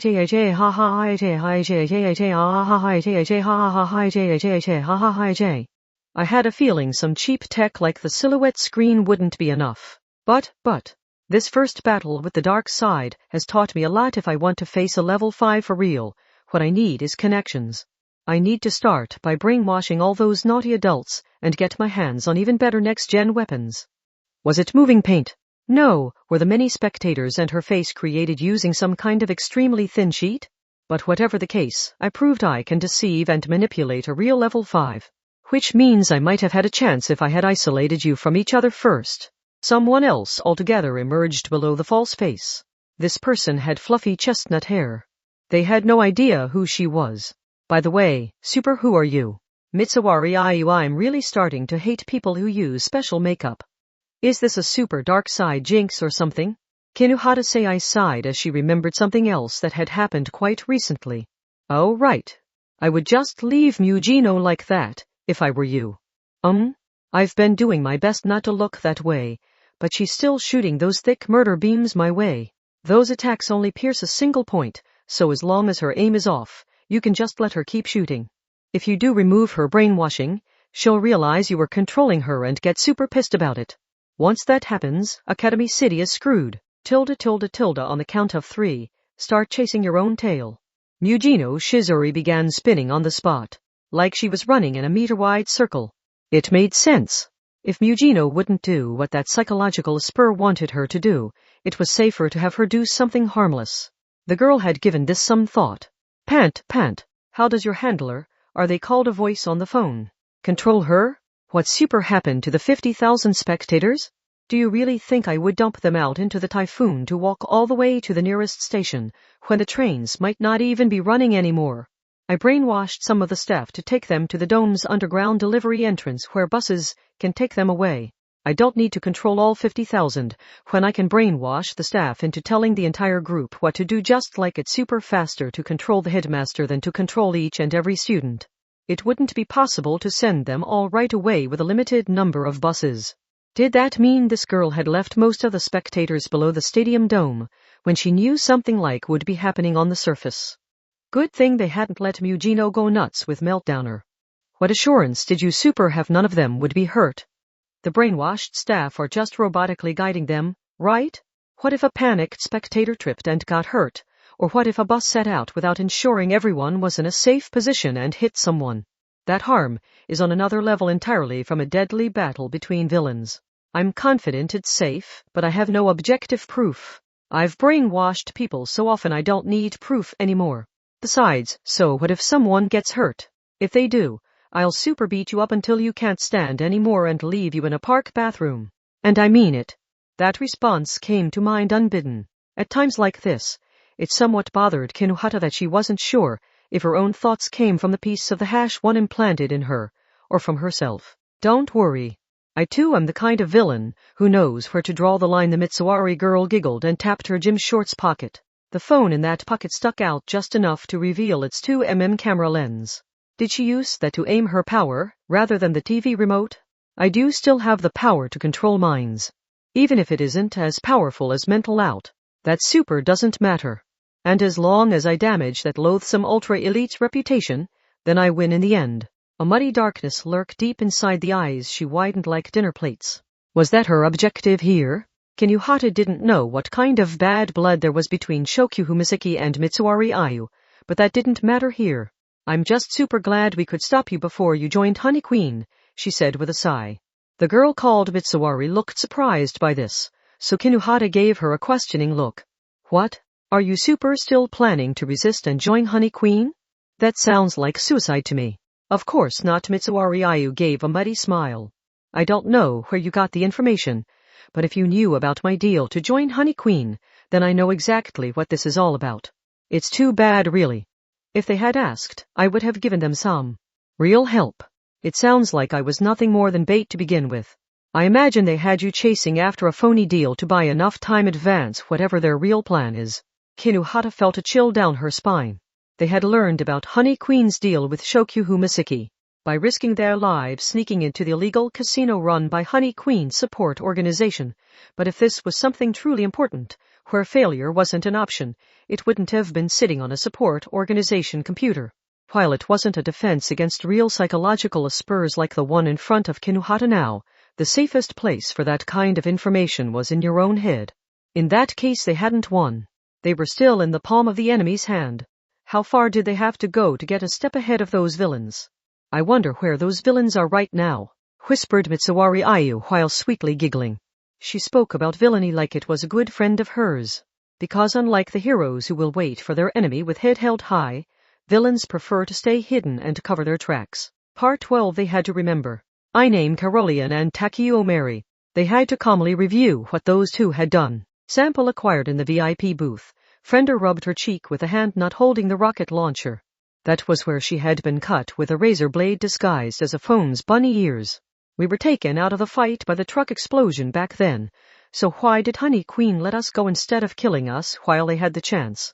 Taketsubo Riku spoke to herself in the stands filled with fake spectators. She slowly tilted her head. Because they didn't need to? Did they already have what they wanted from the moment they injured Mugino? Does that make sense? Also, Honey Queen had started off as secret data thieves. Item had completely forgotten about that fact. What about that burglar who died with his neck caught in our balcony's metal shutter? Could he have super been a Honey Queen member? Kinuhata-say, I muttered under her breath.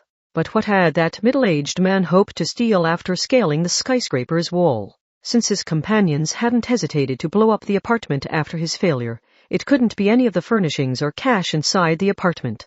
They had to assume that battle had been meant to make up for his failure. Could he have been after Mugino's hair on the floor? Was Honey Queen plotting to steal Meltdowner's DNA map? And that super didn't work, so they attacked to injure Mugino and steal some of her cells, even if it was less than a millimeter of her skin. I named Caroline had said from the beginning that she had been the head researcher behind the development of Meltdowner. She had also called Mugino Shizuri a failure and called Takuo Mary a success. In other words, Honey Queen's super real goal is to use Mugino's rare DNA map to turn the half-completed Takuo Mary into the ultimate level 5. If so, I sympathize. As the psychological Asper who failed to become Shokyu Humisaki, I know just how tragic that can be. This city is a cruel place, where only one Asper with a certain type of power is allowed to reach the top. The real threat was even worse than Honey Queen acquiring Shokyu Humisaki. They wanted to upgrade one of their own to surpass Mugino Shizuri. But instead of creating a brand new 8th level 5, they would create a superior version of the same type of Asper to forcibly replace Mugino Shizuri with Takuo Mary, whether Mugino liked it or not. If they let this continue, Item truly would have no way of winning. It would only be a matter of time before they were killed. Between the lines 3, the din of the storm was loud and unstable in the convenience store that night. Where's the bento I just bought? You recommended I get it warmed in the microwave. Takuo Mary stared at the floor and mumbled behind her mask. The part-timer girl loudly chewed her gum and gave Takuo Mary an irritated look. Don't ask me. There's nothing in the microwave. But I know you put it in there. I did not. But, I paid for it. So can't you at least give me a refund? Here's my receipt. Doing refunds is pain in the ass, so nope. Leave me the hell alone. I get paid the same wage either way, so why should I bother with any of this crap? What, you think I should slave away for a loser like you? You're hilarious.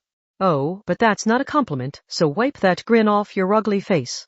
God, this pisses me off. My rock-paper-scissors luck is so bad I lost during the stupid typhoon of all days and got stuck working the night shift in place of that plane mom. The part-timers' complaints were absurd, but a line was forming behind Takuo Mary. Everyone had to be on edge with the typhoon so close to making landfall, but when they began clearing their throats and clicking their tongues, Takuo Mary felt like she was the one who had done something wrong. Then again, maybe the problem was her inability to stand up to the ill-tempered part-timer. The part-timer decided everyone was on her side, which only encouraged her. And what's this refund nonsense? You want me to open the register and put change in your hand. BWA ha. What, do you use physical money in this day and age? It's not the 20th century anymore, so get with the times. That's almost as funny as your face. Biwahaha. What, did you just arrive from the 20th century after building a time machine? Now was not the time to let this get her down. Takuo Mary heard a dull thud from behind her. I named Caroline had been hanging around the downloadable games section, but she had just thrown a kick directly into the crotch of one of the bastards who had loudly clicked his tongue at the back of the line. And it didn't end there. The 10-year-old girl grinned with a skinny chocolate snack stick wiggling in the corner of her mouth. You crack me up, it's so funny I'd love to hear it all again. If you really think that's appropriate behavior, you won't have a problem if I stream it for all the world to see. Will you? Oh, and can you give me a good, clear shot of your name tag? Let's see. Harasawa Mechin. Yeah, I'm sure the world won't see any reason to make fun of a stupid name like that, but, hey, at least you can find satisfaction in bringing the entire human race together as they ruthlessly mock you. HWA haha. Okay, All you bored people stuck in your room during the typhoon. I found your main character for the day, eh?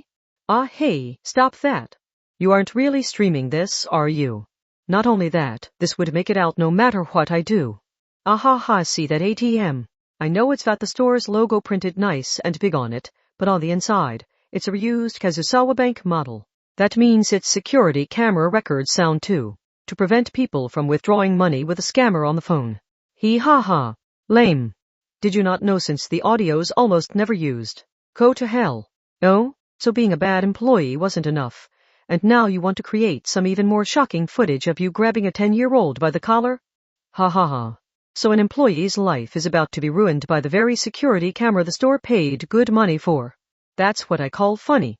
No, don't even try rushing to the back to destroy the footage. It's an online system, so all the data is being sent to both the security company and the franchise HQ. Oh shit, I bet this will go crazy viral, so I need to set up a victim support fund with a throwaway account. I'll get rich off of this. The terrible part-timer froze in place. By this point, the other customers in line had already snuck out without buying anything, which couldn't be fun with the storm raging out there. And you kept bad-mouthing the 20th century, but you wouldn't have the world you live in now without it. So how about you show some respect? Lame. And boring too. What is it with idiots and drawing arbitrary lines and rejecting everything outside those lines? You're a waste of breath and possibility, so how about you apologize to the 20th century? Hey, are you even listening? What happened to that attitude of yours, anyway? Ma'am. A handsome young man emerged from the back of the store with a gleaming smile. Are you familiar with the concept of customer harassment? Huh? A customer making extreme demands or behaving in an intimidating manner is a recognized form of harassment. I will not let you harm our employee any further. The gum-chewing girl looked to the older part-timer like he was her Prince Charming. However, so when does your shift end? Excuse me? No, it won't even take that long. The typhoon's about to make landfall, so even this 24-hour convenience store will be closing soon. I'm willing to wait until the HQ sends their notification. A silhouette was visible outside the store, but this was no ghost. A noticeably unsocial person stood in the pouring rain just 2 cm away from the glass. And he wasn't alone. There were plenty more. The intellectual delinquents covered all the windows on the road-facing side of the store. They were following orders, but their anger was visibly growing by the second while they were forced to wait out in the storm. The stupidly misguided Prince Charming began to sweat with his smile frozen on his face. The gum-chewing girl had already made herself scarce. They soon heard a shrill scream. Had that idiot thought there wouldn't be anyone at the back entrance? As you can see, mister, you can run if you want, but it's game over if you leave the store. Ha. A cool grown-up knows how to complete the job he's given. And phones aren't allowed on the clock. Right, so I'll be taking that. Oops, how clumsy of me. I dropped it and stomped on it. There had been a correct answer. If he had grabbed and lowered his foolish co-worker's head and apologized along with her, this could have ended peacefully. But who was it that ultra-moron had decided to threaten instead? God. It's the bad examples like you who ruin it for the 99.99% of convenience store workers who actually do their job day in and day out. If only you 0.01% of idiots didn't think you could half-ass it just because it's a part-time job, and you can quit if anything goes wrong. But in a single bad decision, all the trust built up by the others goes right out the window. Left all alone, the worker glanced over at the stationery section. Was he thinking of writing a large SOS on some paper and showing that to the security camera? Or did he think someone would come rescue him if he pressed the alarm button hidden below the register? Despite what I Name Caroline had said to tease the awful gum-chewing part-timer, a dark side pro would always neutralize the security system before taking action. So what was that about not letting me harm your employee, little boy? This true idiot had chosen this path for himself. I Name Caroline grinned as she spoke. I'm willing to wait until you're done working. Then we can talk this out outside, okay? Ugh, I'm soaked. How did that goddamn typhoon get me so wet when it's only 10 m to the curbside parking? I Name Caroline shut the four-wheel drive truck's door and tossed a towel over her partner's head before worrying about herself. Then she used her small hands to dry the other girl's hair. She was only wearing a bikini top and a miniskirt with suspenders. She hadn't chosen it for that purpose, but it was a convenient outfit for getting wet. So Takeo-chan. Who? That was super boring. How many times do I have to tell you you're my greatest success, so you need to hold your head high with pride? But I'm not worth all that. I even kind of agreed with what she was saying. What happened to the confidence you show in front of your bath posters? You saw that? Why would you bring that up here? Just kill me now. Lame. You're such a pushover. I bet someone on the side of the road could trick you into trading everything you own for some supposed magic beans. And it isn't even a case of you being too trusting. You know it's wrong, but you still let it happen. When someone makes fun of you, they might as well be making fun of me. And I won't let that stand. Got that? Yes. That was also why Takeuo Mary was following I named Caroline. Back in the peaceful world, everyone had looked down on her as the gloomy girl in class. Her school environment hadn't been as horrific as the bullying scene in manga or anime, but the most popular people in class still decided for everyone what was cool and what was creepy or childish. It should have been a matter of each person's personal taste, but if you stepped outside the bounds determined by the most popular, you were branded weird. And no one else wanted to meet the same fate, so the rest of the class would start downloading and dumping money into a game they didn't actually care about. And once the most popular got tired of that game on a whim, all of that effort had to be thrown right out the window. Then the process repeated. It was a modern version of the invisible rails that had existed since the days of black and white TV, where, if you wanted something to talk about with your peers, you had to have seen whatever popular show had aired the night before. Takeuo Mary hadn't been able to keep up with it all. She had fallen off the rails. She hadn't been able to ignore how foolish it was to endlessly dump time and money into a character she didn't even like, and how depressing it was to be unable to afford to buy and enjoy the things she really wanted. And once the slave ceased to till the fields of someone else's kingdom, she had lost her place in the class. An unsociable level 0 had no influence on her own. And when that high school girl was slowly melting away into nothingness within a peaceful world void of bullets or blades, she had been rescued by a 10-year-old researcher who seemed to have stepped straight out of a manga. I named Caroline had said she wouldn't let anyone make fun of her. That meant she believed Takeuo Mary deserved respect. It meant she had the right to build her own kingdom, no matter how small it might be. And I named Caroline had improved Takeuo Mary's power. In Academy City, a spur development was everything. After the previously shunned Takeuo Mary had rapidly grown to level 4, the most popular person in class could no longer drive her out of the classroom and had been driven into a corner of the classroom herself.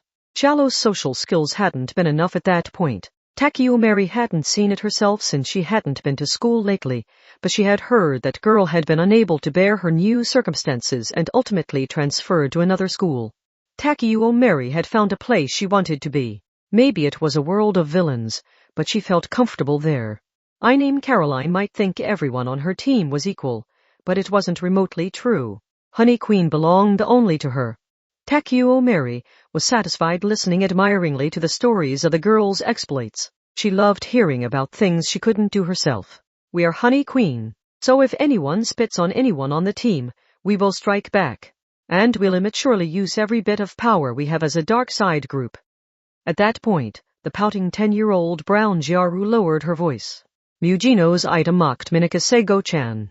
So this doesn't end with just stealing the sample we need. We will use everything at our disposal to crush those 4. Item would probably have no idea who she was talking about.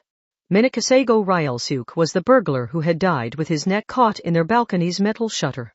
He was on the dark side, but he was also a pacifist who disliked fighting. He had joked that he only wanted out of his dead-end office job, but he had obviously been downsized. They had let him join because they had needed an adult guardian if they wanted to arrange a bank account, a car, and so on. He had been an excellent cook and had gone out of his way to handle all the housework. He had even washed their underwear without asking, which had resulted in a blushing Takeuo Mary chasing him around in tears. Before Honey Queen had taken action, Minakasego Ryosuke had bowed down and asked for just one chance to do things his way. Not for himself, but to preserve the lives of the enemy. He had smiled and insisted they could avoid fighting item and peaceably achieve their goal if he successfully burgled the sample. And this was the result. The team had taken in the abandoned adult to give him another shot at life. And now look at him. Mujino Shizuri had mocked that timid pacifist and disposed of his body as no more than a nuisance.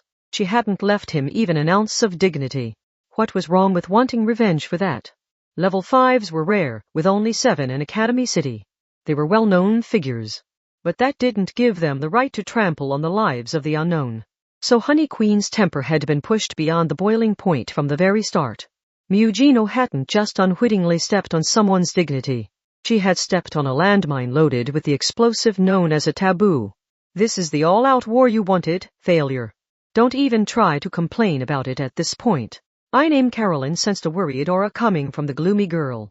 She was aware she had a habit of obsessing over her own destructive thoughts to push herself toward victory. Takeo Mary was usually so timid, but she always let these worries come to the forefront even if it would make waves. Perhaps that was why she couldn't live in a peaceful world and truly shined here on the dark side. I named Caroline sighed and consciously switched gears.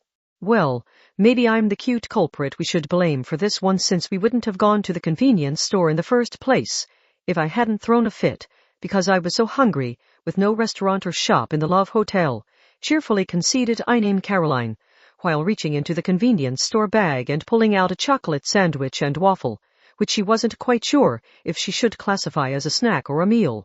She also stuck a straw in a bottle of sweet caramelized coffee that appeared to be a collab with some kind cafe or another. Anyway, we have Mugino Shizori's skin tissue. What happened to Minakasego-chan is a shame, but you're still alive and kicking. Oh, we're so close. I can almost taste it. Once I use Meltdowner's DNA map to update the flaws in the fragments of research data I managed to steal, I can use the completed data list to perfect your body. Hee hee. Lady Carol, what will you do once you have perfected me? I named Caroline briefly fell silent there. But after a moment, the 10-year-old brown Jaru opened her mouth again. Her voice sounded somehow dry. I had a sister. You did? I don't think she was very smart. The adults who only know how to judge people based on their test scores tended to look down on her. But I think she knew a lot more ways to live a cool life than I do. She had a lot of friends too. Perhaps the 10-year-old had picked up the Jaru fashion by copying her older sister. Even if I named Caroline didn't feel worthy of it. She was the kind of high schooler who wanted to have as much fun as possible, but then she spent so much time in the kitchen making charabin. Did she think I would like them? They were really just triggered an explosion of embarrassment beams the instant you opened the lid. But still, day after day, she would get up early in the morning and make one for me. She spent so much time on it instead of the things she really wanted to do, but she always made sure to smile for my sake. That's just the kind of person she was. She could look at her younger sister, who was so much smarter than her, and happily smile. Pretty cool, right? It's easy to say you appreciate the people closest to you, but actually doing it is something not even Edison or Nobunaga could do. And she did it so easily. How much had that everyday action saved this little monster? It was no exaggeration to say her sister had given her everything she lacked as a child prodigy. I named Caroline used her empty hand to toy with her smartphone.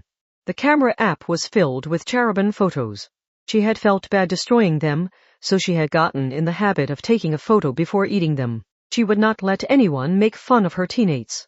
Ultimately, that was a value she had picked up from seeing her sister protect her so many times because, even if she was a monster, she was still family. Your sister sounds very nice. She's dead, though. I named Caroline said it so readily, so quickly, that there was no real emotion in the words. One day, she went out to the neighborhood supermarket and a wind turbine's blade flew over and killed her. Like a pixel art shoot 'em up, where an enemy bullet comes in from off-screen and kills you without any warning whatsoever. They claimed it was an issue of aging public infrastructure, but I didn't buy that for a second. I did everything I could to hide the dark side from my sister so I could protect her from it. But not even my photography predicted that one.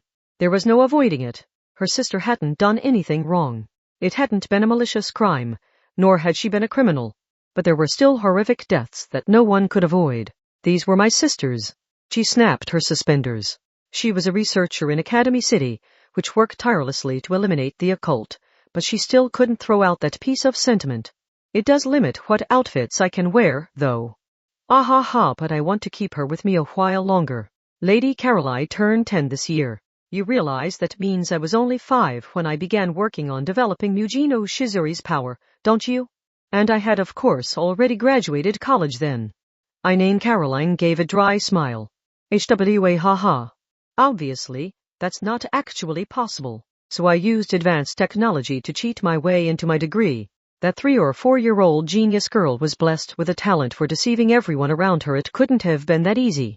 She would have had to perfectly predict what questions would be on the exams, extract the necessary information from the textbooks, either hide the answers in tiny text on her pencil or eraser or print it on her palm with a special ink mixture, and then convert those things into tech capable of fooling Academy City's high-tech exam supervision security. That would take more than 5 times as much knowledge as passing the exam the ordinary way, so, to be blunt, it would probably have been easier to just study normally.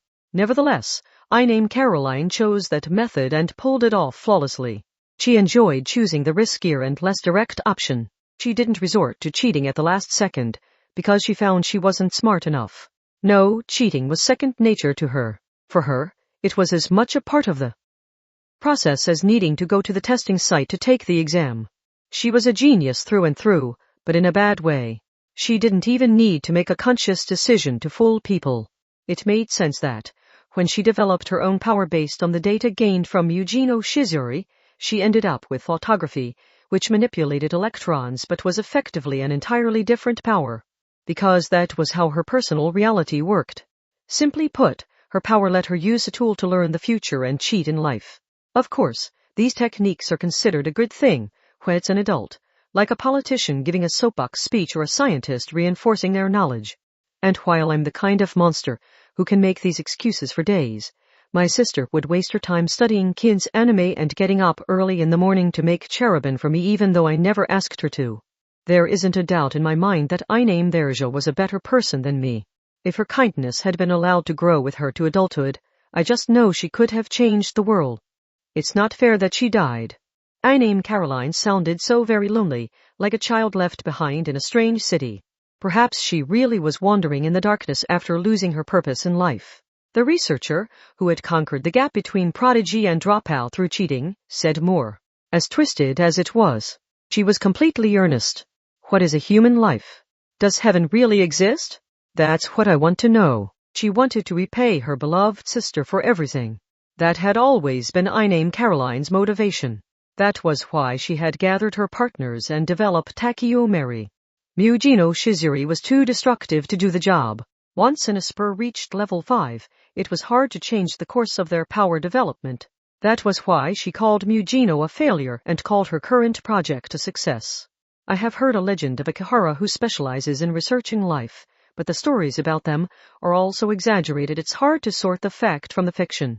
I didn't want to waste my time chasing a phony legend, so I decided it would be faster to build what I needed myself. Once she had completed Takiomeri, she knew she would have the answer she sought.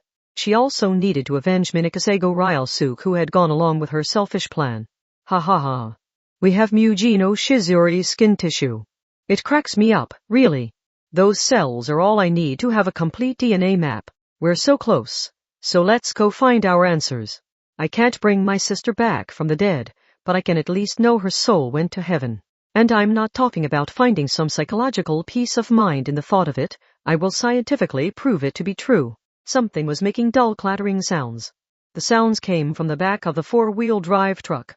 A box of reinforced plastic with an oblong, coffin-like shape lay there and some groaning sounds were coming from it. It was actually a battery-powered wine cooler with the between bottles cushioning and latches removed. It looked large from the outside, but it was a tight fit when 2 people were crammed inside. The 2 lovers in their convenience store uniforms may have been gone past shouting at each other and started physically biting. Lady Carol, what are we going to do with them? Takiomeri didn't have time to stop it. The 10-year-old brown Gyaru snatched a .45 caliber handgun from the intellectual delinquent in the driver's seat, held the grip that was much too large for her small hand, and artlessly fired 2 shots into the plastic box. After the 2 loud bangs, the clattering sounds stopped, as did the moans. It doesn't matter if those 2 complete morons knew who we are or not. They chose their fate themselves. Ha ha ha. How boring on the dark side. You're allowed to kill someone. If they insult you for no reason. Caroline grinned. Takiomeri froze in place with a timid look on her face. That small girl earnestly wanted to know everything she could about the concept of life. But did that mean she didn't know anything at all about it at the moment? Chapter 3 Project Angelica. Part 1. It was August 6. The weather lady had a shocking report that morning. The large and powerful Typhoon 11 has finally made landfall in Tokyo. Current wind speeds have surpassed 40 m/s, and we're measuring around 250 mm of rain every hour. Ugh, as you can see, Academy City is already experiencing plenty of rain with winds so powerful I need to hold on to something to stay on my feet. Did you see that? Something just flew by. Yikes. A wind turbine's blades just broke off and went spinning through the air before stabbing into the third story of that building. The typhoon is moving a lot slower than predicted yesterday, so if you don't have any urgent need, you should stay indoors all day today. Here, you need to water the morning glories we took out of the storm. And in the end, you need to use this blacklight. The flower will wilt if you don't give it UV light to replace the sunlight it needs. A lazy mood had set in at the shared living space in the elementary school dorm hallway. Invincible Big Sis Frenda was helping with the potted morning glories brought in from the storm, but the adorable 7-year-old princess in a beret, a baggy t-shirt dress with a belt around the waist, and red leggings wasn't listening. Even though those flowers were for her summer homework, the summer homework was apparently to color a white t-shirt with a dye made from the morning glories.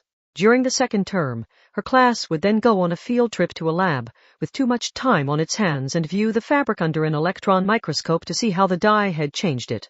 The ordinary program had been interrupted by an emergency news program on the small screen of her children's phone, which had been ultra-upgraded with surveillance functions courtesy of her dark-side big sister. She listened to that while standing up on her tippy toes to excitedly look out of the tightly shut window. Oh! In the first place, this is so cool, it's a typhoon. Look, Wan-chan, I've never seen the wind turbine spin so fast. Hori, the world is coming to an end. Alright, we need to stay in our rooms all day today. While her friend, a glasses girl named Azumi, was looking out the window next to her, Frenda wondered why little kids got so excited about typhoons. It was still summer break, so it wasn't like they would get off school. The rain was coming down so hard it looked white outside, but since the dorm was located on a hill, there was no concern of flooding. Maybe the city was careful about where it put the dorms for small children. In the end, did you feed your rhino beetles today? In the first place, Michelangelo and Geraldine are both doing great. All I have to do is swap out their package of sap every day, so it's kind of boring. The younger sister was relatively fine with bugs. From what Frenda had heard, she had trouble with reptiles instead. She said she hated their slimy skin. Instead of being afraid, she was apparently afraid their skin would burst if she touched it.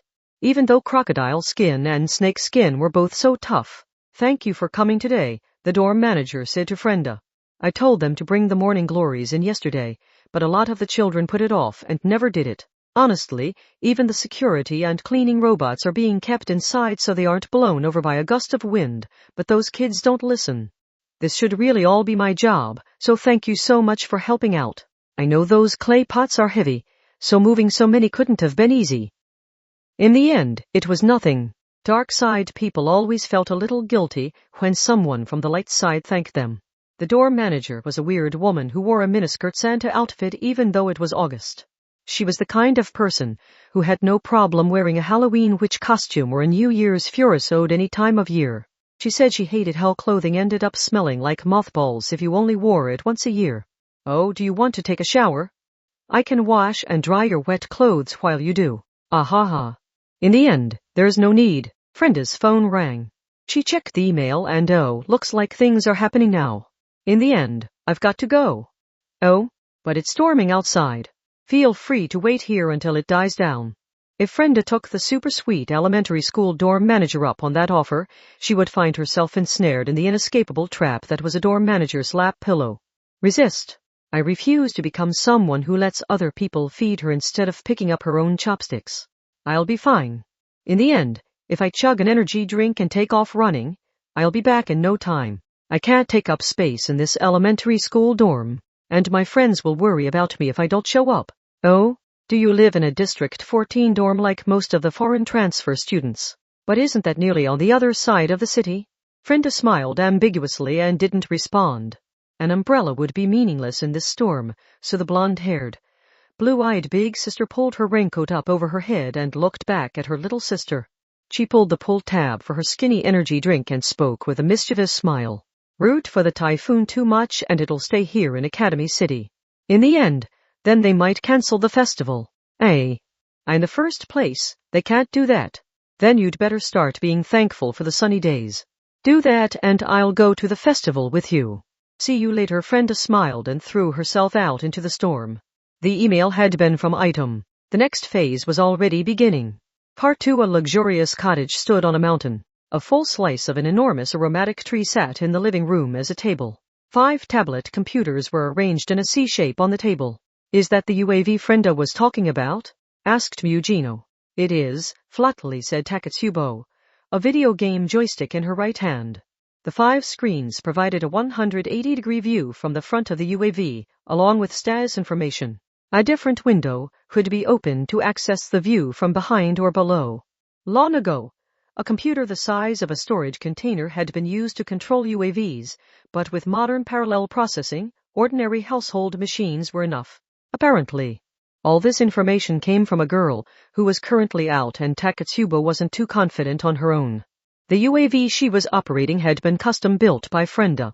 It was about 2 m long and had a sharp silhouette resembling a gardening spade or a double-edged sword. It did have small wings spread on either side, but it mostly stayed airborne with the brute force of its ramjet engine's thrust. It reminded Takatsubo of a bottle rocket with the bare minimum of wings. Isn't this more like a remote-controlled surface-to-surface missile than a UAV? Asked Mugino. She said an ordinary UAV would be flipped over by the crosswinds if you tried to fly it in this typhoon, explained Takatsubo. Of course, this toy was built by a bomb expert like Frenda, so it probably could perform a precise bombing of a surface target or crash into an enemy fighter and explode. Won't they send out 6 wings when they detect this thing flying around? The typhoon has bicycles, signs, and other large pieces of metal flying through the air, so, Frenda said the airport radars and programmed alerts will be set to overlook a lot. That must have been true since the UAV was flying between the skyscrapers without getting shot down. The UAV was flying through District 14. That was a strange district, where the high-tech skyscrapers were mixed together with short Italian-style buildings with orange roofs and white walls. If they moved the camera, they would have seen a Chinese block, a Korean block, an Indian block, and other small blocks with entirely different designs. The district had more foreign transfer students than any other. It was a lot like a single park with each flower bed containing a different type of flower. And all of the roads were flooded. Hey, Mugino, didn't the emergency alert say the areas with poor drainage had more than a meter of flooding?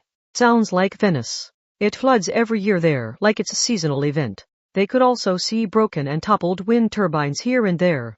Academy City's power generation was distributed between all the many wind turbines instead of done at a giant centralized power station, so there was supposedly no concern of a power outage, but this made them wonder.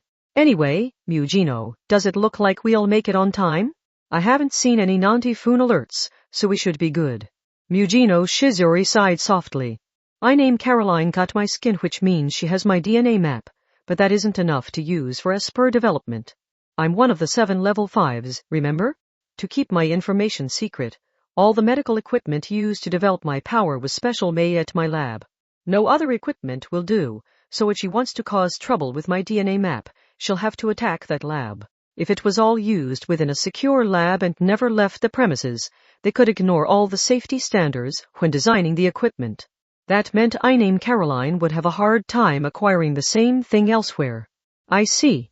That would explain why she spent so much time gathering research data using her online marriage scams. She must have wanted plans for that equipment, or at least enough secret data to create replacement machines for what's too difficult to get out of the lab. But that tells us she would have a hard time getting into the lab. She's having trouble. So if we attack the lab first, we can hide inside and set up an ambush. If she could get everything she needs with those marriage scams, she would have finished by now. Which means she can't get it all. She'll eventually get impatient and take more forceful measures. And if we know Honey Queen will attack there, I want us in control there first. But like she had said, that secret lab was secure enough that even I named Caroline and Takuo Mary wanted to avoid attacking without a plan. On the surface and in secret, it was no ordinary lab. Hula hoop, said Mugino Shizuri. That's the world's most powerful particle accelerator buried deep below Academy City's outer wall. Huh. What better place to develop an electron beam level 5? But isn't Hula Hoop's control center located below District 23? Officially. But most every facility that large has a higher-level lab hidden within it. The official side gets all the responsibility on paper, but the hidden side gets priority on using it in secret. One building looked out of place in the district of international transfer students. Its vast grounds were surrounded by a tall wall, and the building itself had a futuristic design similar to an airport terminal. Its purely functional beauty was a blot on the scenery, and the giant facility sat right smack in the middle of a residential area with no explanation of its purpose. Takatsubo's mouth formed a small triangle while she held the joystick. That's the most lab-wide building I've ever seen. It's perfect camouflage. Nothing could be more uninterestingly common in Academy City. But the UAV controlled by Takatsubo failed to reach the space above the lab. Something happened as soon as it moved out from between two glass-covered skyscrapers. With a sizzling sound, the 5-tablet 180-degree view suddenly went dark. Mugino leaned forward a bit. Something just happened. Isn't this your lab, Mugino? Don't you have information on its defenses? Defending the lab isn't my job. Also, this isn't a problem. The 5 tablets instantly switched to the view of a different UAV. They had more than one in flight. It may have been similar to a soccer video game, where a single person controlled the entire team. UAV-Cam 02, manual mode. This one was flying along with the first one, so it should have seen everything. With the wide view still in place, Takatsubo opened a smaller window and quickly rewound the footage to the moment UAV-Cam-01 was destroyed. But that didn't tell her much. After a light like a camera's flash or welding, the UAV suddenly exploded. That was a laser weapon, concluded Mugino. And not a single, straight-line optical weapon. I thought there was an unusual number of skyscrapers in the area when they're guarding their secrets with a tall wall. They must have sprayed a special coating on the glass without permission.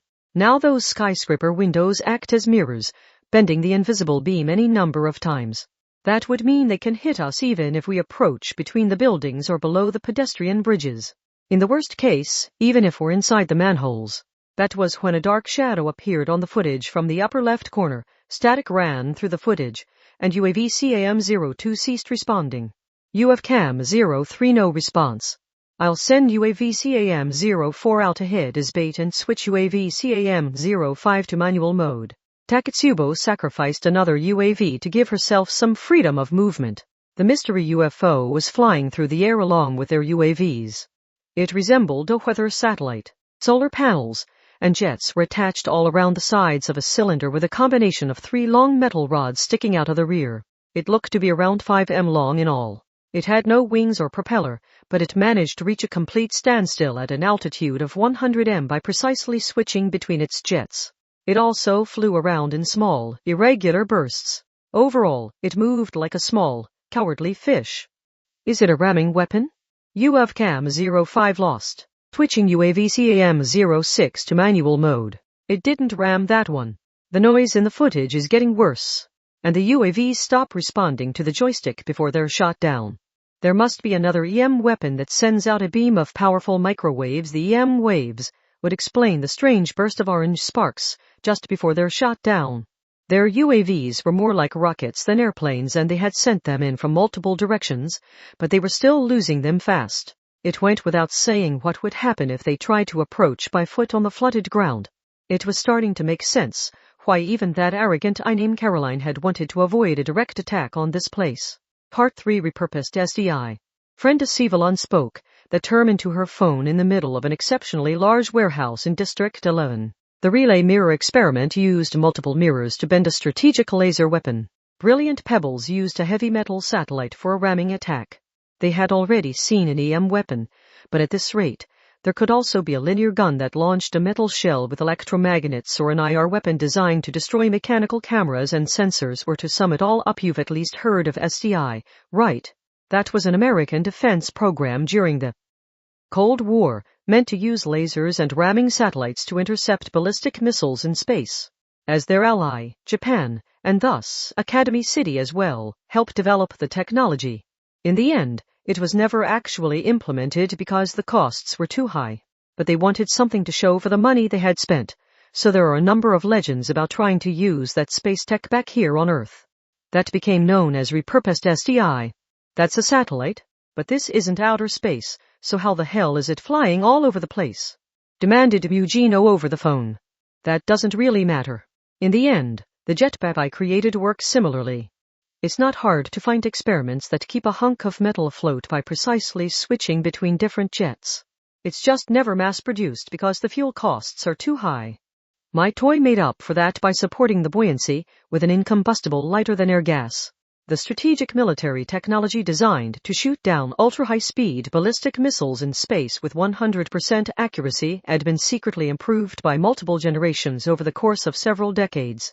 If any human or vehicle were to approach, it could be torn to shreds by the multiple layers of that defense network. This violated anti-weapon and aviation laws, but what did that matter? After all, this was the secret lab that specialized in one of Academy City's 7 level 5s. Something like repurposed STI should be expected there. That building has the A/C units covered, unlike with ordinary skyscrapers, where they're exposed on the roof like they want someone to shove some poison gas in there. If the designer was that security conscious, a few secret weapons is hardly surprising. In the end, if this system is built to the same standards as the one protecting that Antarctic base run by a cooperative institute, then the interception rate should be around 99.99%, I think. What are we supposed to do about that? Not one of those flying drones made it above the lab. Damn it, Taketsubo. Don't just waste those toys even if they are unmanned. In the end, do you have any idea how much each one costs? Not to mention that each one of them is a handmade Frenta-chan masterpiece. Is there anything we can do? In the end, yes. With a dull metallic clunk, Kinuhata Sei pulled something in from the shadows. It was a 7M piece of metal weighing more than 25 tons. Kinuhata didn't even bother with the excavator-style treads. She forcibly dragged it using the physical boost provided by offense armor. Oh, God. This thing's super heavy. This had better be what you wanted, Frenda-san. It's perfect in the end. Load it into the support organization's truck. Frenda nodded in satisfaction as she looked at a military vehicle with a humongous container on its back. So, Frenda-san, do you spend super all your time in here making bombs? This is just where I store things. I do the mixing and construction in a proper container lab. Different types of bombs are created using different devices and follow different rules, so in the end, it's easier for the lab to be a cheap space, where I can swap out everything inside rather than have a giant space with everything I could ever need inside. I need to adapt quickly like that if I'm going to keep up with the latest trends. Why can a bomber like you move around so super freely? How do you propose they ban it? In the end, you can make jet fuel by purifying the algae you can find floating in the water just about everywhere. And if you abuse that, you can make a pretty nasty explosion. Frenda seemed unusually high energy, but that wasn't just from the new flavor of energy drink. Frenda, the Academy City bomber, was the kind of weirdo who got excited when she smelled explosives. Also, sorry about this. In the end, I had the item, but I can't drive. Super, what's the point of collecting things you can't use? I normally use an AGV to move things in and out of storage, but I can't do that thanks to the typhoon and the lightning. There's too much electrical interference for the EM vehicle guidance markers on the floor to work right. Kinuhata had dragged out what was known as a multiple rocket launcher. If the launch container was raised and its 12 giant rockets were fired, that strategic weapon could scatter 700 bomblets per rocket. That meant a single button was enough to obliterate an enemy ground force, with more than 8,000 bombs spread out over a wide area. No matter how accurately the repurposed STI can attack intruders before they arrive, it can only shoot down so many at once. So if we saturate the sky with dangerous targets, their precious interception weapon won't be able to spare us any attention. Because if they miss even one of those bombs, their own lives are at risk. You mean if we run along the ground during that time, we'll be super safe? Well, in the end, this tech is simple enough that it was supplied to external cooperative institutes. Its accuracy is 99.99%, remember? That means we can overload it as long as we launch at least 10,000 targets at once. That rocket launcher was the HSMLR-05, Aka meteor shower. And everything inside, from the solid fuel to the warheads, were Frenda originals. Frenda Evelyn grinned as she viewed the device designed to launch a meteor shower of explosives and metal balls. In the end, you never want to underestimate the Academy City bomber. Part 4. Their saturation attack began. A pair of personal watercraft with sleek, futuristic designs bounced over the choppy waves in the muddy water and cut across Academy City District 14. Yujino and Taketsubo had met with Frenda and Kinuhata, and now they rode alongside each other. The journey wasn't easy thanks to the typhoon. Wow. In the end, I can barely keep in control. Don't just focus on the current, frienda. Focus on the wind too. If that powerful crosswind hits you, you'll capsize. The wind had torn the blades off of a wind turbine and they flew spinning toward item. Just as Frenda instinctually ducked down, the water nearby burst upwards in a splash of muddy water more than 10 m tall. If that had splashed up directly below them, they would have capsized for sure. The rainwater infrastructure must have been overtaxed and a manhole cover had shut off from the pressure, but with the streets flooded, it was impossible to tell where the danger was. The pair in the back seats weren't having much more fun. Takatsubo-san, with all this rain, you need to hold on tight or you'll super slip off. No using offense armor, Kinuhata. You would break Frenda's hips and tear her in half. Meanwhile, a single thin trail of smoke shot out ahead of them overhead. That was a jamming missile that would emit jamming signals to neutralize the enemy radar. It wasn't clear how effective that would be, and it would be shot down eventually. Once they recovered from their confusion, the lab would realize they only had to launch an anti-radar missile that would automatically fly right toward the source of the jamming. Still, it would be worth it if it confused the lab's interception control system and made them doubt their own equipment specs. Then a gray group passed by above the two personal watercraft. That was the multiple rocket launcher meteor shower launched on a timer and aimed at a fixed target. The 12 large rockets came apart mid-flight, releasing the explosives packed inside like fish eggs. There were more than 8,000 of the explosives shaped like bowling pins. Their unbalanced center of gravity would give them a stable flight while they rained accurately down in a tightly packed pattern across the area. Good, good, good. We'll be fine as long as they aren't shot down before they release the bomblets. In the end, I was a little worried about the typhoon, but their course corrections are working just fine. I don't think the crosswinds are going to blow them into any student dorms or anything. After several bright flashes of light, orange explosions overlapped overhead. The lab had started making full use of the repurposed SDI, including the relay mirror laser weapon. But the 8,000 bomblets couldn't all be shot down right away. The system had an accuracy rate of 99.99%, so more than 10,000 targets would overload its capacity and targets would start to get through. However, Item's ambush plan wouldn't work if they really bombed the lab into dust. The 8,000 was about right to keep the enemy busy for the time being. Takatsubo looked expressionlessly up into the sky while holding onto Mugino's back. Wow. Mugino, we need to get in there before the fireworks show is over. In the end, we'll be sliced apart by that glass laser if we don't. The roaring of the wind was changing from moment to moment like it was alive, but fighting it wasn't going to speed up their progress. Slicing through the winds with Mugino's meltdowner would only have a minimal effect. They had to use building walls, large signs, truck trailers, and anything else that would shield them from the wind as they kept their personal watercraft moving. Whoa, cried Takatsubo without thinking.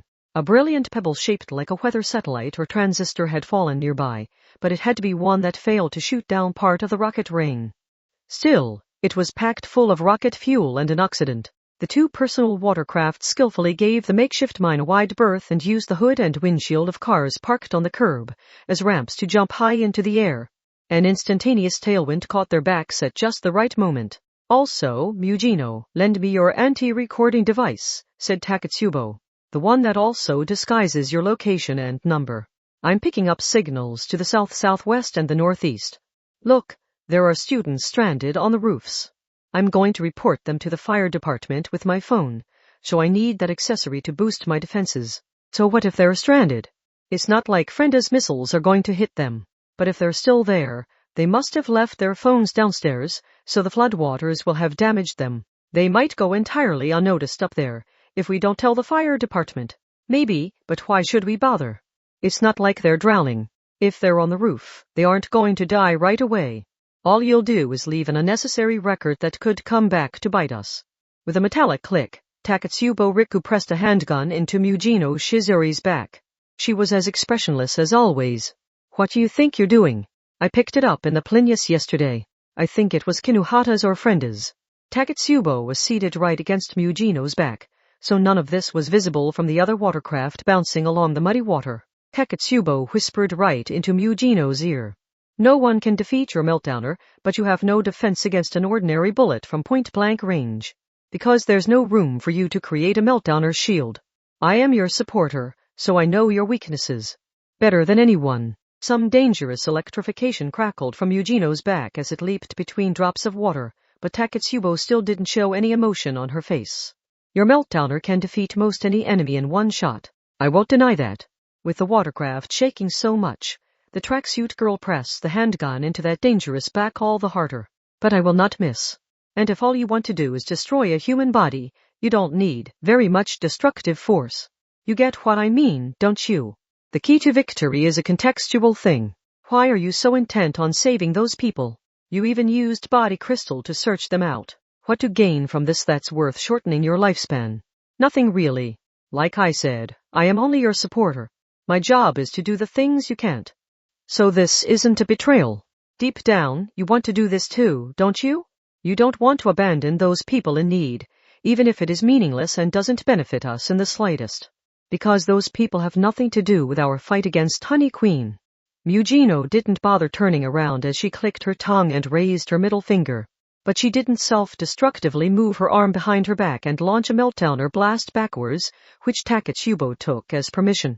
Taketsubo held tightly to her teammate's back again while she attached the borrowed device to her phone's bottom port and called someone. They were approaching the tall wall. They weren't even close to the main gate, but in the end, I'll go in first. Kinuhata, I need you on standby. Super yeah. Kinuhata removed her arms from around Frenda and instead placed her hands on Frenda's shoulders. Then she moved out in front of Frenda like a game of leapfrog. Kinuhata placed her butt on the vehicle's front hood, activated a fence armor, and kicked the thick wall with both feet the instant they collided with it. They broke through. The two watercraft passed through the large hole, entering the lab's grounds. The fireworks show began to lose steam. They had filled the sky with so many explosives, but it looked like the defense system really was going to shoot them all down. If they didn't make it in time, it was all over. Once all the decoy rockets were used up, the defense system could focus on item instead. Then the lasers, linear guns, and ramming satellites of the repurposed SDI defense network would wear them down and kill them. Item approached the futuristic building that resembled an airport terminal. They didn't expect the sturdy front door to open if they rang the bell. But Eugeno, I recommend aiming a bit left of the front door, said Taketsubo. You got it. With a deafening sizzling sound, a 2M hole was melted in a thick bulletproof glass window. Eugeno Shizuri had created a new entrance for them. Once inside, the watercraft skidded along the polished floor before coming to a stop. The intellectual scientists in lab coats were shocked at first, but they paled and put their hands in the air as soon as they saw Eugeno Shizuri. Yikes! I isn't that lady Eugeno. Are you kidding me? If we'd known it was her, we wouldn't have even bothered resisting. There's no way we can beat a monster like her. Eugeno chuckled and brushed her wet hair back with a hand, but the rest of item had small triangles for mouths. So this was Eugeno's lab. She appeared to have the staff well trained. I only want one thing. Give me full authority over the lab's security right this instant. If we could get in, so could someone else. Does the name Eining Caroline ring any bells? You there, the one looking awkwardly away, you didn't let a 10-year-old trick you into an online romance, did you? But she's through stealing bits and pieces through those marriage scams. At this rate, Honey Queen is going to try to take over this lab in person. So hurry. Part 5. The typhoon had directly hit the city. On this of all days, the voice on the phone with flaxen hair and a tight skirt suit had ordered Muber to one of her hideouts, a rundown apartment in District 7. Muber was an app that let you order food from any restaurant and have it delivered by bicycle. Oh, yes. Eating Menya Ikeda's extra-rich tonkatsu ramen on a rainy day like this is my idea of paradise. It were always like this for me, and the Mentako rice side is to die for too. The soaking wet bicycle delivery boy gave her a deeply resentful look, but the entire point of the delivery service was to get people food on days where going out was difficult. And the voice on the phone, being who she was, probably thought forcing the poor delivery boy out into the storm was half the fun. After getting the college-age delivery boy to leave quickly by giving him a 5-star rating, she carried the noodle bowl and rice bowl to the small room's tea table. It was mealtime, which meant setting all her work aside. She also made sure to grab an ice-cold can of beer. She lit the menthol-flavored cigarette in her mouth and switched on the TV to hear the familiar, intense but somehow also relaxed voices of the shopping channel. She had no interest in buying a new microwave, but she always ended up watching anyway. She settled in to watch when an emergency alert appeared at the top of the screen. A cluster bomb terror attack in District 14. Possible connection to a lab in the district. The voice on the phone's face silently paled. The intoxication of the long 500 ml can vanished instantly. That was the secret lab for Meltdowner, one of the level 5s. It was meant to blend into its surroundings, so the media shouldn't be discussing it in any capacity. Not to mention wait. Don't tell me oh. Oh no. I'm in charge of an item, so does that mean I'm responsible for keeping Mugino's data secure? Why is it always like this for me? Her phone rang. It was from the great director Nakamoto, who was a known gourmet, and had inspired some unconfirmed rumors regarding cannibalism. He was brief. What are you going to do? Hanano Chaobai was just one of her disguises. It was only a preset face meant to get people to drop their guard, so she didn't normally use that identity's timid way of speaking. Nevertheless, the tearful and trembling girl's instinct was to use that puppy dog voice here. Her body knew she was dead if she couldn't curry his favor. I will do everything in my power to solve this problem. Part 6. I name Caroline and Takeo Mary of Honey Queen would be arriving soon. And yet where are they? While this was a lab, not all of it was dangerous experiment rooms with warning signs and icons on the doors. Item was currently speaking in the staff recreation room. Taketsubo Riku expressionlessly asked that question, while drying her hair and tracksuit with a towel. Mugino Shizori didn't even bother hiding her irritation, as she repeated the question herself. Where are I name Caroline and Takeo Mary? Where are Honey Queen?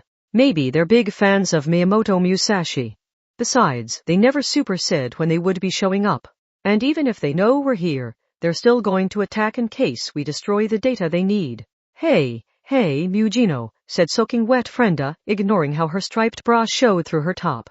What do they research here? You only call them Meltdowner projects, but that doesn't tell us anything. This big building couldn't have been cheap, but it's not like Honey Queen needs everything in it. If we knew what former head researcher I name Caroline's top priority target is, defending would be a lot easier.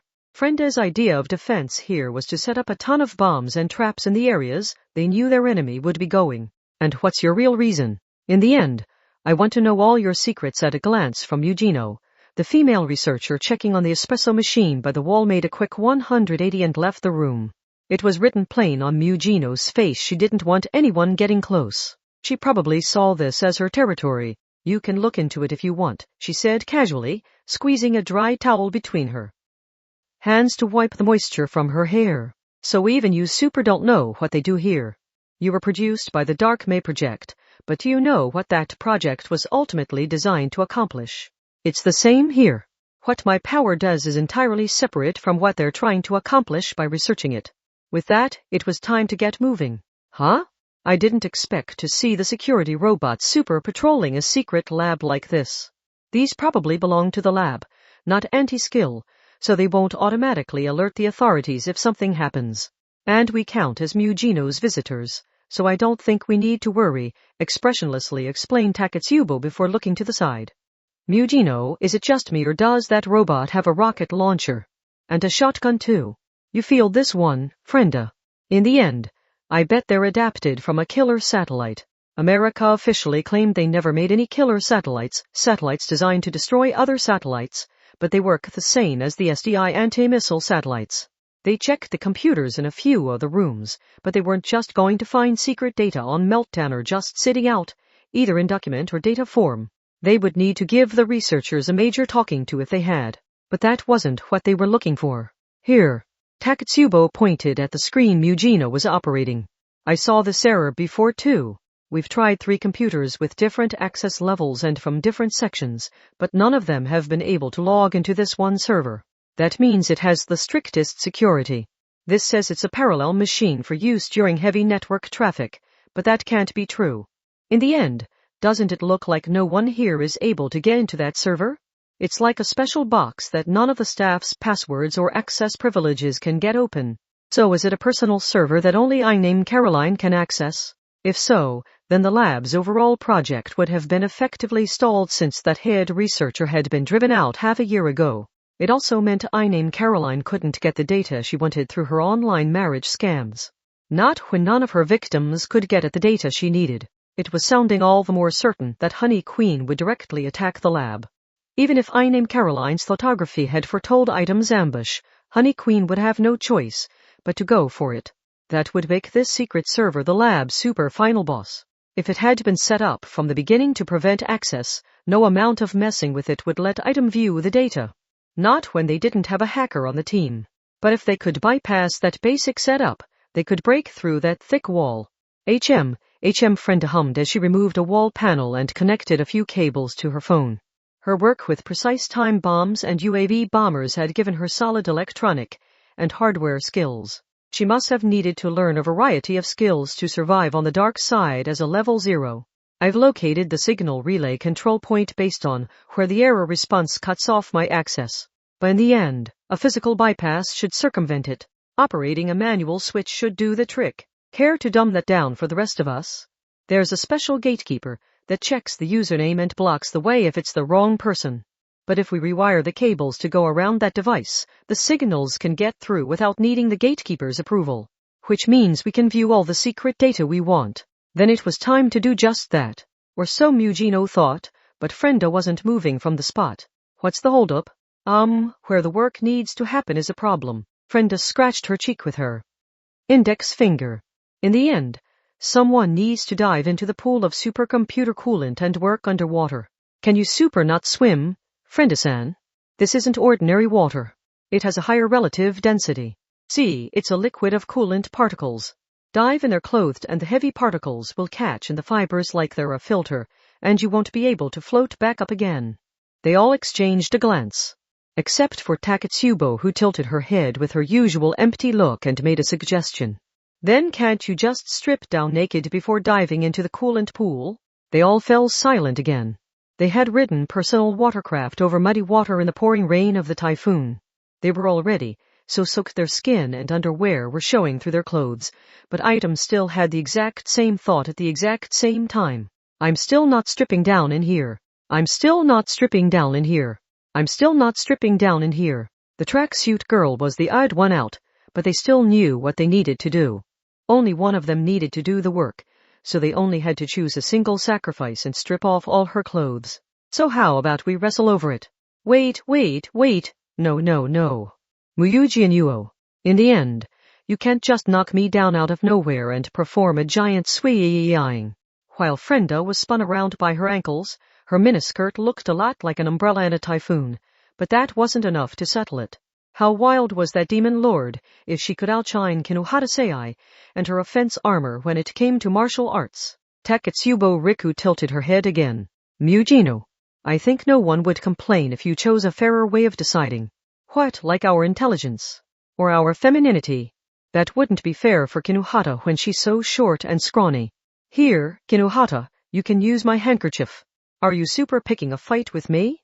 If you wanna wrestle, then let's fucking wrestle. You little the casual barb, made Kinohata lower her head and mutter something in her murderous #1 mode, but that wasn't what Taketsubo had meant. Not that she said anything to comfort Kinohata. Taketsubo pulled out a deck of cards she had picked up in the recreation room. How about we play cards? Everyone knows how to play Old Maid, and I think that game is more about luck than strategy. Part 7 Item sat in a circle so each turn would go Mugino, Taketsubo, Frenda, Kinohata. Okay. In the end, I'm putting the joker in now. Frenda quickly dealt the cards to the 4 of them. It started out with 13 for each plus the 1 extra, but it was unusual to hold on to all of those. Any numerical pairs a player was dealt would be discarded right away. TCH. I didn't get many pairs. Oh, in the end, I can discard these, the 3 of clovers and the 3 of hearts. Ugh, I mean, it super isn't anything. In fact, my hand is looking great. I can discard this jack of diamonds and jack of clubs too. Mugino, aren't you curious about this card I have sticking up above the rest? Wait, don't start playing yet. In the end, sorry, but I have more to discard. Like this 8 of spades and 8 of diamonds. The other 3 all stared at Frenda. This was looking mighty suspicious. As much as the game was based on randomness and luck, why was she the only one with so many pairs to discard before the game even began? The fact that her initial hand of 13 cards was down to just 2 caused their suspicions to explode. If Frenda had one of her cards taken and then got the pair to her remaining card, she would win. In fact, wasn't Frenda the one who dealt the cards in the first place? I thought it was weird she volunteered to be helpful for once in her life. And it was Super Frenda-san who gave me all that advice about cheating in that illegal casino. Oh, I get it. You only pretended to shuffle the deck, didn't you? And then you dealt all the matching cards to yourself to give yourself a super advantage. She cheated? What are you even talking about? In the end, accusations of cheating don't mean a thing unless you grab the player's wrist while she's doing it. Ah ha ha. Everyone's gazes collided. That instant marked the death of the fair and fun spirit of cards beloved by the Earl of Sandwich. Frenda soon grew visibly tearful. Hey, what's the deal? In the end, I've never played such a long game of Old Maid. That giant discard pile clearly has more than 53 cards in it, and I just got the ace of spades even though I know for a fact I discarded it earlier. Just to be sure, this is Old Maid we're playing, right? And who introduced cards from new decks by the same company. Huh. Sounds like one of those super mysteries we'll never find an answer to. Mugino. Did you just reach behind your back to vaporize a card you wanted to get rid of? Using a small meltdowner orb, I'm guessing. You must be imagining things. The total number of cards was blatantly growing and shrinking, and one of them somehow discarded a pair of jokers in the most hellish game of Old Maid ever seen, but it did eventually end. The final two players were Frenda and Takatsubo. They had finally reached the real challenge of Old Maid. The game wouldn't be so exciting if it didn't come down to two players with either one or two cards, forcing them to a 50/50 chance of getting the joker or not. Frenda had one card and she had to select one of Takatsubo's two cards. Since Frenda was leaning back in a defensive pose, she probably didn't have the joker. Takatsubo was leaning eagerly but expressionlessly forward, hoping Frenda would choose the landmine. It all came down to a choice between left and right, but GRR. In the end, Takatsubo has the perfect poker face. Peering into her eyes doesn't tell you anything. And I can read you like a book, Frenda. Is she somehow reading my AIM diffusion feel? No. In the end, that's another bluff meant to rattle me. Frenda, I will not lie to you. It's on the right. The card on the right is the joker. In the end, I accept that you aren't lying, but are you talking about my right or your right? Oh, I didn't think of that. The fact that wasn't even a calculated tactic is what makes you so hard to read. Sweat-soaked Frenda's fingers wandered uncertainly before finally choosing the card on her left. She felt like she had tried using all her logic to disarm a time bomb, but it ultimately came down to trusting in her luck and cutting either the red cord or the blue cord. And I lost. Hell yes. In the end, I'm out with the 8 of hearts and the 8 of clubs. Frenda slammed down her final two cards and struck a victory pose. This meant Takatsubo Riku would have to remove her tracksuit and dive into the coolant pool. However, do you super think she could do it? I think this confirms she can sense something even without body crystal. Then why did she lose? And she super doesn't seem bothered by it. She might have known what Frenda was thinking and invited her toward a victory to help calm us all down. Part 8. The coolant pool was in the back of a lab. It was more than 2 m deep and covered even more space than a convenience store. It looked like clear water, but the rippling surface seemed somehow thicker than normal water. According to Frenda, sinking in while dressed would allow the clothing fibers to gather the coolant particles like a filter and prevent you from ever rising back to the surface. This is a radio and these are the tools you'll need. In the end, keep everything on camera and follow my instructions, said Frenda. Okay. How long will the work take? Asked Takatsubo. Around 10 minutes, I think. Hold on. How will she have enough air? Asked Mugino. Kinuhata tossed over something like a portable cooker's gas canister. Frenda attached it to a metal pipe arranged in a fairly complex shape. She was creating a makeshift oxygen tank by customizing the kind of oxygen canister used in indoor gyms. It was shaped more confusingly than a simple burner used to roast the surface of meat or fish. This won't last an hour, so be careful. In the end, we can't predict what kind of trouble could keep you down there longer. Okay. Don't just breathe in the oxygen. The trick is to breathe out the carbon dioxide while closing the valve to keep the water out. Time to take this off. Takatsubo didn't hesitate to strip off her tracksuit. Kinuhata and Frenda got an unexpected eyeful of bare skin from head on, so they awkwardly looked away. Don't look anywhere near that super big in her tracksuit. Those boobs are wasted on her. Don't let it bother you. In the end, Everyone loves our friend Chan, because of the perfect balance I show in all my measurements. If my boobs were any bigger, it would mess with that balance, you see. So shut up, I'm not crying. After stripping off her underwear too, Taketsubo Riku sat down on the poolside, stuck the makeshift oxygen tank's pipe in her mouth, and slowly entered the coolant, feet first. The liquid appeared highly transparent, but once she was fully submerged, she couldn't be seen from the poolside. Frenda spoke to her over the radio. Keep your right hand on the wall and slowly follow that. You'll find the maintenance panel at a corner 15m from here, so use that as your landmark. Okay. Taketsubo's voice sounded muffled, but that was due to the pipe in her mouth, not the quality of the radio. While Taketsubo walked through the coolant pool, the other three followed along outside the pool. Once you have the control panel open, aim the camera at the inside. I want to check the arrangement of wiring and switches. This? Frenda viewed the footage they received and got to work with her right hand. The other two wondered what she was doing and found she was drawing out a wiring diagram on memo paper with a ballpoint pen. Mugino viewed that from the side and pointed at one part. #2 and #7 are traps, so don't touch those. Also, this isn't communicating the signal using anything as obvious as a wired connection. Mugino, do you see how #5 and #6 are unnaturally close together? Instead of using the electricity, they're communicating with each other using the faint magnetism that leaks out around the wires. That kind of contactless communication means you'll never reach the signal's destination if you only follow the paths drawn out on the wiring diagram. Frenda knew a lot about circuitry as a bomber, but Mugino figured it out faster.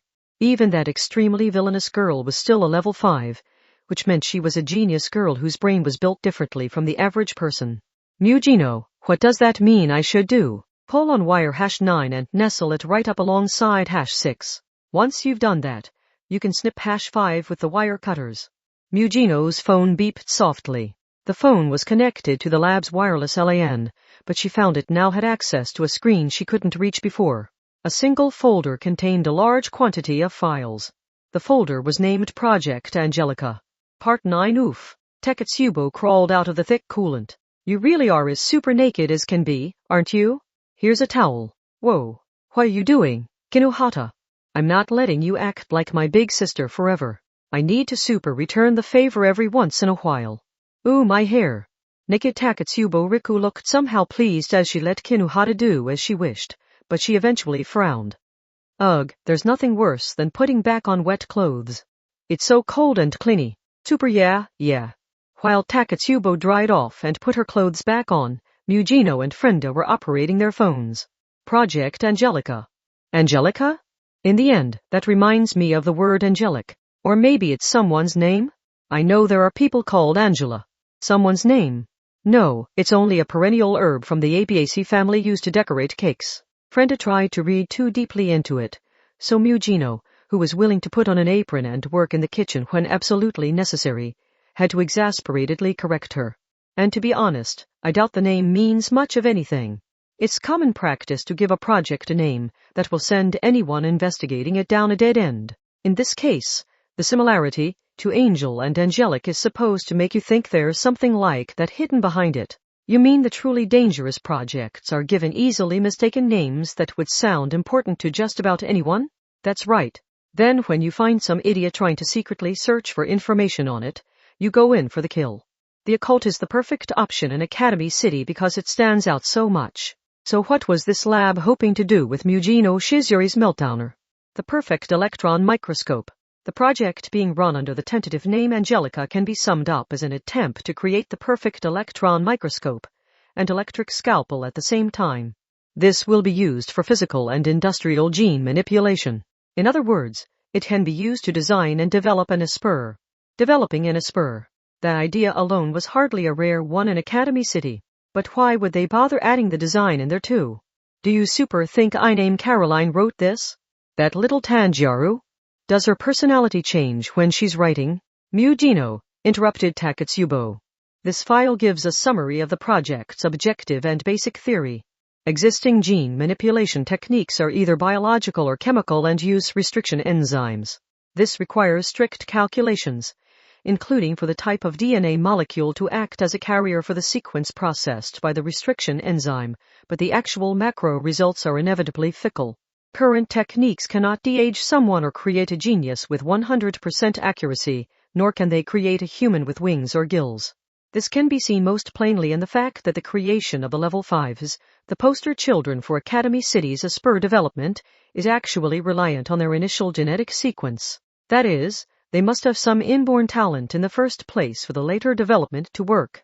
When such rare talent is required, not all researchers will be able to develop their specimens as desired. The basic concept is closer to investment or gambling than it is science. Anyone in this field will know countless colleagues who were ruined after they received massive amounts of advance funding, but could never achieve the results they promised. We are supposed to be scientists. We must eliminate all financial risk from our work, but that is a problem we will never be rid of as long as we continue using existing methods. Angelica will fundamentally fix that reliance on coincidence. This problem will never be solved as long as we continue treating living beings as living beings. A true solution requires using a purely industrial approach that treats genes as components to be physically manipulated. In the end, what's this talk about physical and industrial? So like robots. I super find that hard to believe. You mean we're going to see Tyndalls with minds of their own wielding Asper powers? There were heretical researchers lurking on the dark side who were attempting to create practical cyborgs or androids, but that didn't seem to have any direct link to Mugino's meltdowner. Machines. Wasn't there some research into using Mugino's power in the field quantum computing and data transmission since it can fix electrons in a certain state? Asked Takatsubo. But it doesn't sound like that's what this means by industrial. Look at this file. It gives more details. To reiterate, Angelica refers to the perfect electron microscope and electric scalpel as a set. If this device is used on human genes, it can accurately cut away exactly the number desired. So instead of using chemicals and DNA molecules and then waiting for the reaction to show itself, you could see for yourself and use your own hand to directly slice to the genes. Think of it like editing a movie on old-fashioned film. Realizing this technique will require the cooperation of a powerful Asper with the ability to control electrons. There are reports of the railgun using EM waves to produce a macro-reflected wave radar, but there are no examples of her using electrons themselves to cut anything. She has a tendency to avoid that and instead uses magnetism to vibrate iron sand. It is unknown if this is because she was only recently recognized as a level 5, or if it is a permanent problem. Since we want both an electron microscope and an electric scalpel, it seems best to start with Meltdowner as a base since she does directly burn through things with electrons. With the level 5 help, she could manipulate people's genes to evolve them however we wanted. She could evolve every last human to level 5, or she could devolve any level 5 into a powerless level 0. Angelica would let a single person perform everything that Academy City is attempting to do. They were speechless. Even the Mugino Shizori. Angelica wasn't just about manipulating electrons or people's minds.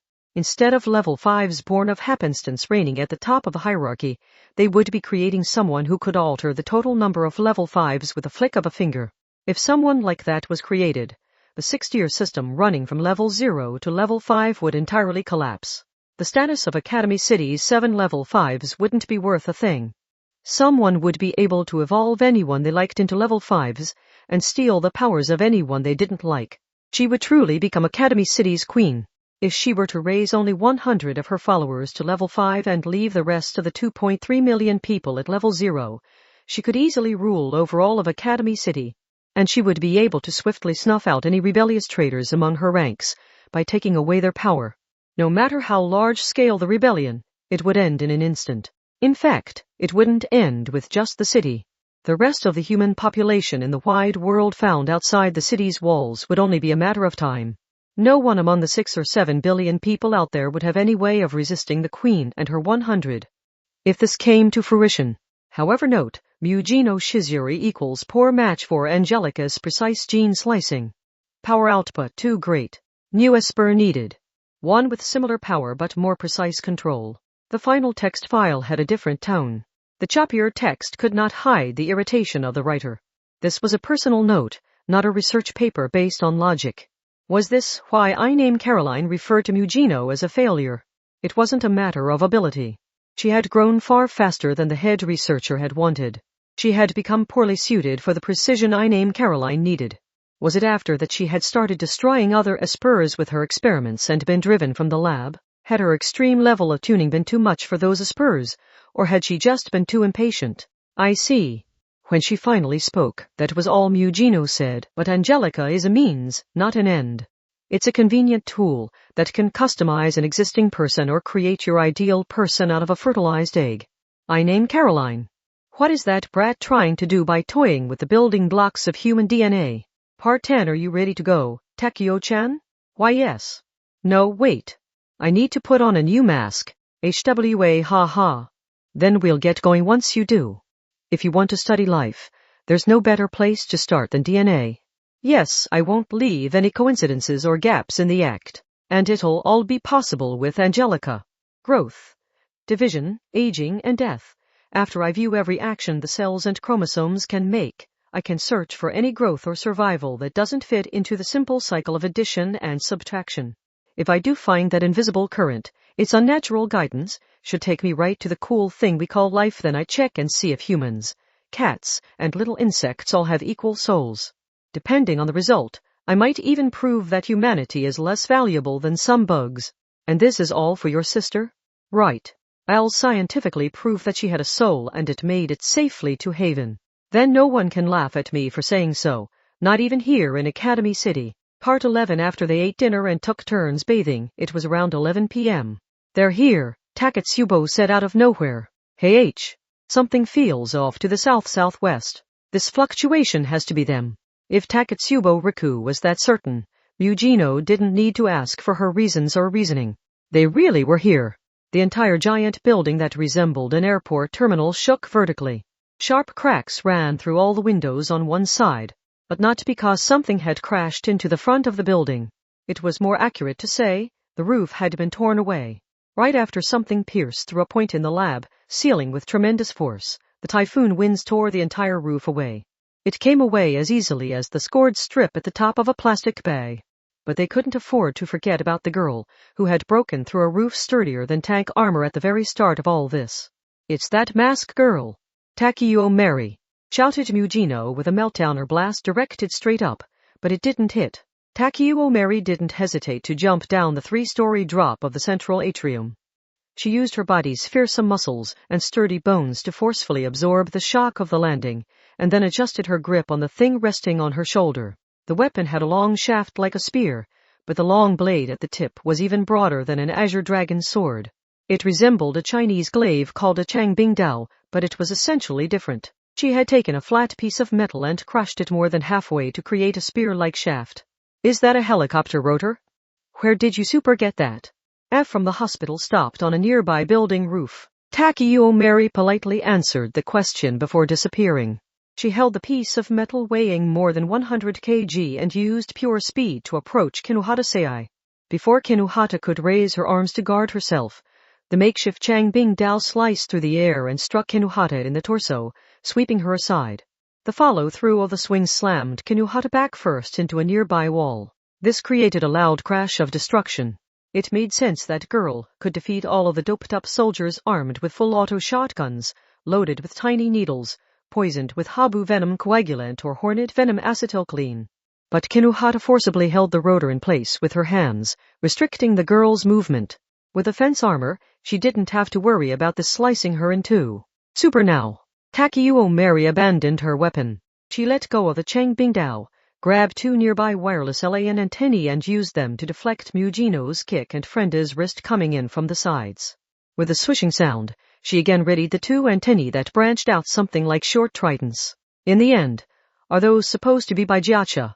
That's the Chinese version of a parrying dagger. Frenda's shouted explanation was cut short. A wire thicker than an index finger was wrapped around Takeo Mary's ankle with a weight attached to the end.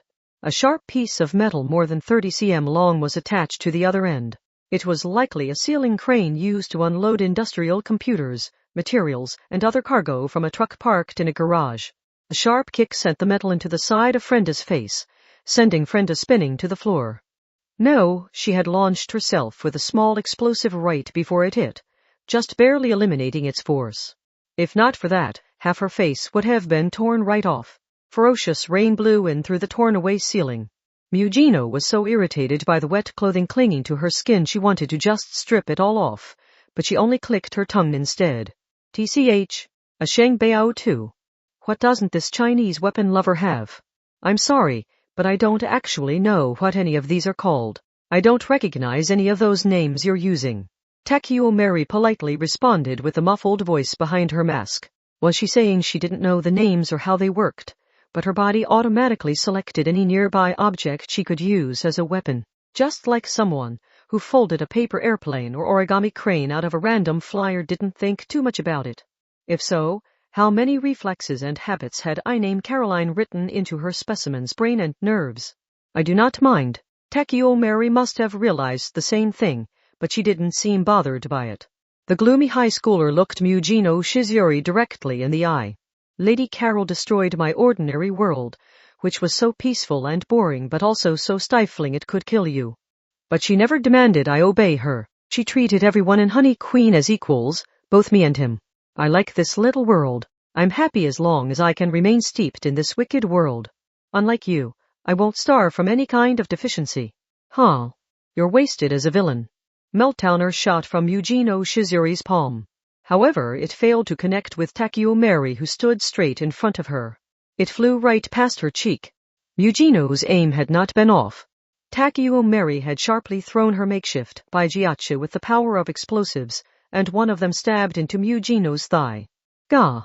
Like I told you, if Lady Carol asks me to, I will win even if it means fighting you. She has guts. What kind of idiot would challenge me of all people to a head-on shootout? Mujino clenched her teeth at the pain that felt like being stabbed by building rebar, but the corners of her lips also rose. She formed a violet smile. She revealed her identity as a battle freak who didn't care what she gained or lost from the fight. She had determined this girl was worth fighting. The air roared as it blew down from above. The Shengbao, a large piece of metal attached to a thick wire, flew towards Mujino's head like an axe kick. She had no choice but to jump back and bear with the pain. The attached wire gave this weapon a different trajectory from an ordinary projectile, but that also limited its range. TCH, Mujino raised her right hand and took aim with Meltdowner, while Takeo Mary used a swing of her slender ankle to cut away the Shengbao, abandoning it on the wet floor. Unarmed Takeo Mary walked slowly forward. Her long braid swayed side to side, sending water droplets scattering as she approached Mujino with no hesitation whatsoever. This was no ordinary person. For one, no one with a stable mind would block Mujino Shizuri's way in an open space with no cover. This was obviously suicide, but she boasted the specs needed to survive it. She was even more of a threat unarmed than with those brutal weapons, because she was now free to move however she liked. Mujino was having fun. She enjoyed feeling the chill of death crawl up her spine. It had been far too long since someone had forced her to push past her limits. Takeo Mary. When your enemy's options are unlimited, thinking too hard is a good way to lose. Ha ha. Mujino arrived at that answer and held her palm straight out. She heard a lot of high-pitched metallic clinking sounds and noticed Takeo Mary had kicked up some junk and scrap metal from the wet floor and grabbed it in her hands. The large paper airplane surrounding an explosive lithium-ion battery was a Shen Huofeiya. Was the old-fashioned grenade made by forcibly opening a hole in a spray, hen and stuffing tissues inside supposed to be a Zhen Tianlei? Oh. Neither one ran or hid. They launched their attacks from head-on. A beam surged out and triggered an explosion in midair. The exploding paper airplane erupted with flames like a firework to weave through a gap in the explosion, sharply curving in toward Mujino. Fighting this girl was fun. She was a being of pure death and violence who dragged out enough of Mujino's endorphins to put her in extreme battle freak mode. At this point, Kinuhata and Frenda were reluctant to try and assist. An explosion sent talon-like metal shards slicing through the air, grazing Mujino's cheek and stabbing into her upper arm, but Mujino only corrected Meltdowner's aim. Instead of aiming for the vitals, she aimed where she expected Takeo Mary to be after a jump to the right. However, she missed. Her Meltdowner beam unnaturally veered off course and very nearly grazed Kinuhata Sei, who had been preparing a surprise attack on Takeo Mary from the side. I didn't screw that up. She did something to me.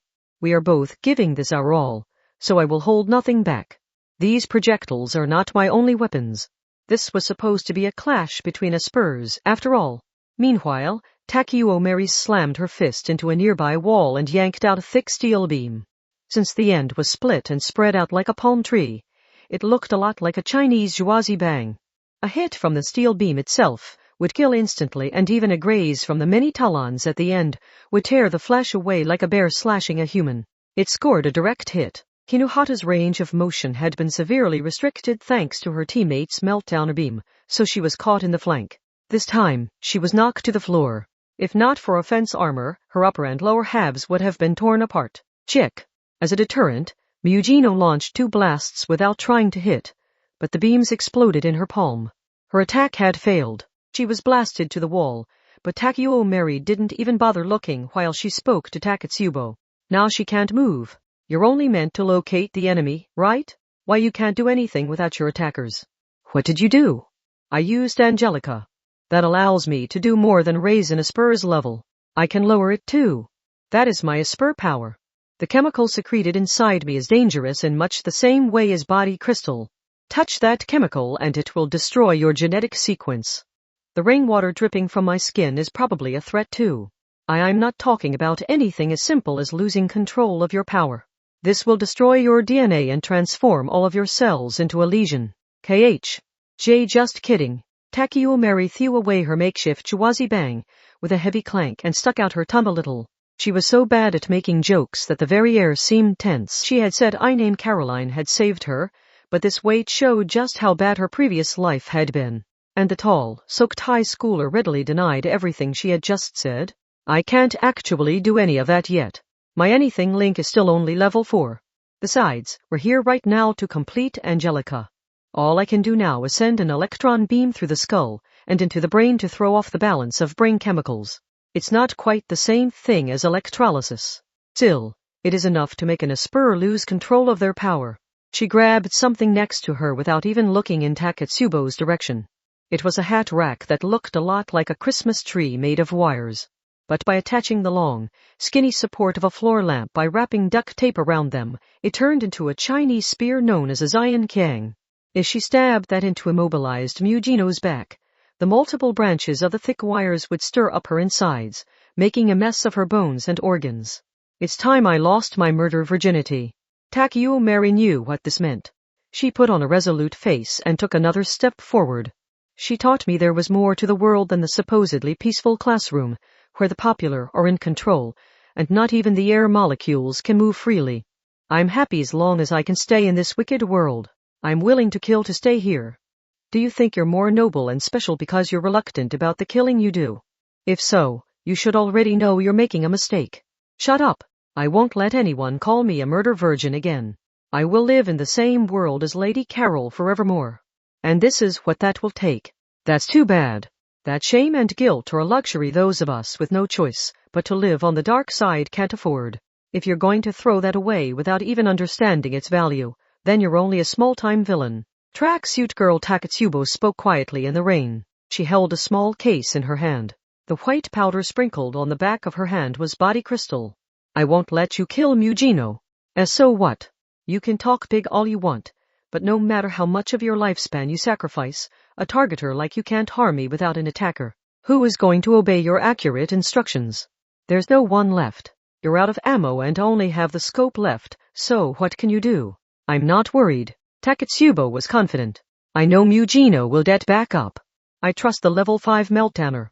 A scraping sound followed. Yujino Shizuri's right hand was dragging along the floor, while she remained collapsed with her bangs covering her face.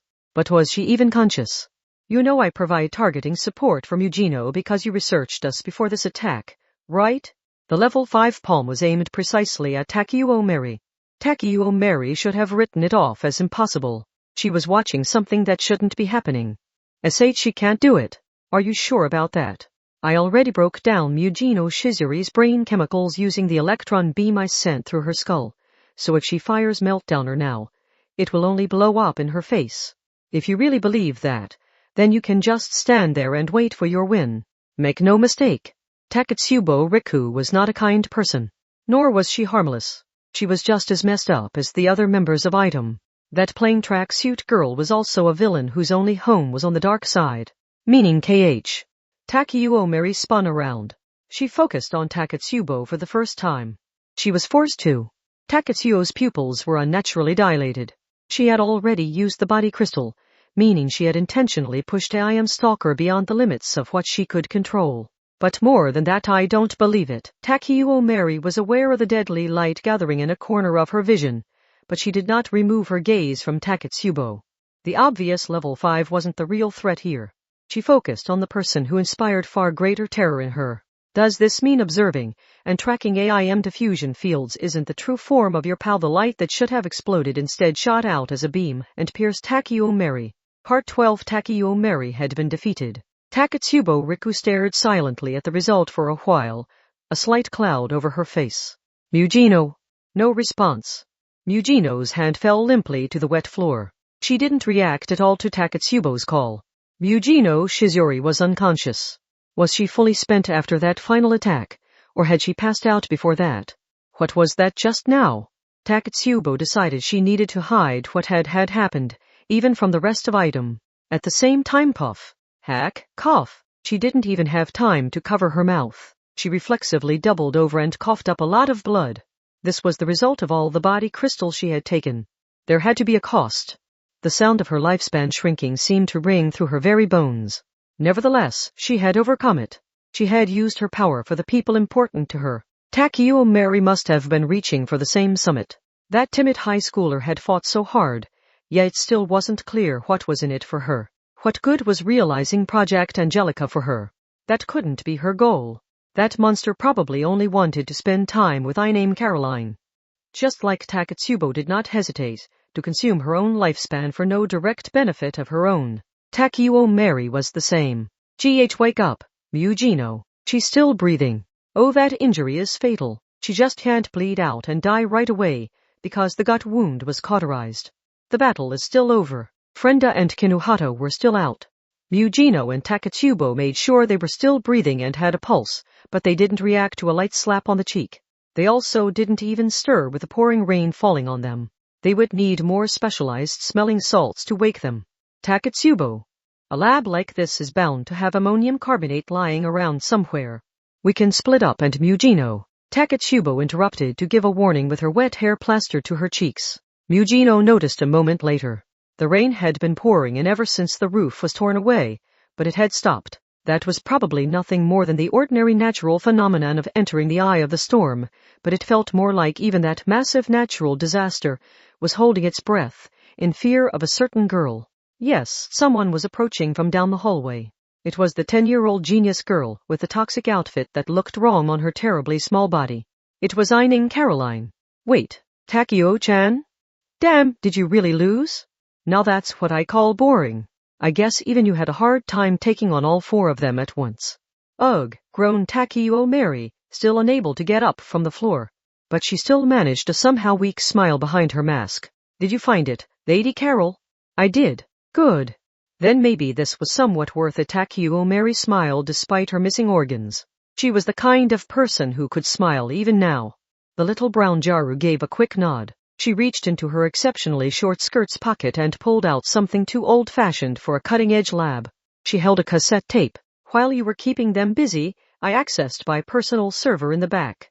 At times like this, you should take a lesson from what major corporations do when backing up the personal information they get on tens of millions of people with their point cards. If you want to securely back up your most important data, you've got to go with a cute digital magnetic tape. The discount hard disks sold in electronics stores are all just disguised non-volatile memory, so I really wouldn't trust them if I were you. Could I-Name Caroline control her personal server from any computer in the lab? She twirled the digital cassette full of her research secrets like she was performing a card trick, and then she inserted it between the wrapped wire at the center of her bikini's flat chest. Ha ha ha. It cracks me up. Now I have the full plans for the lab's unique medical equipment. It's honestly sad that all that effort was over this one tiny digital cassette. But if I combine this with Mujino Shizuri's DNA map, I can continue my research and complete Angelica without needing this stupid lab. It's only a matter of time now. And how are you going to find that time? The only time you have is her remaining lifespan. That's a valuable thing. A part-timer won't be handing out free samples of it on the street corner, spat Mujino, ignoring that she was so wet her underwear showed through her clothing. Even with that big hole in her gut, she still has to weigh twice what you do. Did you think you could escape my meltdowner while struggling to drag her along with your scrawny arms? I named Caroline titled her head a little. She twirled her bunny ears phone in a hand and looked down. Takeo-chan. Yes. Thanks for everything. Even at a distance, Eugino clearly heard the awful sound of a brain frying. The mask's straps came off Takeo Mary's ears, but she wasn't moving anymore. A line of red blood silently dripped from the corner of her exposed mouth. I named Caroline had a form of thoughtography. According to the hospital item, had brought their delinquent driver to, she used a special iron ink to burn a random pattern into the surface of the brain, obstructing the cranial nerves and thus preventing consciousness. With her gut burst open and multiple organs gone, there had been no saving Takeo Mary regardless. But I named Caroline had shown so little hesitation. Ah, and now a girl as little and cute as me can nimbly escape. Problem solved. What is wrong with you? Lame. Remind me who fatally wounded her? That blood dripping from her mouth isn't my fault, by the way. Stop acting all righteous when you're the one who killed her. That's just boring. I named Caroline twirled her blaster-assistant bunny ears phone with an icy expression on her face. She didn't stop with just the one. More sizzling sounds followed. This time, from unconscious friend Asivalon and Kinuhata Sei. Finishing off a downed enemy before they could get up again may have been standard practice on the dark side, but that wasn't the point. That eliminated the possibility of withdrawing. Not even finding ammonium carbonate smelling salts in the lab would help now. Those two would never wake up again unless that piece of shit's power was removed or she was erased from the face of the earth. Mugino. Takatsubo tried to say something, but Mugino didn't even look her way and held out a hand to stop her. She directed a slight smile toward the source of all this trouble. What choice do I have? Takeo-chan broke before I could turn her into a complete Angelica. She lost the functions I can trust in, so I see no reason to keep her around anymore. Mugino considered this while looking at collapsed and unmoving Takeo Mary. Maybe this was wrong since she was the one who had given that girl the fatal wound, but something about that girl reminded her of Butler Mugineyama, who would take her side at any time. There was nothing in it for Takeo Mary. She probably didn't really care all that much if Project Angelica was completed or not, and yet she had fought to the end, despite the lack of any real personal benefit.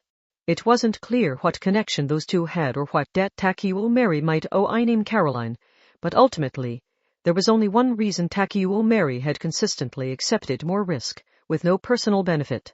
She had wanted to be with her. That little researcher had hit a roadblock in Project Angelica, destroyed some promising spurs in her impatience to get back on track, been kicked out of the lab, and found herself on the dark side with nowhere to go. That was who Takeo Mary had met. But instead of sympathizing with the troubled little girl, Takeo Mary had respected her for having what she did not. That was why she had grabbed the offered little hand. She had seen I named Caroline as worth looking up to, and she had believed helping her would put a smile on that little face. The shy and timid high schooler had mustered so much courage for someone other than herself. She had decided for herself how to use her life. She had chosen to throw out her own possibilities, turn her back on the law, and become a villain who had still chosen to act as a diversion for her partner. That dumbass had made the choice without any hesitation or regret. Takeo-chan was admittedly a valuable specimen, but I can create a new Angelica with your DNA map and the equipment plans on this cassette tape. And then, like I said, it's only a matter of time. This only delays the inevitable. Once I investigate the irregularities in DNA, I will eventually find a scientific definition of life and the soul. Hee-ha-ha.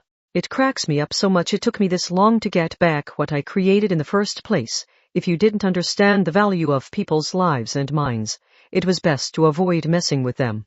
But this girl had trampled on them. Whether enemy or ally, she had destroyed the lives and minds of the people who had found their own reasons for risking their lives and fighting on the dark side. The most dangerous con artists didn't need a conscious switch to begin lying. She did not hesitate or regret eliminating one of her own. Was that insufficient? Was that still not enough of a reason to begin a fight between dark side groups? That dirty piece of shit didn't deserve to exist even in the hellhole that was the dark side. Even if this wasn't the ending Takeo Mary would have wanted. Are humans worthless to you, you shitty researcher? Humans are just collections of functions. Take my dead sister, for example. She was someone who woke up early every day to make a cherubim for me. That was one of her functions and it's why I respected her. That girl earnestly wanted to learn what a human life was. She still didn't have an answer there, and she smiled here. It didn't matter what kind of tear-jerking backstory she had, nothing would change that this monster was a bad person through and through. With truly bad people, you didn't need to consider the possibility of some special event giving them a change of heart. Not even Mugino would deceive the teammates who watched her back. She was merciless when it came to traitors, but that was a sign of how much she loathed liars and fakers. But Caroline had not prepared to maliciously deceive her enemy, nor did she feel any guilt about betraying her allies. She simply had no morals and had a hair trigger when it came to lying. She didn't deserve the title of villain. She was just a disgrace. What would happen if someone like her completed Angelica and gained the ability to freely increase or decrease the number of level 5s? It was unlikely to signal the arrival of a wicked new world, and not because the winner gets to write the history. It would only lead to a disgrace toying with and consuming lives for fun. It would only mean more of that kind of bloody scene. You're actually making me look decent, said Mugino. If that's not a sign to stop, I don't know what is. Caroline was a researcher. Without her brilliantly broken brain, Mugino's meltdowner never would have been completed. No matter how much they loathed each other, that was undeniable. Mugino needed to thank that girl for letting her reign over the dark side and support her life and livelihood as a rare level 5. But this was a separate issue. No causal link between the level 5 and the researcher could make up for what had happened here. As a villain of the dark side, this was not something she could ever let go. Mugino would never forgive someone who made a mockery of the people she had accepted as worthy. Takeuo Mary had been a respectable villain. That made her worthy. Friendess Evelyn and Kinuhata Sei had the skills needed to watch her back. That made them worthy. So what would she do now? Was that even a question at this point? Taketsubo. Yes. Take care of Frenda and Kinuhata. If ammonium carbonate won't wake them, then at least keep them safe. Predicting lines of movement and fire are your specialty, right? Don't stay in one's place. Drag the two of them around if you have to. What about you? I'll wipe that piece of shit off the face of the earth. I won't be satisfied if a single speck of dust is left. Mugino didn't even need to think about it. She cracked her neck before continuing. Because eliminating dangerous elements in a cabbie city is our job as item. Between the lines, for my sister got up early every morning and made me a cherubin. My sister got up early every morning and made me a cherubin. My sister got up early every morning and made me a cherubin. In the end, that was Caroline's entire definition of her sister. She was only a collection of functions. Caroline did not understand the formless concepts of the mind or a life, so people's external outputs were everything to her. If someone had the functions of cheerfully saying hello, giving directions to an old man looking lost on the side of the road, and taking lost money to an anti-skill station, she judged them an honest and good person. That person's inner life was of no concern to her, even if they made sure to say hello so their teacher wouldn't yell at them, even if that lost man was a well-known local wealthy person, and even if they simply weren't interested in such a minuscule amount of money. At the same time, Caroline, the girl who had on paper graduated college and earned a doctorate at the age of 5 and helped develop a level 5, saw even herself as no more than a collection of functions. Of course she did. Who had ever bothered looking into their own inner life? She had turned out this way because of the list of functions fitted into her slots. When someone makes fun of you, they might as well be making fun of me. Or in other words, it angered her as a researcher when someone refused to recognize the functions she had created and built into her teammate. She had to be a good person because she never deleted the photos of her sister's cherubin, right? She had to be a good person because she still wore her sister's suspenders, right? She had to be a good person because she continued to fight a lonely battle for her sister, right? With functions like those, surely anyone would reach the same conclusion. Humans were collections of functions. Since you could never directly view another person's mind or life, you only had the things they did to judge them by, no matter what they might be thinking on the inside. If someone had functions 1, 2, and 3, you could conclude what it was they would ultimately output into the world. That was all you needed to define an individual person. In the extreme, you could say humans were hairless apes who had gained the function of thought. The value of one's life came from their functions. You could learn the nature of someone's mind from their functions. So creating the greatest function and giving it to someone else was the most good act imaginable. If she filled all of someone's slots with nothing but good functions, they were sure to be happy. And as the person doing that, she had to have the functions of a good person. How could that be wrong? If it was, she wanted to know how. That was something else she was sure to learn once she completed Angelica. She would view the entirety of someone's genes and eliminate all coincidences and gaps. Could DNA be controlled through simple addition and subtraction?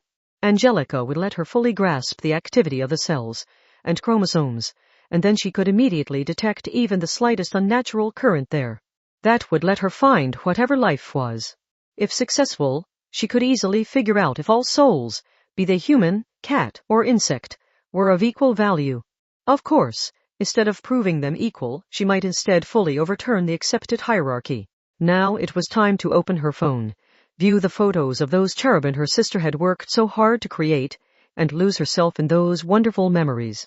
Because now it was only a matter of time before she had her answer. She could reminisce about her beloved sister. She could fall into a gentle dream about that person whose functions struck such a miraculous balance. My sister got up early every morning and made me a cherubim. My sister got up early every morning and made me a cherubim. My sister got up early every morning and made me a cherubim. Chapter 4. Your chains exist to be broken. Part 1. It was midnight on August sun. All sound had vanished from the world in the brief respite of the typhoon's eye. I named Caroline disappeared. Exclamation. Mujino Shizuri felt a scrape. She immediately swung her head to the side to dodge, but she couldn't stop the icy pain on her neck. Even though just a 5 mm difference would have cut open her carotid. Sample acquired, she had seen this bizarre teleportation before. After sharply moving past her, the little brown Toaru smiled and twirled her phone in her hand. Not only was it contained in a sturdy blast-resistant case, but the case's decorative bunny ears were in fact razor blades. Her power is thoughtography, which doesn't explain how she can suddenly disappear. Damn. But Mujino didn't have time for a detailed analysis. Before even holding a hand to her neck wound, she held her right hand directly behind her. She launched a meltdowner beam. She heard a sizzling sound, but not from meltdowner. Hee-hee-ha-ha. Dark scorch marks surrounded everything around the 10-year-old girl, including the walls, floor, and ceiling. The lines drew out some kind of pattern and they looked a lot like movie film chopped into pieces and scattered around. Photography. That was all it was supposed to be, but Mujino's attacks weren't hitting. Lame. Did you forget? I'm the head researcher who was directly involved in developing you as a level 5. This entire lab has essentially ceased to function without me around.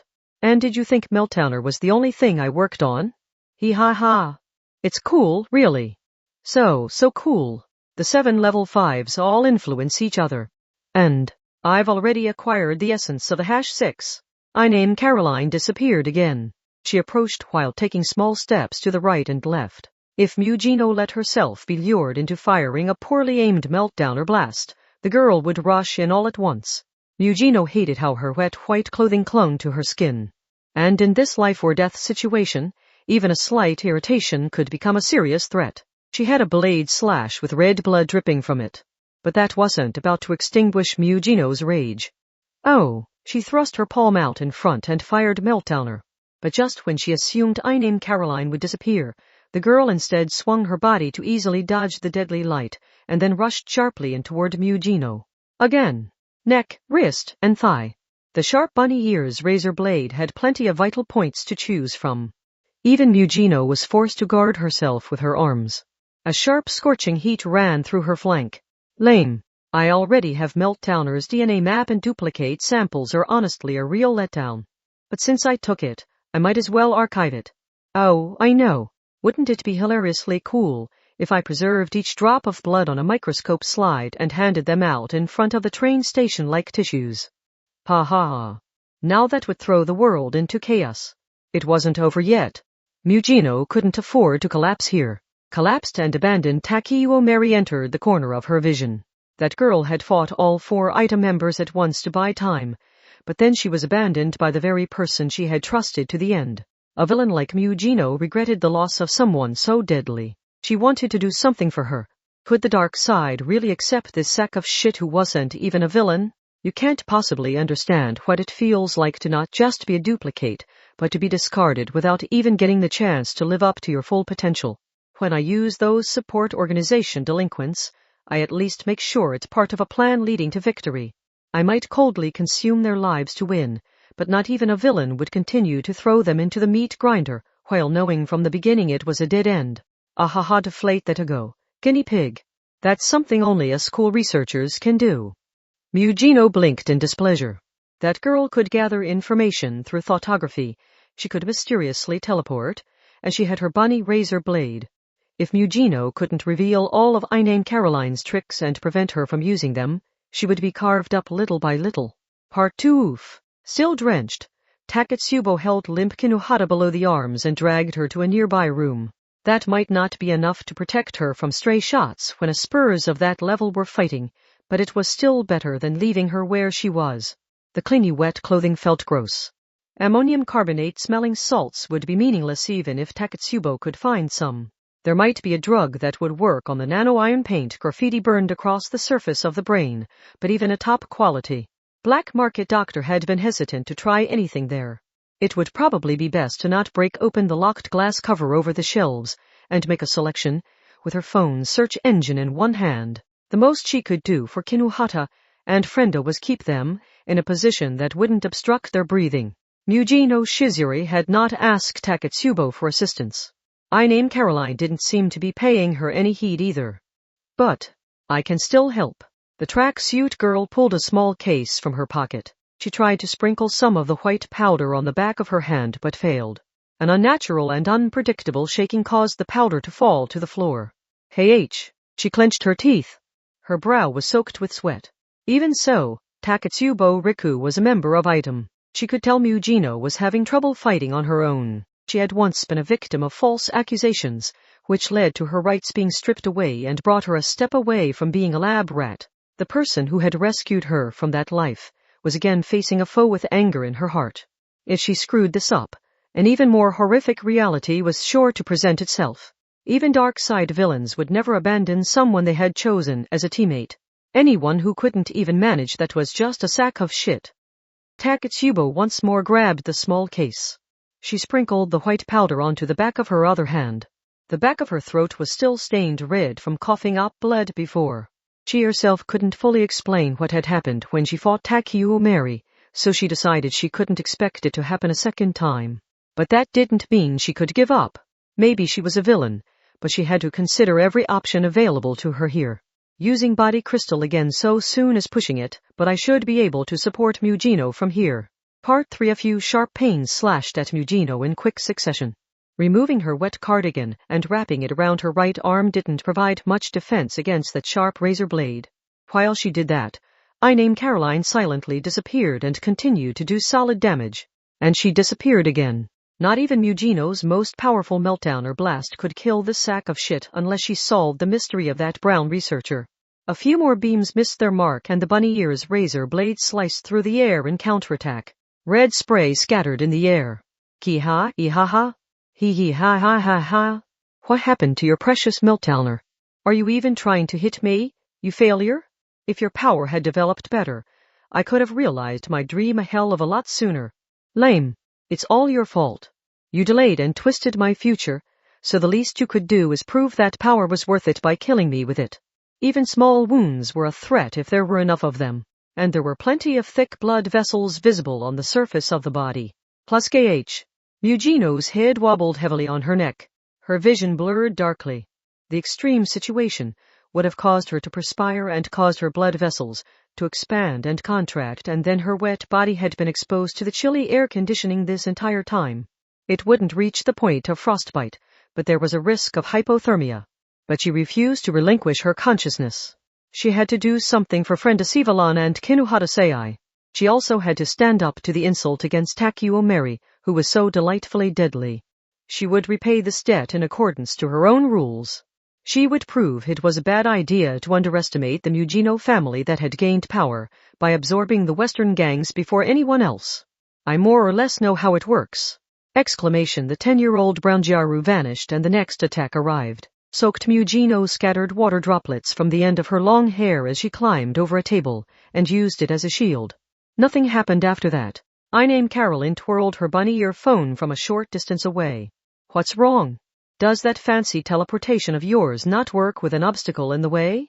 The wounds she had taken had not been for nothing. She would let an enemy cut her flesh as much as they liked. as long as it gave her a chance to turn the tables on them. Takeo Mary had made her tremble with excitement. Frenda and Kinuhata had trusted her with their lives. She swore she would repay that debt. She wouldn't let this sack of shit live out a happy life. Of course it doesn't.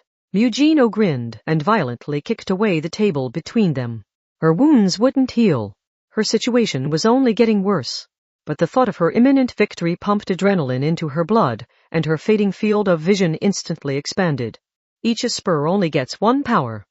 Even if you did develop your own power based on whatever you learned working with Meltdowner and the #6, you can't give yourself 2 level 5 powers at the same time. That means your Esper power is electricity-based thoughtography. Most likely, you use the invisible flow of electrons to simulate the future and draw it out using magnetism. That ability can be explained with just the one power. I could grab you by the ankles and shake everything out of your pockets, but I'd never find a completely different power that lets you instantly teleport objects. Mugino had been looking at it wrong. That girl wasn't hiding another unseen power. That teleportation is a trick that only requires your thoughtography. That was the proper assumption when thinking about Academy City Espers. Caroline used the hand not holding her phone to pull a new chocolate snack stick from the box held in place by her short skirt and stuck it in her mouth. Oh? Such as? Humans close their eyes automatically. So maybe you dash just one step forward while we're blinking. The idea would sound silly if I was talking about a normal person, but your thoughtography lets you see the future. As long as you know when someone will blink, it isn't all that difficult. As a result, it looked like she disappeared. It was Mugino herself who had been abandoning her sight for brief periods.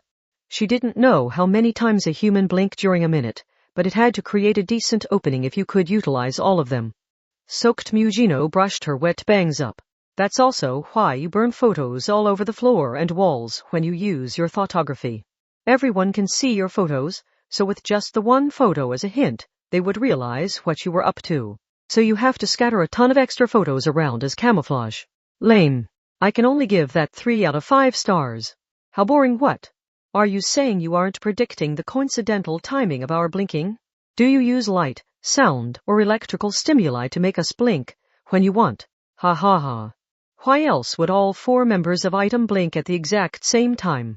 Obviously I'm influencing that. It's pure sleight of hand, so I don't even need my thoughtography to do it. That would mean she didn't even peek at the future when dodging Meltdowner. She was only littering the floor and walls with wholly unnecessary futures. By burning all those thoughtgraphs into the walls and floor, she changed the surrounding patterns and colors to create an optical illusion that accurately threw off Mugino's aim. Wasn't that the same method used by Shokyuhu Misaki? No, by Mitsuari Ayu in Disguised?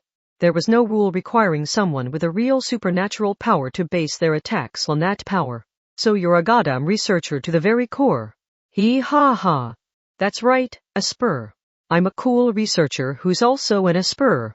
I'm built different from a boring level 5 who has nothing else going for her. It cracks me up, really. It had bothered Mugino that Caroline used a phone as a weapon. What if it was more than the special razor blade and blast-resistant case? What if the entire phone itself was a weapon? That would let her produce all sorts of toys, like infrared and ultrasound. If light and vibration's too weak to notice applied minute stimuli to the surface of the eyeball, it might be possible to induce blinking at the precise moment you wanted. Maybe something similar to spectators obstructing baseball or soccer matches with a laser pointer.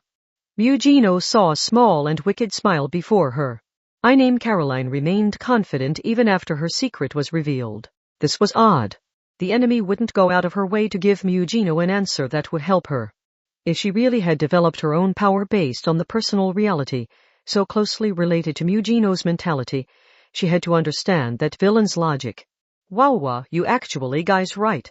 But does knowing how it works mean you can avoid it? Can you avoid being dazzled by a bright light through willpower alone? Or can you hold back the tears while chopping an onion through sheer force of will? And Caroline hid her mouth behind her rectangular phone. Lame. Did you forget? My teleportation might only be a trick, but my thoughtography can directly fry your brain, so she only needed enough of an opening for that attack. She only needed to lure Mugino into a position where she couldn't avoid it. That was all she needed to win. And to do that you intentionally let me reveal your teleportation trick. Ha ha ha. Were you relieved you'd solved the mystery? Lame. That's the moment when people drop their guard, making it the perfect time to use my power in a surprise attack. It happened suddenly. They both held their palm out. Was the bunny earphone only camouflage, and I named Caroline was actually taking aim with her palm? Just like Ibatanikakuji Keat had, and, more importantly, just like Mujino Shizori did. An expert photographer knows how to draw out the beauty of their subject. To photograph a wild bird, you blend into nature. To photograph food, you let it cool so the steam won't get in the way. To photograph a human, you chat with and flatter them to make them smile. You mean all of this was your photographer's conversational technique? Am I a joke to you? The beam launched from the one palm shot right past the brown girl's cheek. The color black danced wildly about. Countless massive photographs were burned into the walls and floor around the little brown girl. Level 1 photography. Time slowed to a crawl as Mujino was faced by a threat rivaling a large truck barreling toward her. Mujino did not consider that to be weak. At this point, it didn't make sense. That girl had the ridiculous ability to accurately read the future and to objectively share it with anyone as a photograph, but she was still only level 1. Academy City's level system was judged by the adults. It was possible her ability to burn graffiti into people's brains was considered too horrific to warrant any further research, which had cost her points. The adults may have decided the risk outweighed the benefit of knowing the future. This too was a dark side tactic. As a researcher who knew how powers were scored, she would be able to influence the result. So how much higher would her level be if it were accurately judged? If I screw up here, I can't avenge Takuyo. And I can't *** Frenda and Kinuhata. If a single meltdowner blast hit, she would be safe without having her brain scrawled on. But Mujino grimaced. The optical illusions drawn out on the walls and floor by the photography messed with her aim. Her straight-line beams had been easily avoided. Trying the same thing again wouldn't help. She would only be hit by a deadly counterattack. How would she handle that attack? She had no way of dodging it. She had focused on the wrong thing. Instead of trying to figure out the phony teleportation, she should have focused on finding a countermeasure for the weaponized photography. Instead, she had fallen for the breakwater placed in front of her and wasted her limited time thinking about something else. It was no surprise she had no plan now. How much of this did she predict? All of it. I named Caroline answered a question Mujino hadn't even said out loud and then bit through her chocolate snack stick. My photography isn't suited for combat, because I can't use it to essentially watch a live stream of the immediate future while I fight. But I'm second to none when it comes to taking my time thoroughly photographing the more distant future. Aha! It cracks me up. I'd already photographed your boring defeat before I even showed up. Lame. Did you really expect such a valuable head researcher to set foot in this primitive place if I hadn't? There was nothing Mujino could do. I named Caroline had bared her deadly fangs. There was no stopping it with meltdowner. Did you really? The third voice that interrupted from the side sounded far too ordinary. Then Mujino noticed an odd smell. Time has sped back up to normal. Something had wafted over to her. Then pain raced through her like all her blood was boiling. I named Caroline hadn't done this. This wasn't that girl's attack. Biwa? H. The beam gathering in her hand suddenly exploded. Her power was running wild. And this was no coincidence. Mujino knew of a substance that could artificially induce this state. It can't be. I named Caroline was just as dumbfounded. Had her precious photography failed to show her this uncontrolled chaos? For the brief moment Mujino's deadly violence blossomed wildly. She clearly broke free of the world's invisible rails. Body cries it pierced right through. The thick beam caught the little girl at the hip, fully vaporizing her lower half. It seemed to happen in a moment of absolute silence. You want to say Frenda and Kinuhata, don't you? You just can't bring yourself to say it. But a voice broke that silence. So I'll say it for you. I'm a member of Item and it's my job to do what you can't. Part 4. I named Caroline's upper half splatted down onto the filthy, wet floor. Just like with Takuyo Mary, she couldn't die right away because the edge of the wound was cauterized. That introduced the risk of a counterattack after the battle should have been over, so that may have been a problem worth fixing. A groan came from the lump of flesh pasted to the floor. Mujino didn't escape unscathed either. She stumbled all over. More than half her body may have suffered minor burns. But for now, she had to focus on I named Caroline. She wouldn't let this end with an accident or losing control. She had to personally finish off that sack of shit who couldn't even become a villain. Otherwise she couldn't avenge Takeuo Mary. And she couldn't get payback for Frenda and Kinuhata. She had to end this here and return to her ordinary life. I name Caroline had completed Meltdowner. Eugeno had survived on the dark side thanks to her level 5 power, but her thanks for that weren't enough to forgive that girl for what she had done. That insane genius had crossed the final line and violated a taboo that was off limits even for villains. Punishing people like that was Item's entire purpose. She couldn't let that girl out into the world. She had to defend this final line and eliminate her. Soaked Eugeno put back on the cardigan she had wrapped around her arm and spoke. Did you think you could get away with anything just 'cause you're a little kid? Lame, I could say the same to you. What, you think you won't be charged with a crime because you're special and talented? That isn't how it works. You might not have much of a body left, but you've still got a heart. So look deep in there. Then you'll see you brought this on yourself. Right back at you. She really was a dark side villain, even if she was a poor example of one. She only had her upper half left and her death was guaranteed. But I name Caroline didn't make a meaningless plea for mercy. Nor did she apologize to someone who was already gone or ask to be put out of her misery. She chose to leave behind as many malicious scars as she could. That was the only thing fueling the little brown Jaru's wicked smile. Are those temporary teammates really that important to you? Lame. Boring too. They'll all move on eventually, leaving you behind 'cause you're the only real villain among them. You'll find yourself all alone in that pathetic darkness. You talk big for someone who can only measure people by their functions and skills. What's your point? I'm saying you never did understand what your sister was thinking when she made you a cherubin each and every day. Yeah, I can see how you ended up like this, spat Eugeno. At the very least, I know your sister didn't want you to turn out this way. I've never met her, but I know that for a fact. That's why she worked so hard to shower you with love on a daily basis. She saw you becoming a monster of a researcher with no qualms about breaking the rules, so she did everything she could to change the trajectory of your life. But none of it ever got through to you, so here you are. If she spent so much of her life and sacrificed so much and this is the result, it sounds to me like she died in vain. You might as well have spat on your family grave. Your sister was as much one of your victims as anyone else. There was no silence. For the first time, I name Carolian's face crumpled up. But any salvation for her would be too little, too late. She had already mercilessly abandoned Takeuo Mary and she held Frenda and Kinuhata's lives in her hands. If she wasn't willing to release those two from her thoughtography, the only option was to kill the source of the brain graffiti and hope that got rid of it. I name Caroline had to understand that.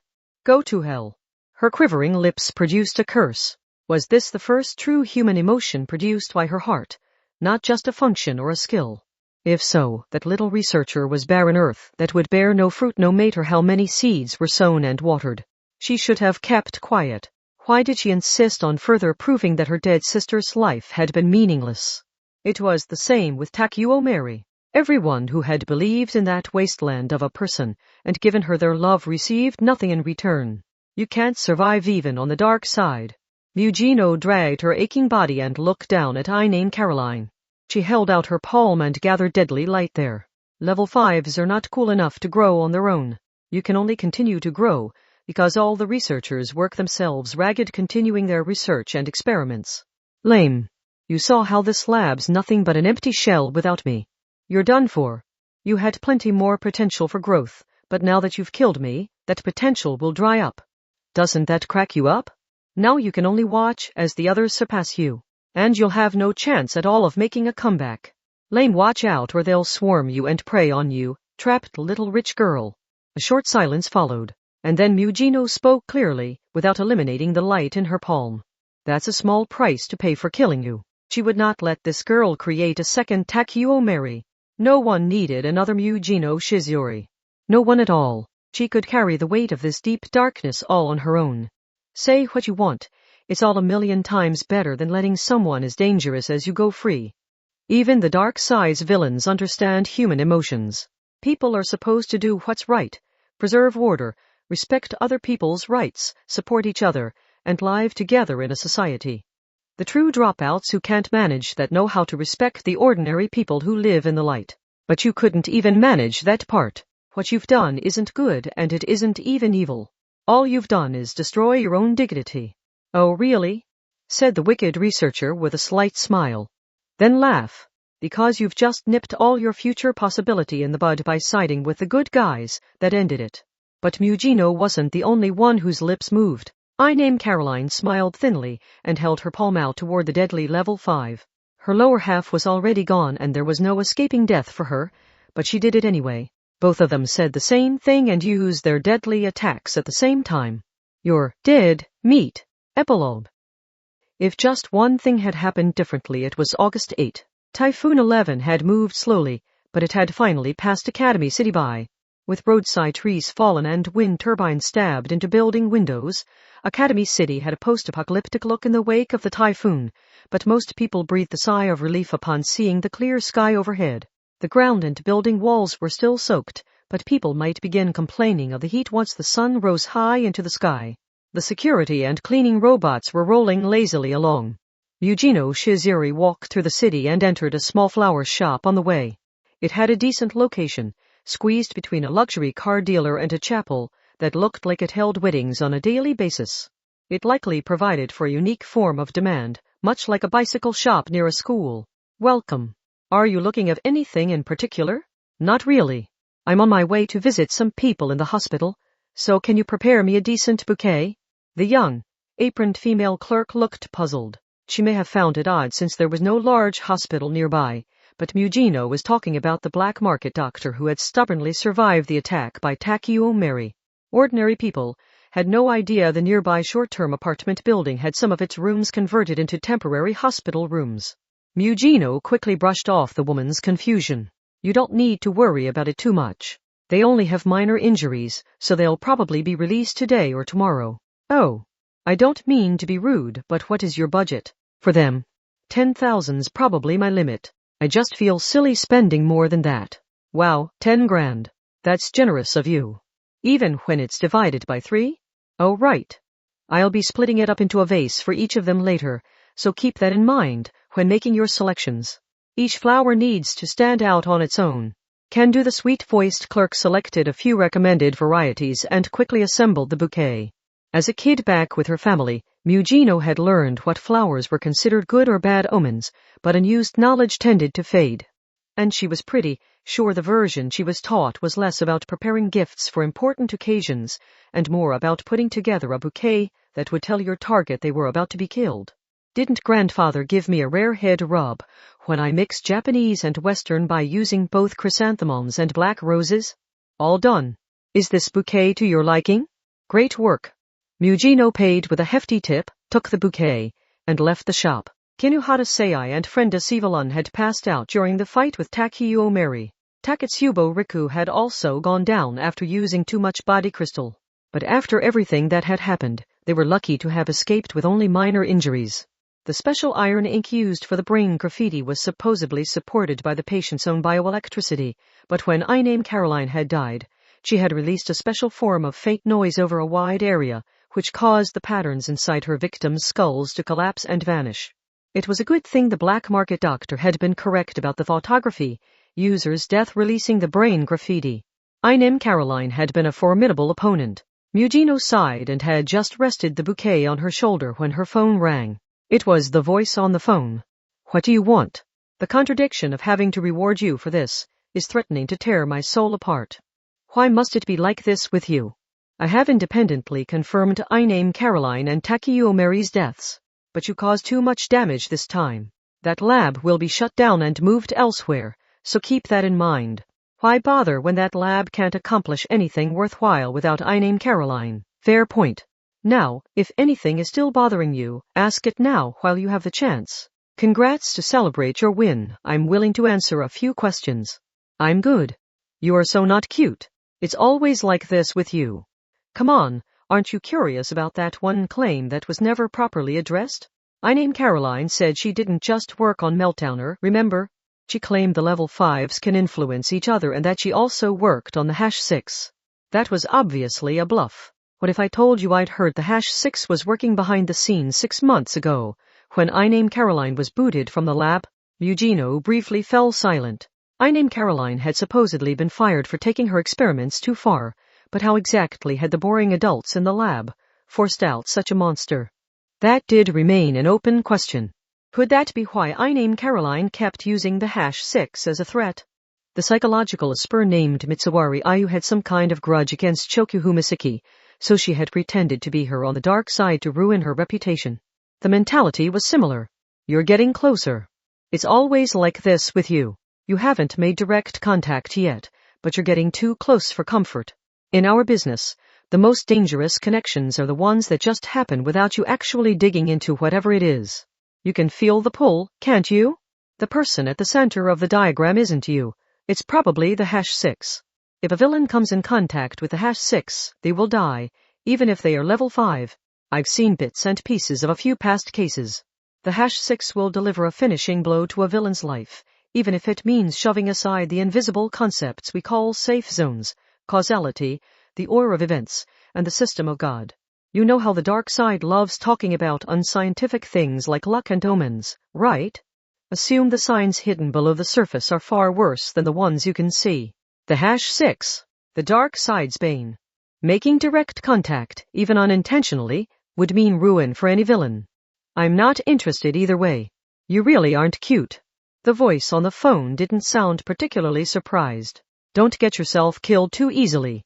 The project you destroyed means more debt, so I'll be working you hard to repay it. This debt began with your own selfishness, so it's your responsibility. What's your point? I have the utmost trust in you. Think of yourselves as excellent resources, and me as the owner who has bet big on you winning. Ahaha. If you don't want to become some workhorse in the middle of nowhere, you need to give me consistent results. It needs to always be like that with you. As long as you remain useful, you will have a place here. You said you would answer some questions, didn't you? What's your question then? Maybe this is rude, but do you have a younger sister? While your voice itself isn't familiar, if I imagined it a little younger, yes. There's something about your inflection I've definitely heard somewhere else. The phone call abruptly ended. Mugino was right smack in the middle of a big city, yet her phone's antenna symbol showed no signal. Whatever she decided, that money lover was sure to call again eventually. That was another draw of the dark side. Those untrustworthy sorts would show up whether you liked it or not. If she was to find anything worthwhile in all this, she would find it in the battles she had fought. Honey Queen had been a level or 2 above Item in ability and strategy, so how had Item still won? She needed to focus on that irregularity and thoroughly analyze it. In other words, they weren't the untrustworthy sort. Not that she was going to say that out loud, when anyone could overhear her. Mugino resumed walking toward the hospital with bouquet in hand. Taketsubo Riku. Frienda Sivalun. Kinohata Seai. Without those 3, or if they had come together in a different way, she never would have survived that stormy night. HM, she hummed a random tune and pulled out her music player. It contained a cassette tape, but this one did not contain a re-recording taken from a digital music subscription service. The digital cassette contained all of I Name Caroline's research data on Angelica. She had kept it hidden away instead of presenting it to the higher-ups. Then laugh. Because you've just nipped all your future possibility in the bud by siding with the good guys. That sack of shit had smugly spat that curse. But that wasn't enough to stop the level 5 meltdowner. Mugino removed the digital cassette, kissed the corner, and grinned. After robbing the dead and shrugging off an ominous prophecy, the wicked girl made a new announcement. I guess that means my path to the top is restarting from here.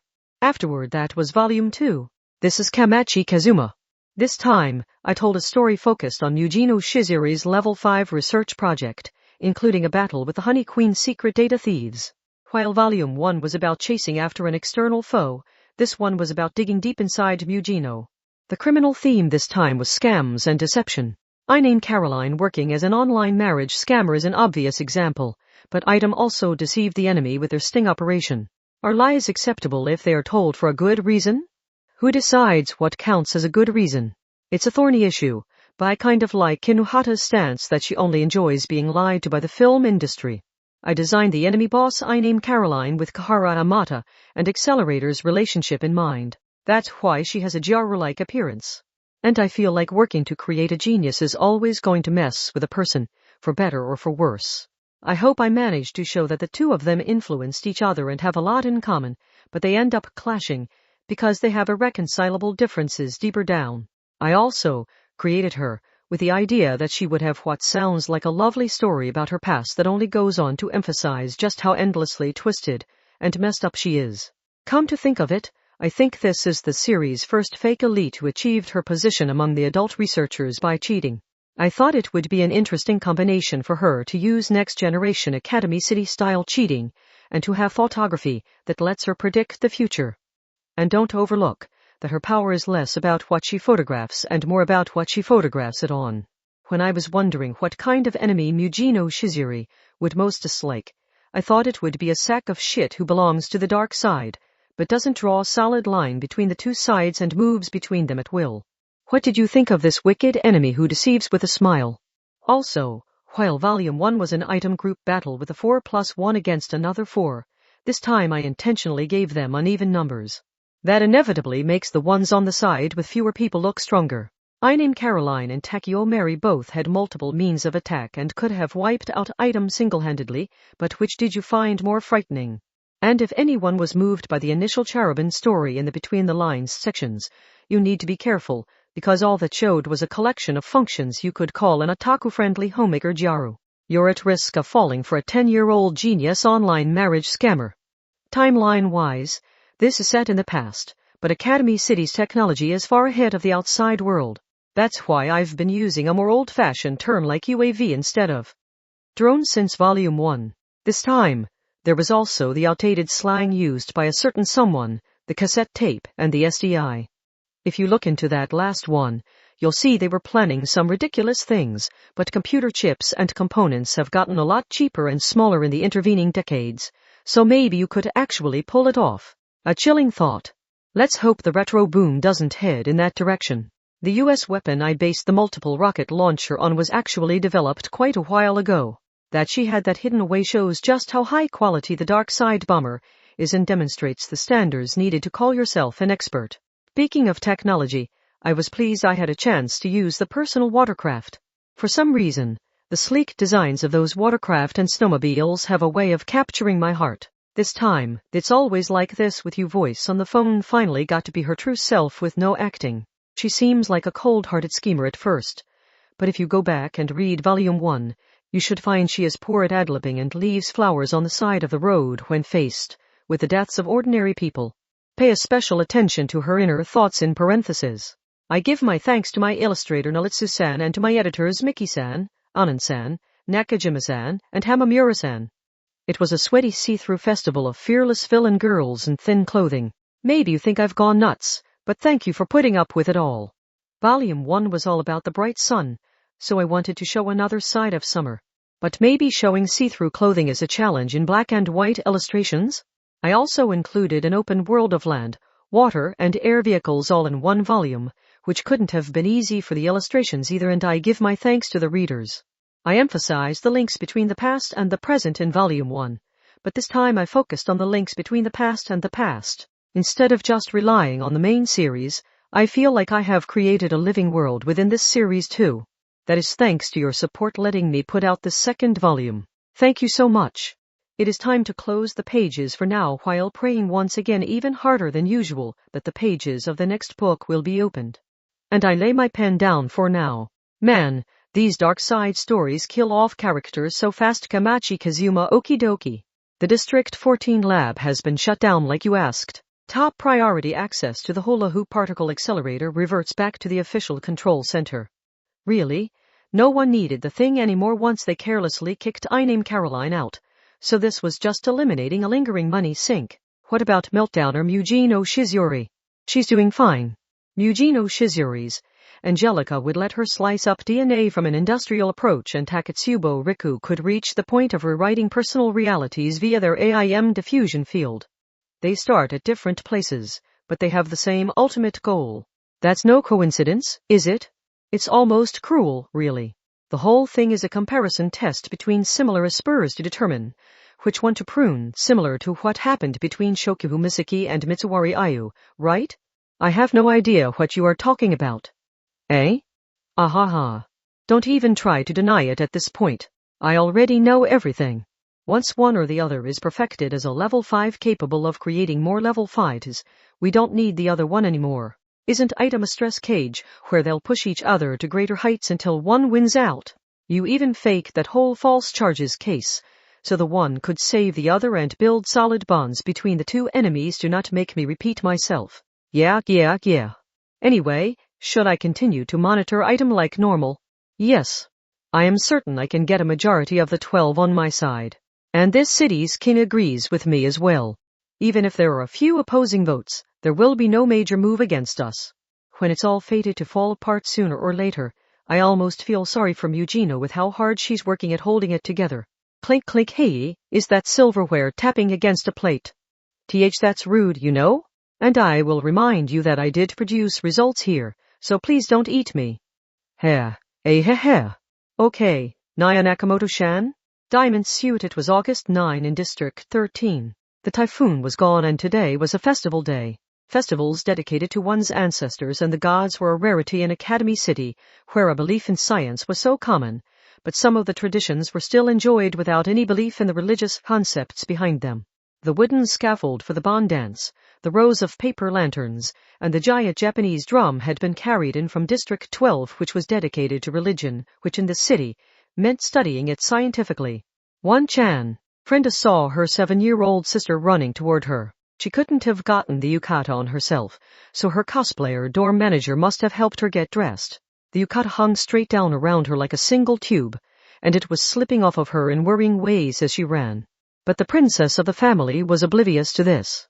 She held cotton candy in her right hand and her goldfish scooping prize in her left hand, and she leaped into her big sister's arms with a beaming smile. Yay! In the first place, I caught you, One-chan. Now you have to join us. Wait. You're getting cotton candy on my clothes. In the first place, Japanese festivals are great. You can buy anything just by showing them your Nyan money phone. Nyo, and in the end, when did this high-tech stuff work its way so deep into Japanese traditions? Curse those festival stands for using e-money to trick elementary schoolers into spending money without realizing it.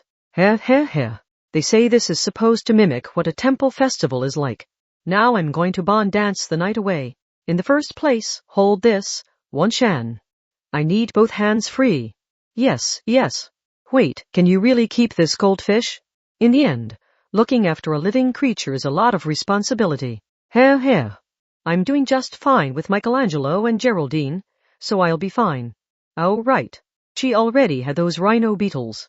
They wouldn't fight with the goldfish, and neither animal needed to be fed several times a day, so they could be left alone at the dorm all day. They didn't need to be taken for a walk, so maybe Brenda could trust her sister on this one. The younger sister's classmate hesitantly spoke up.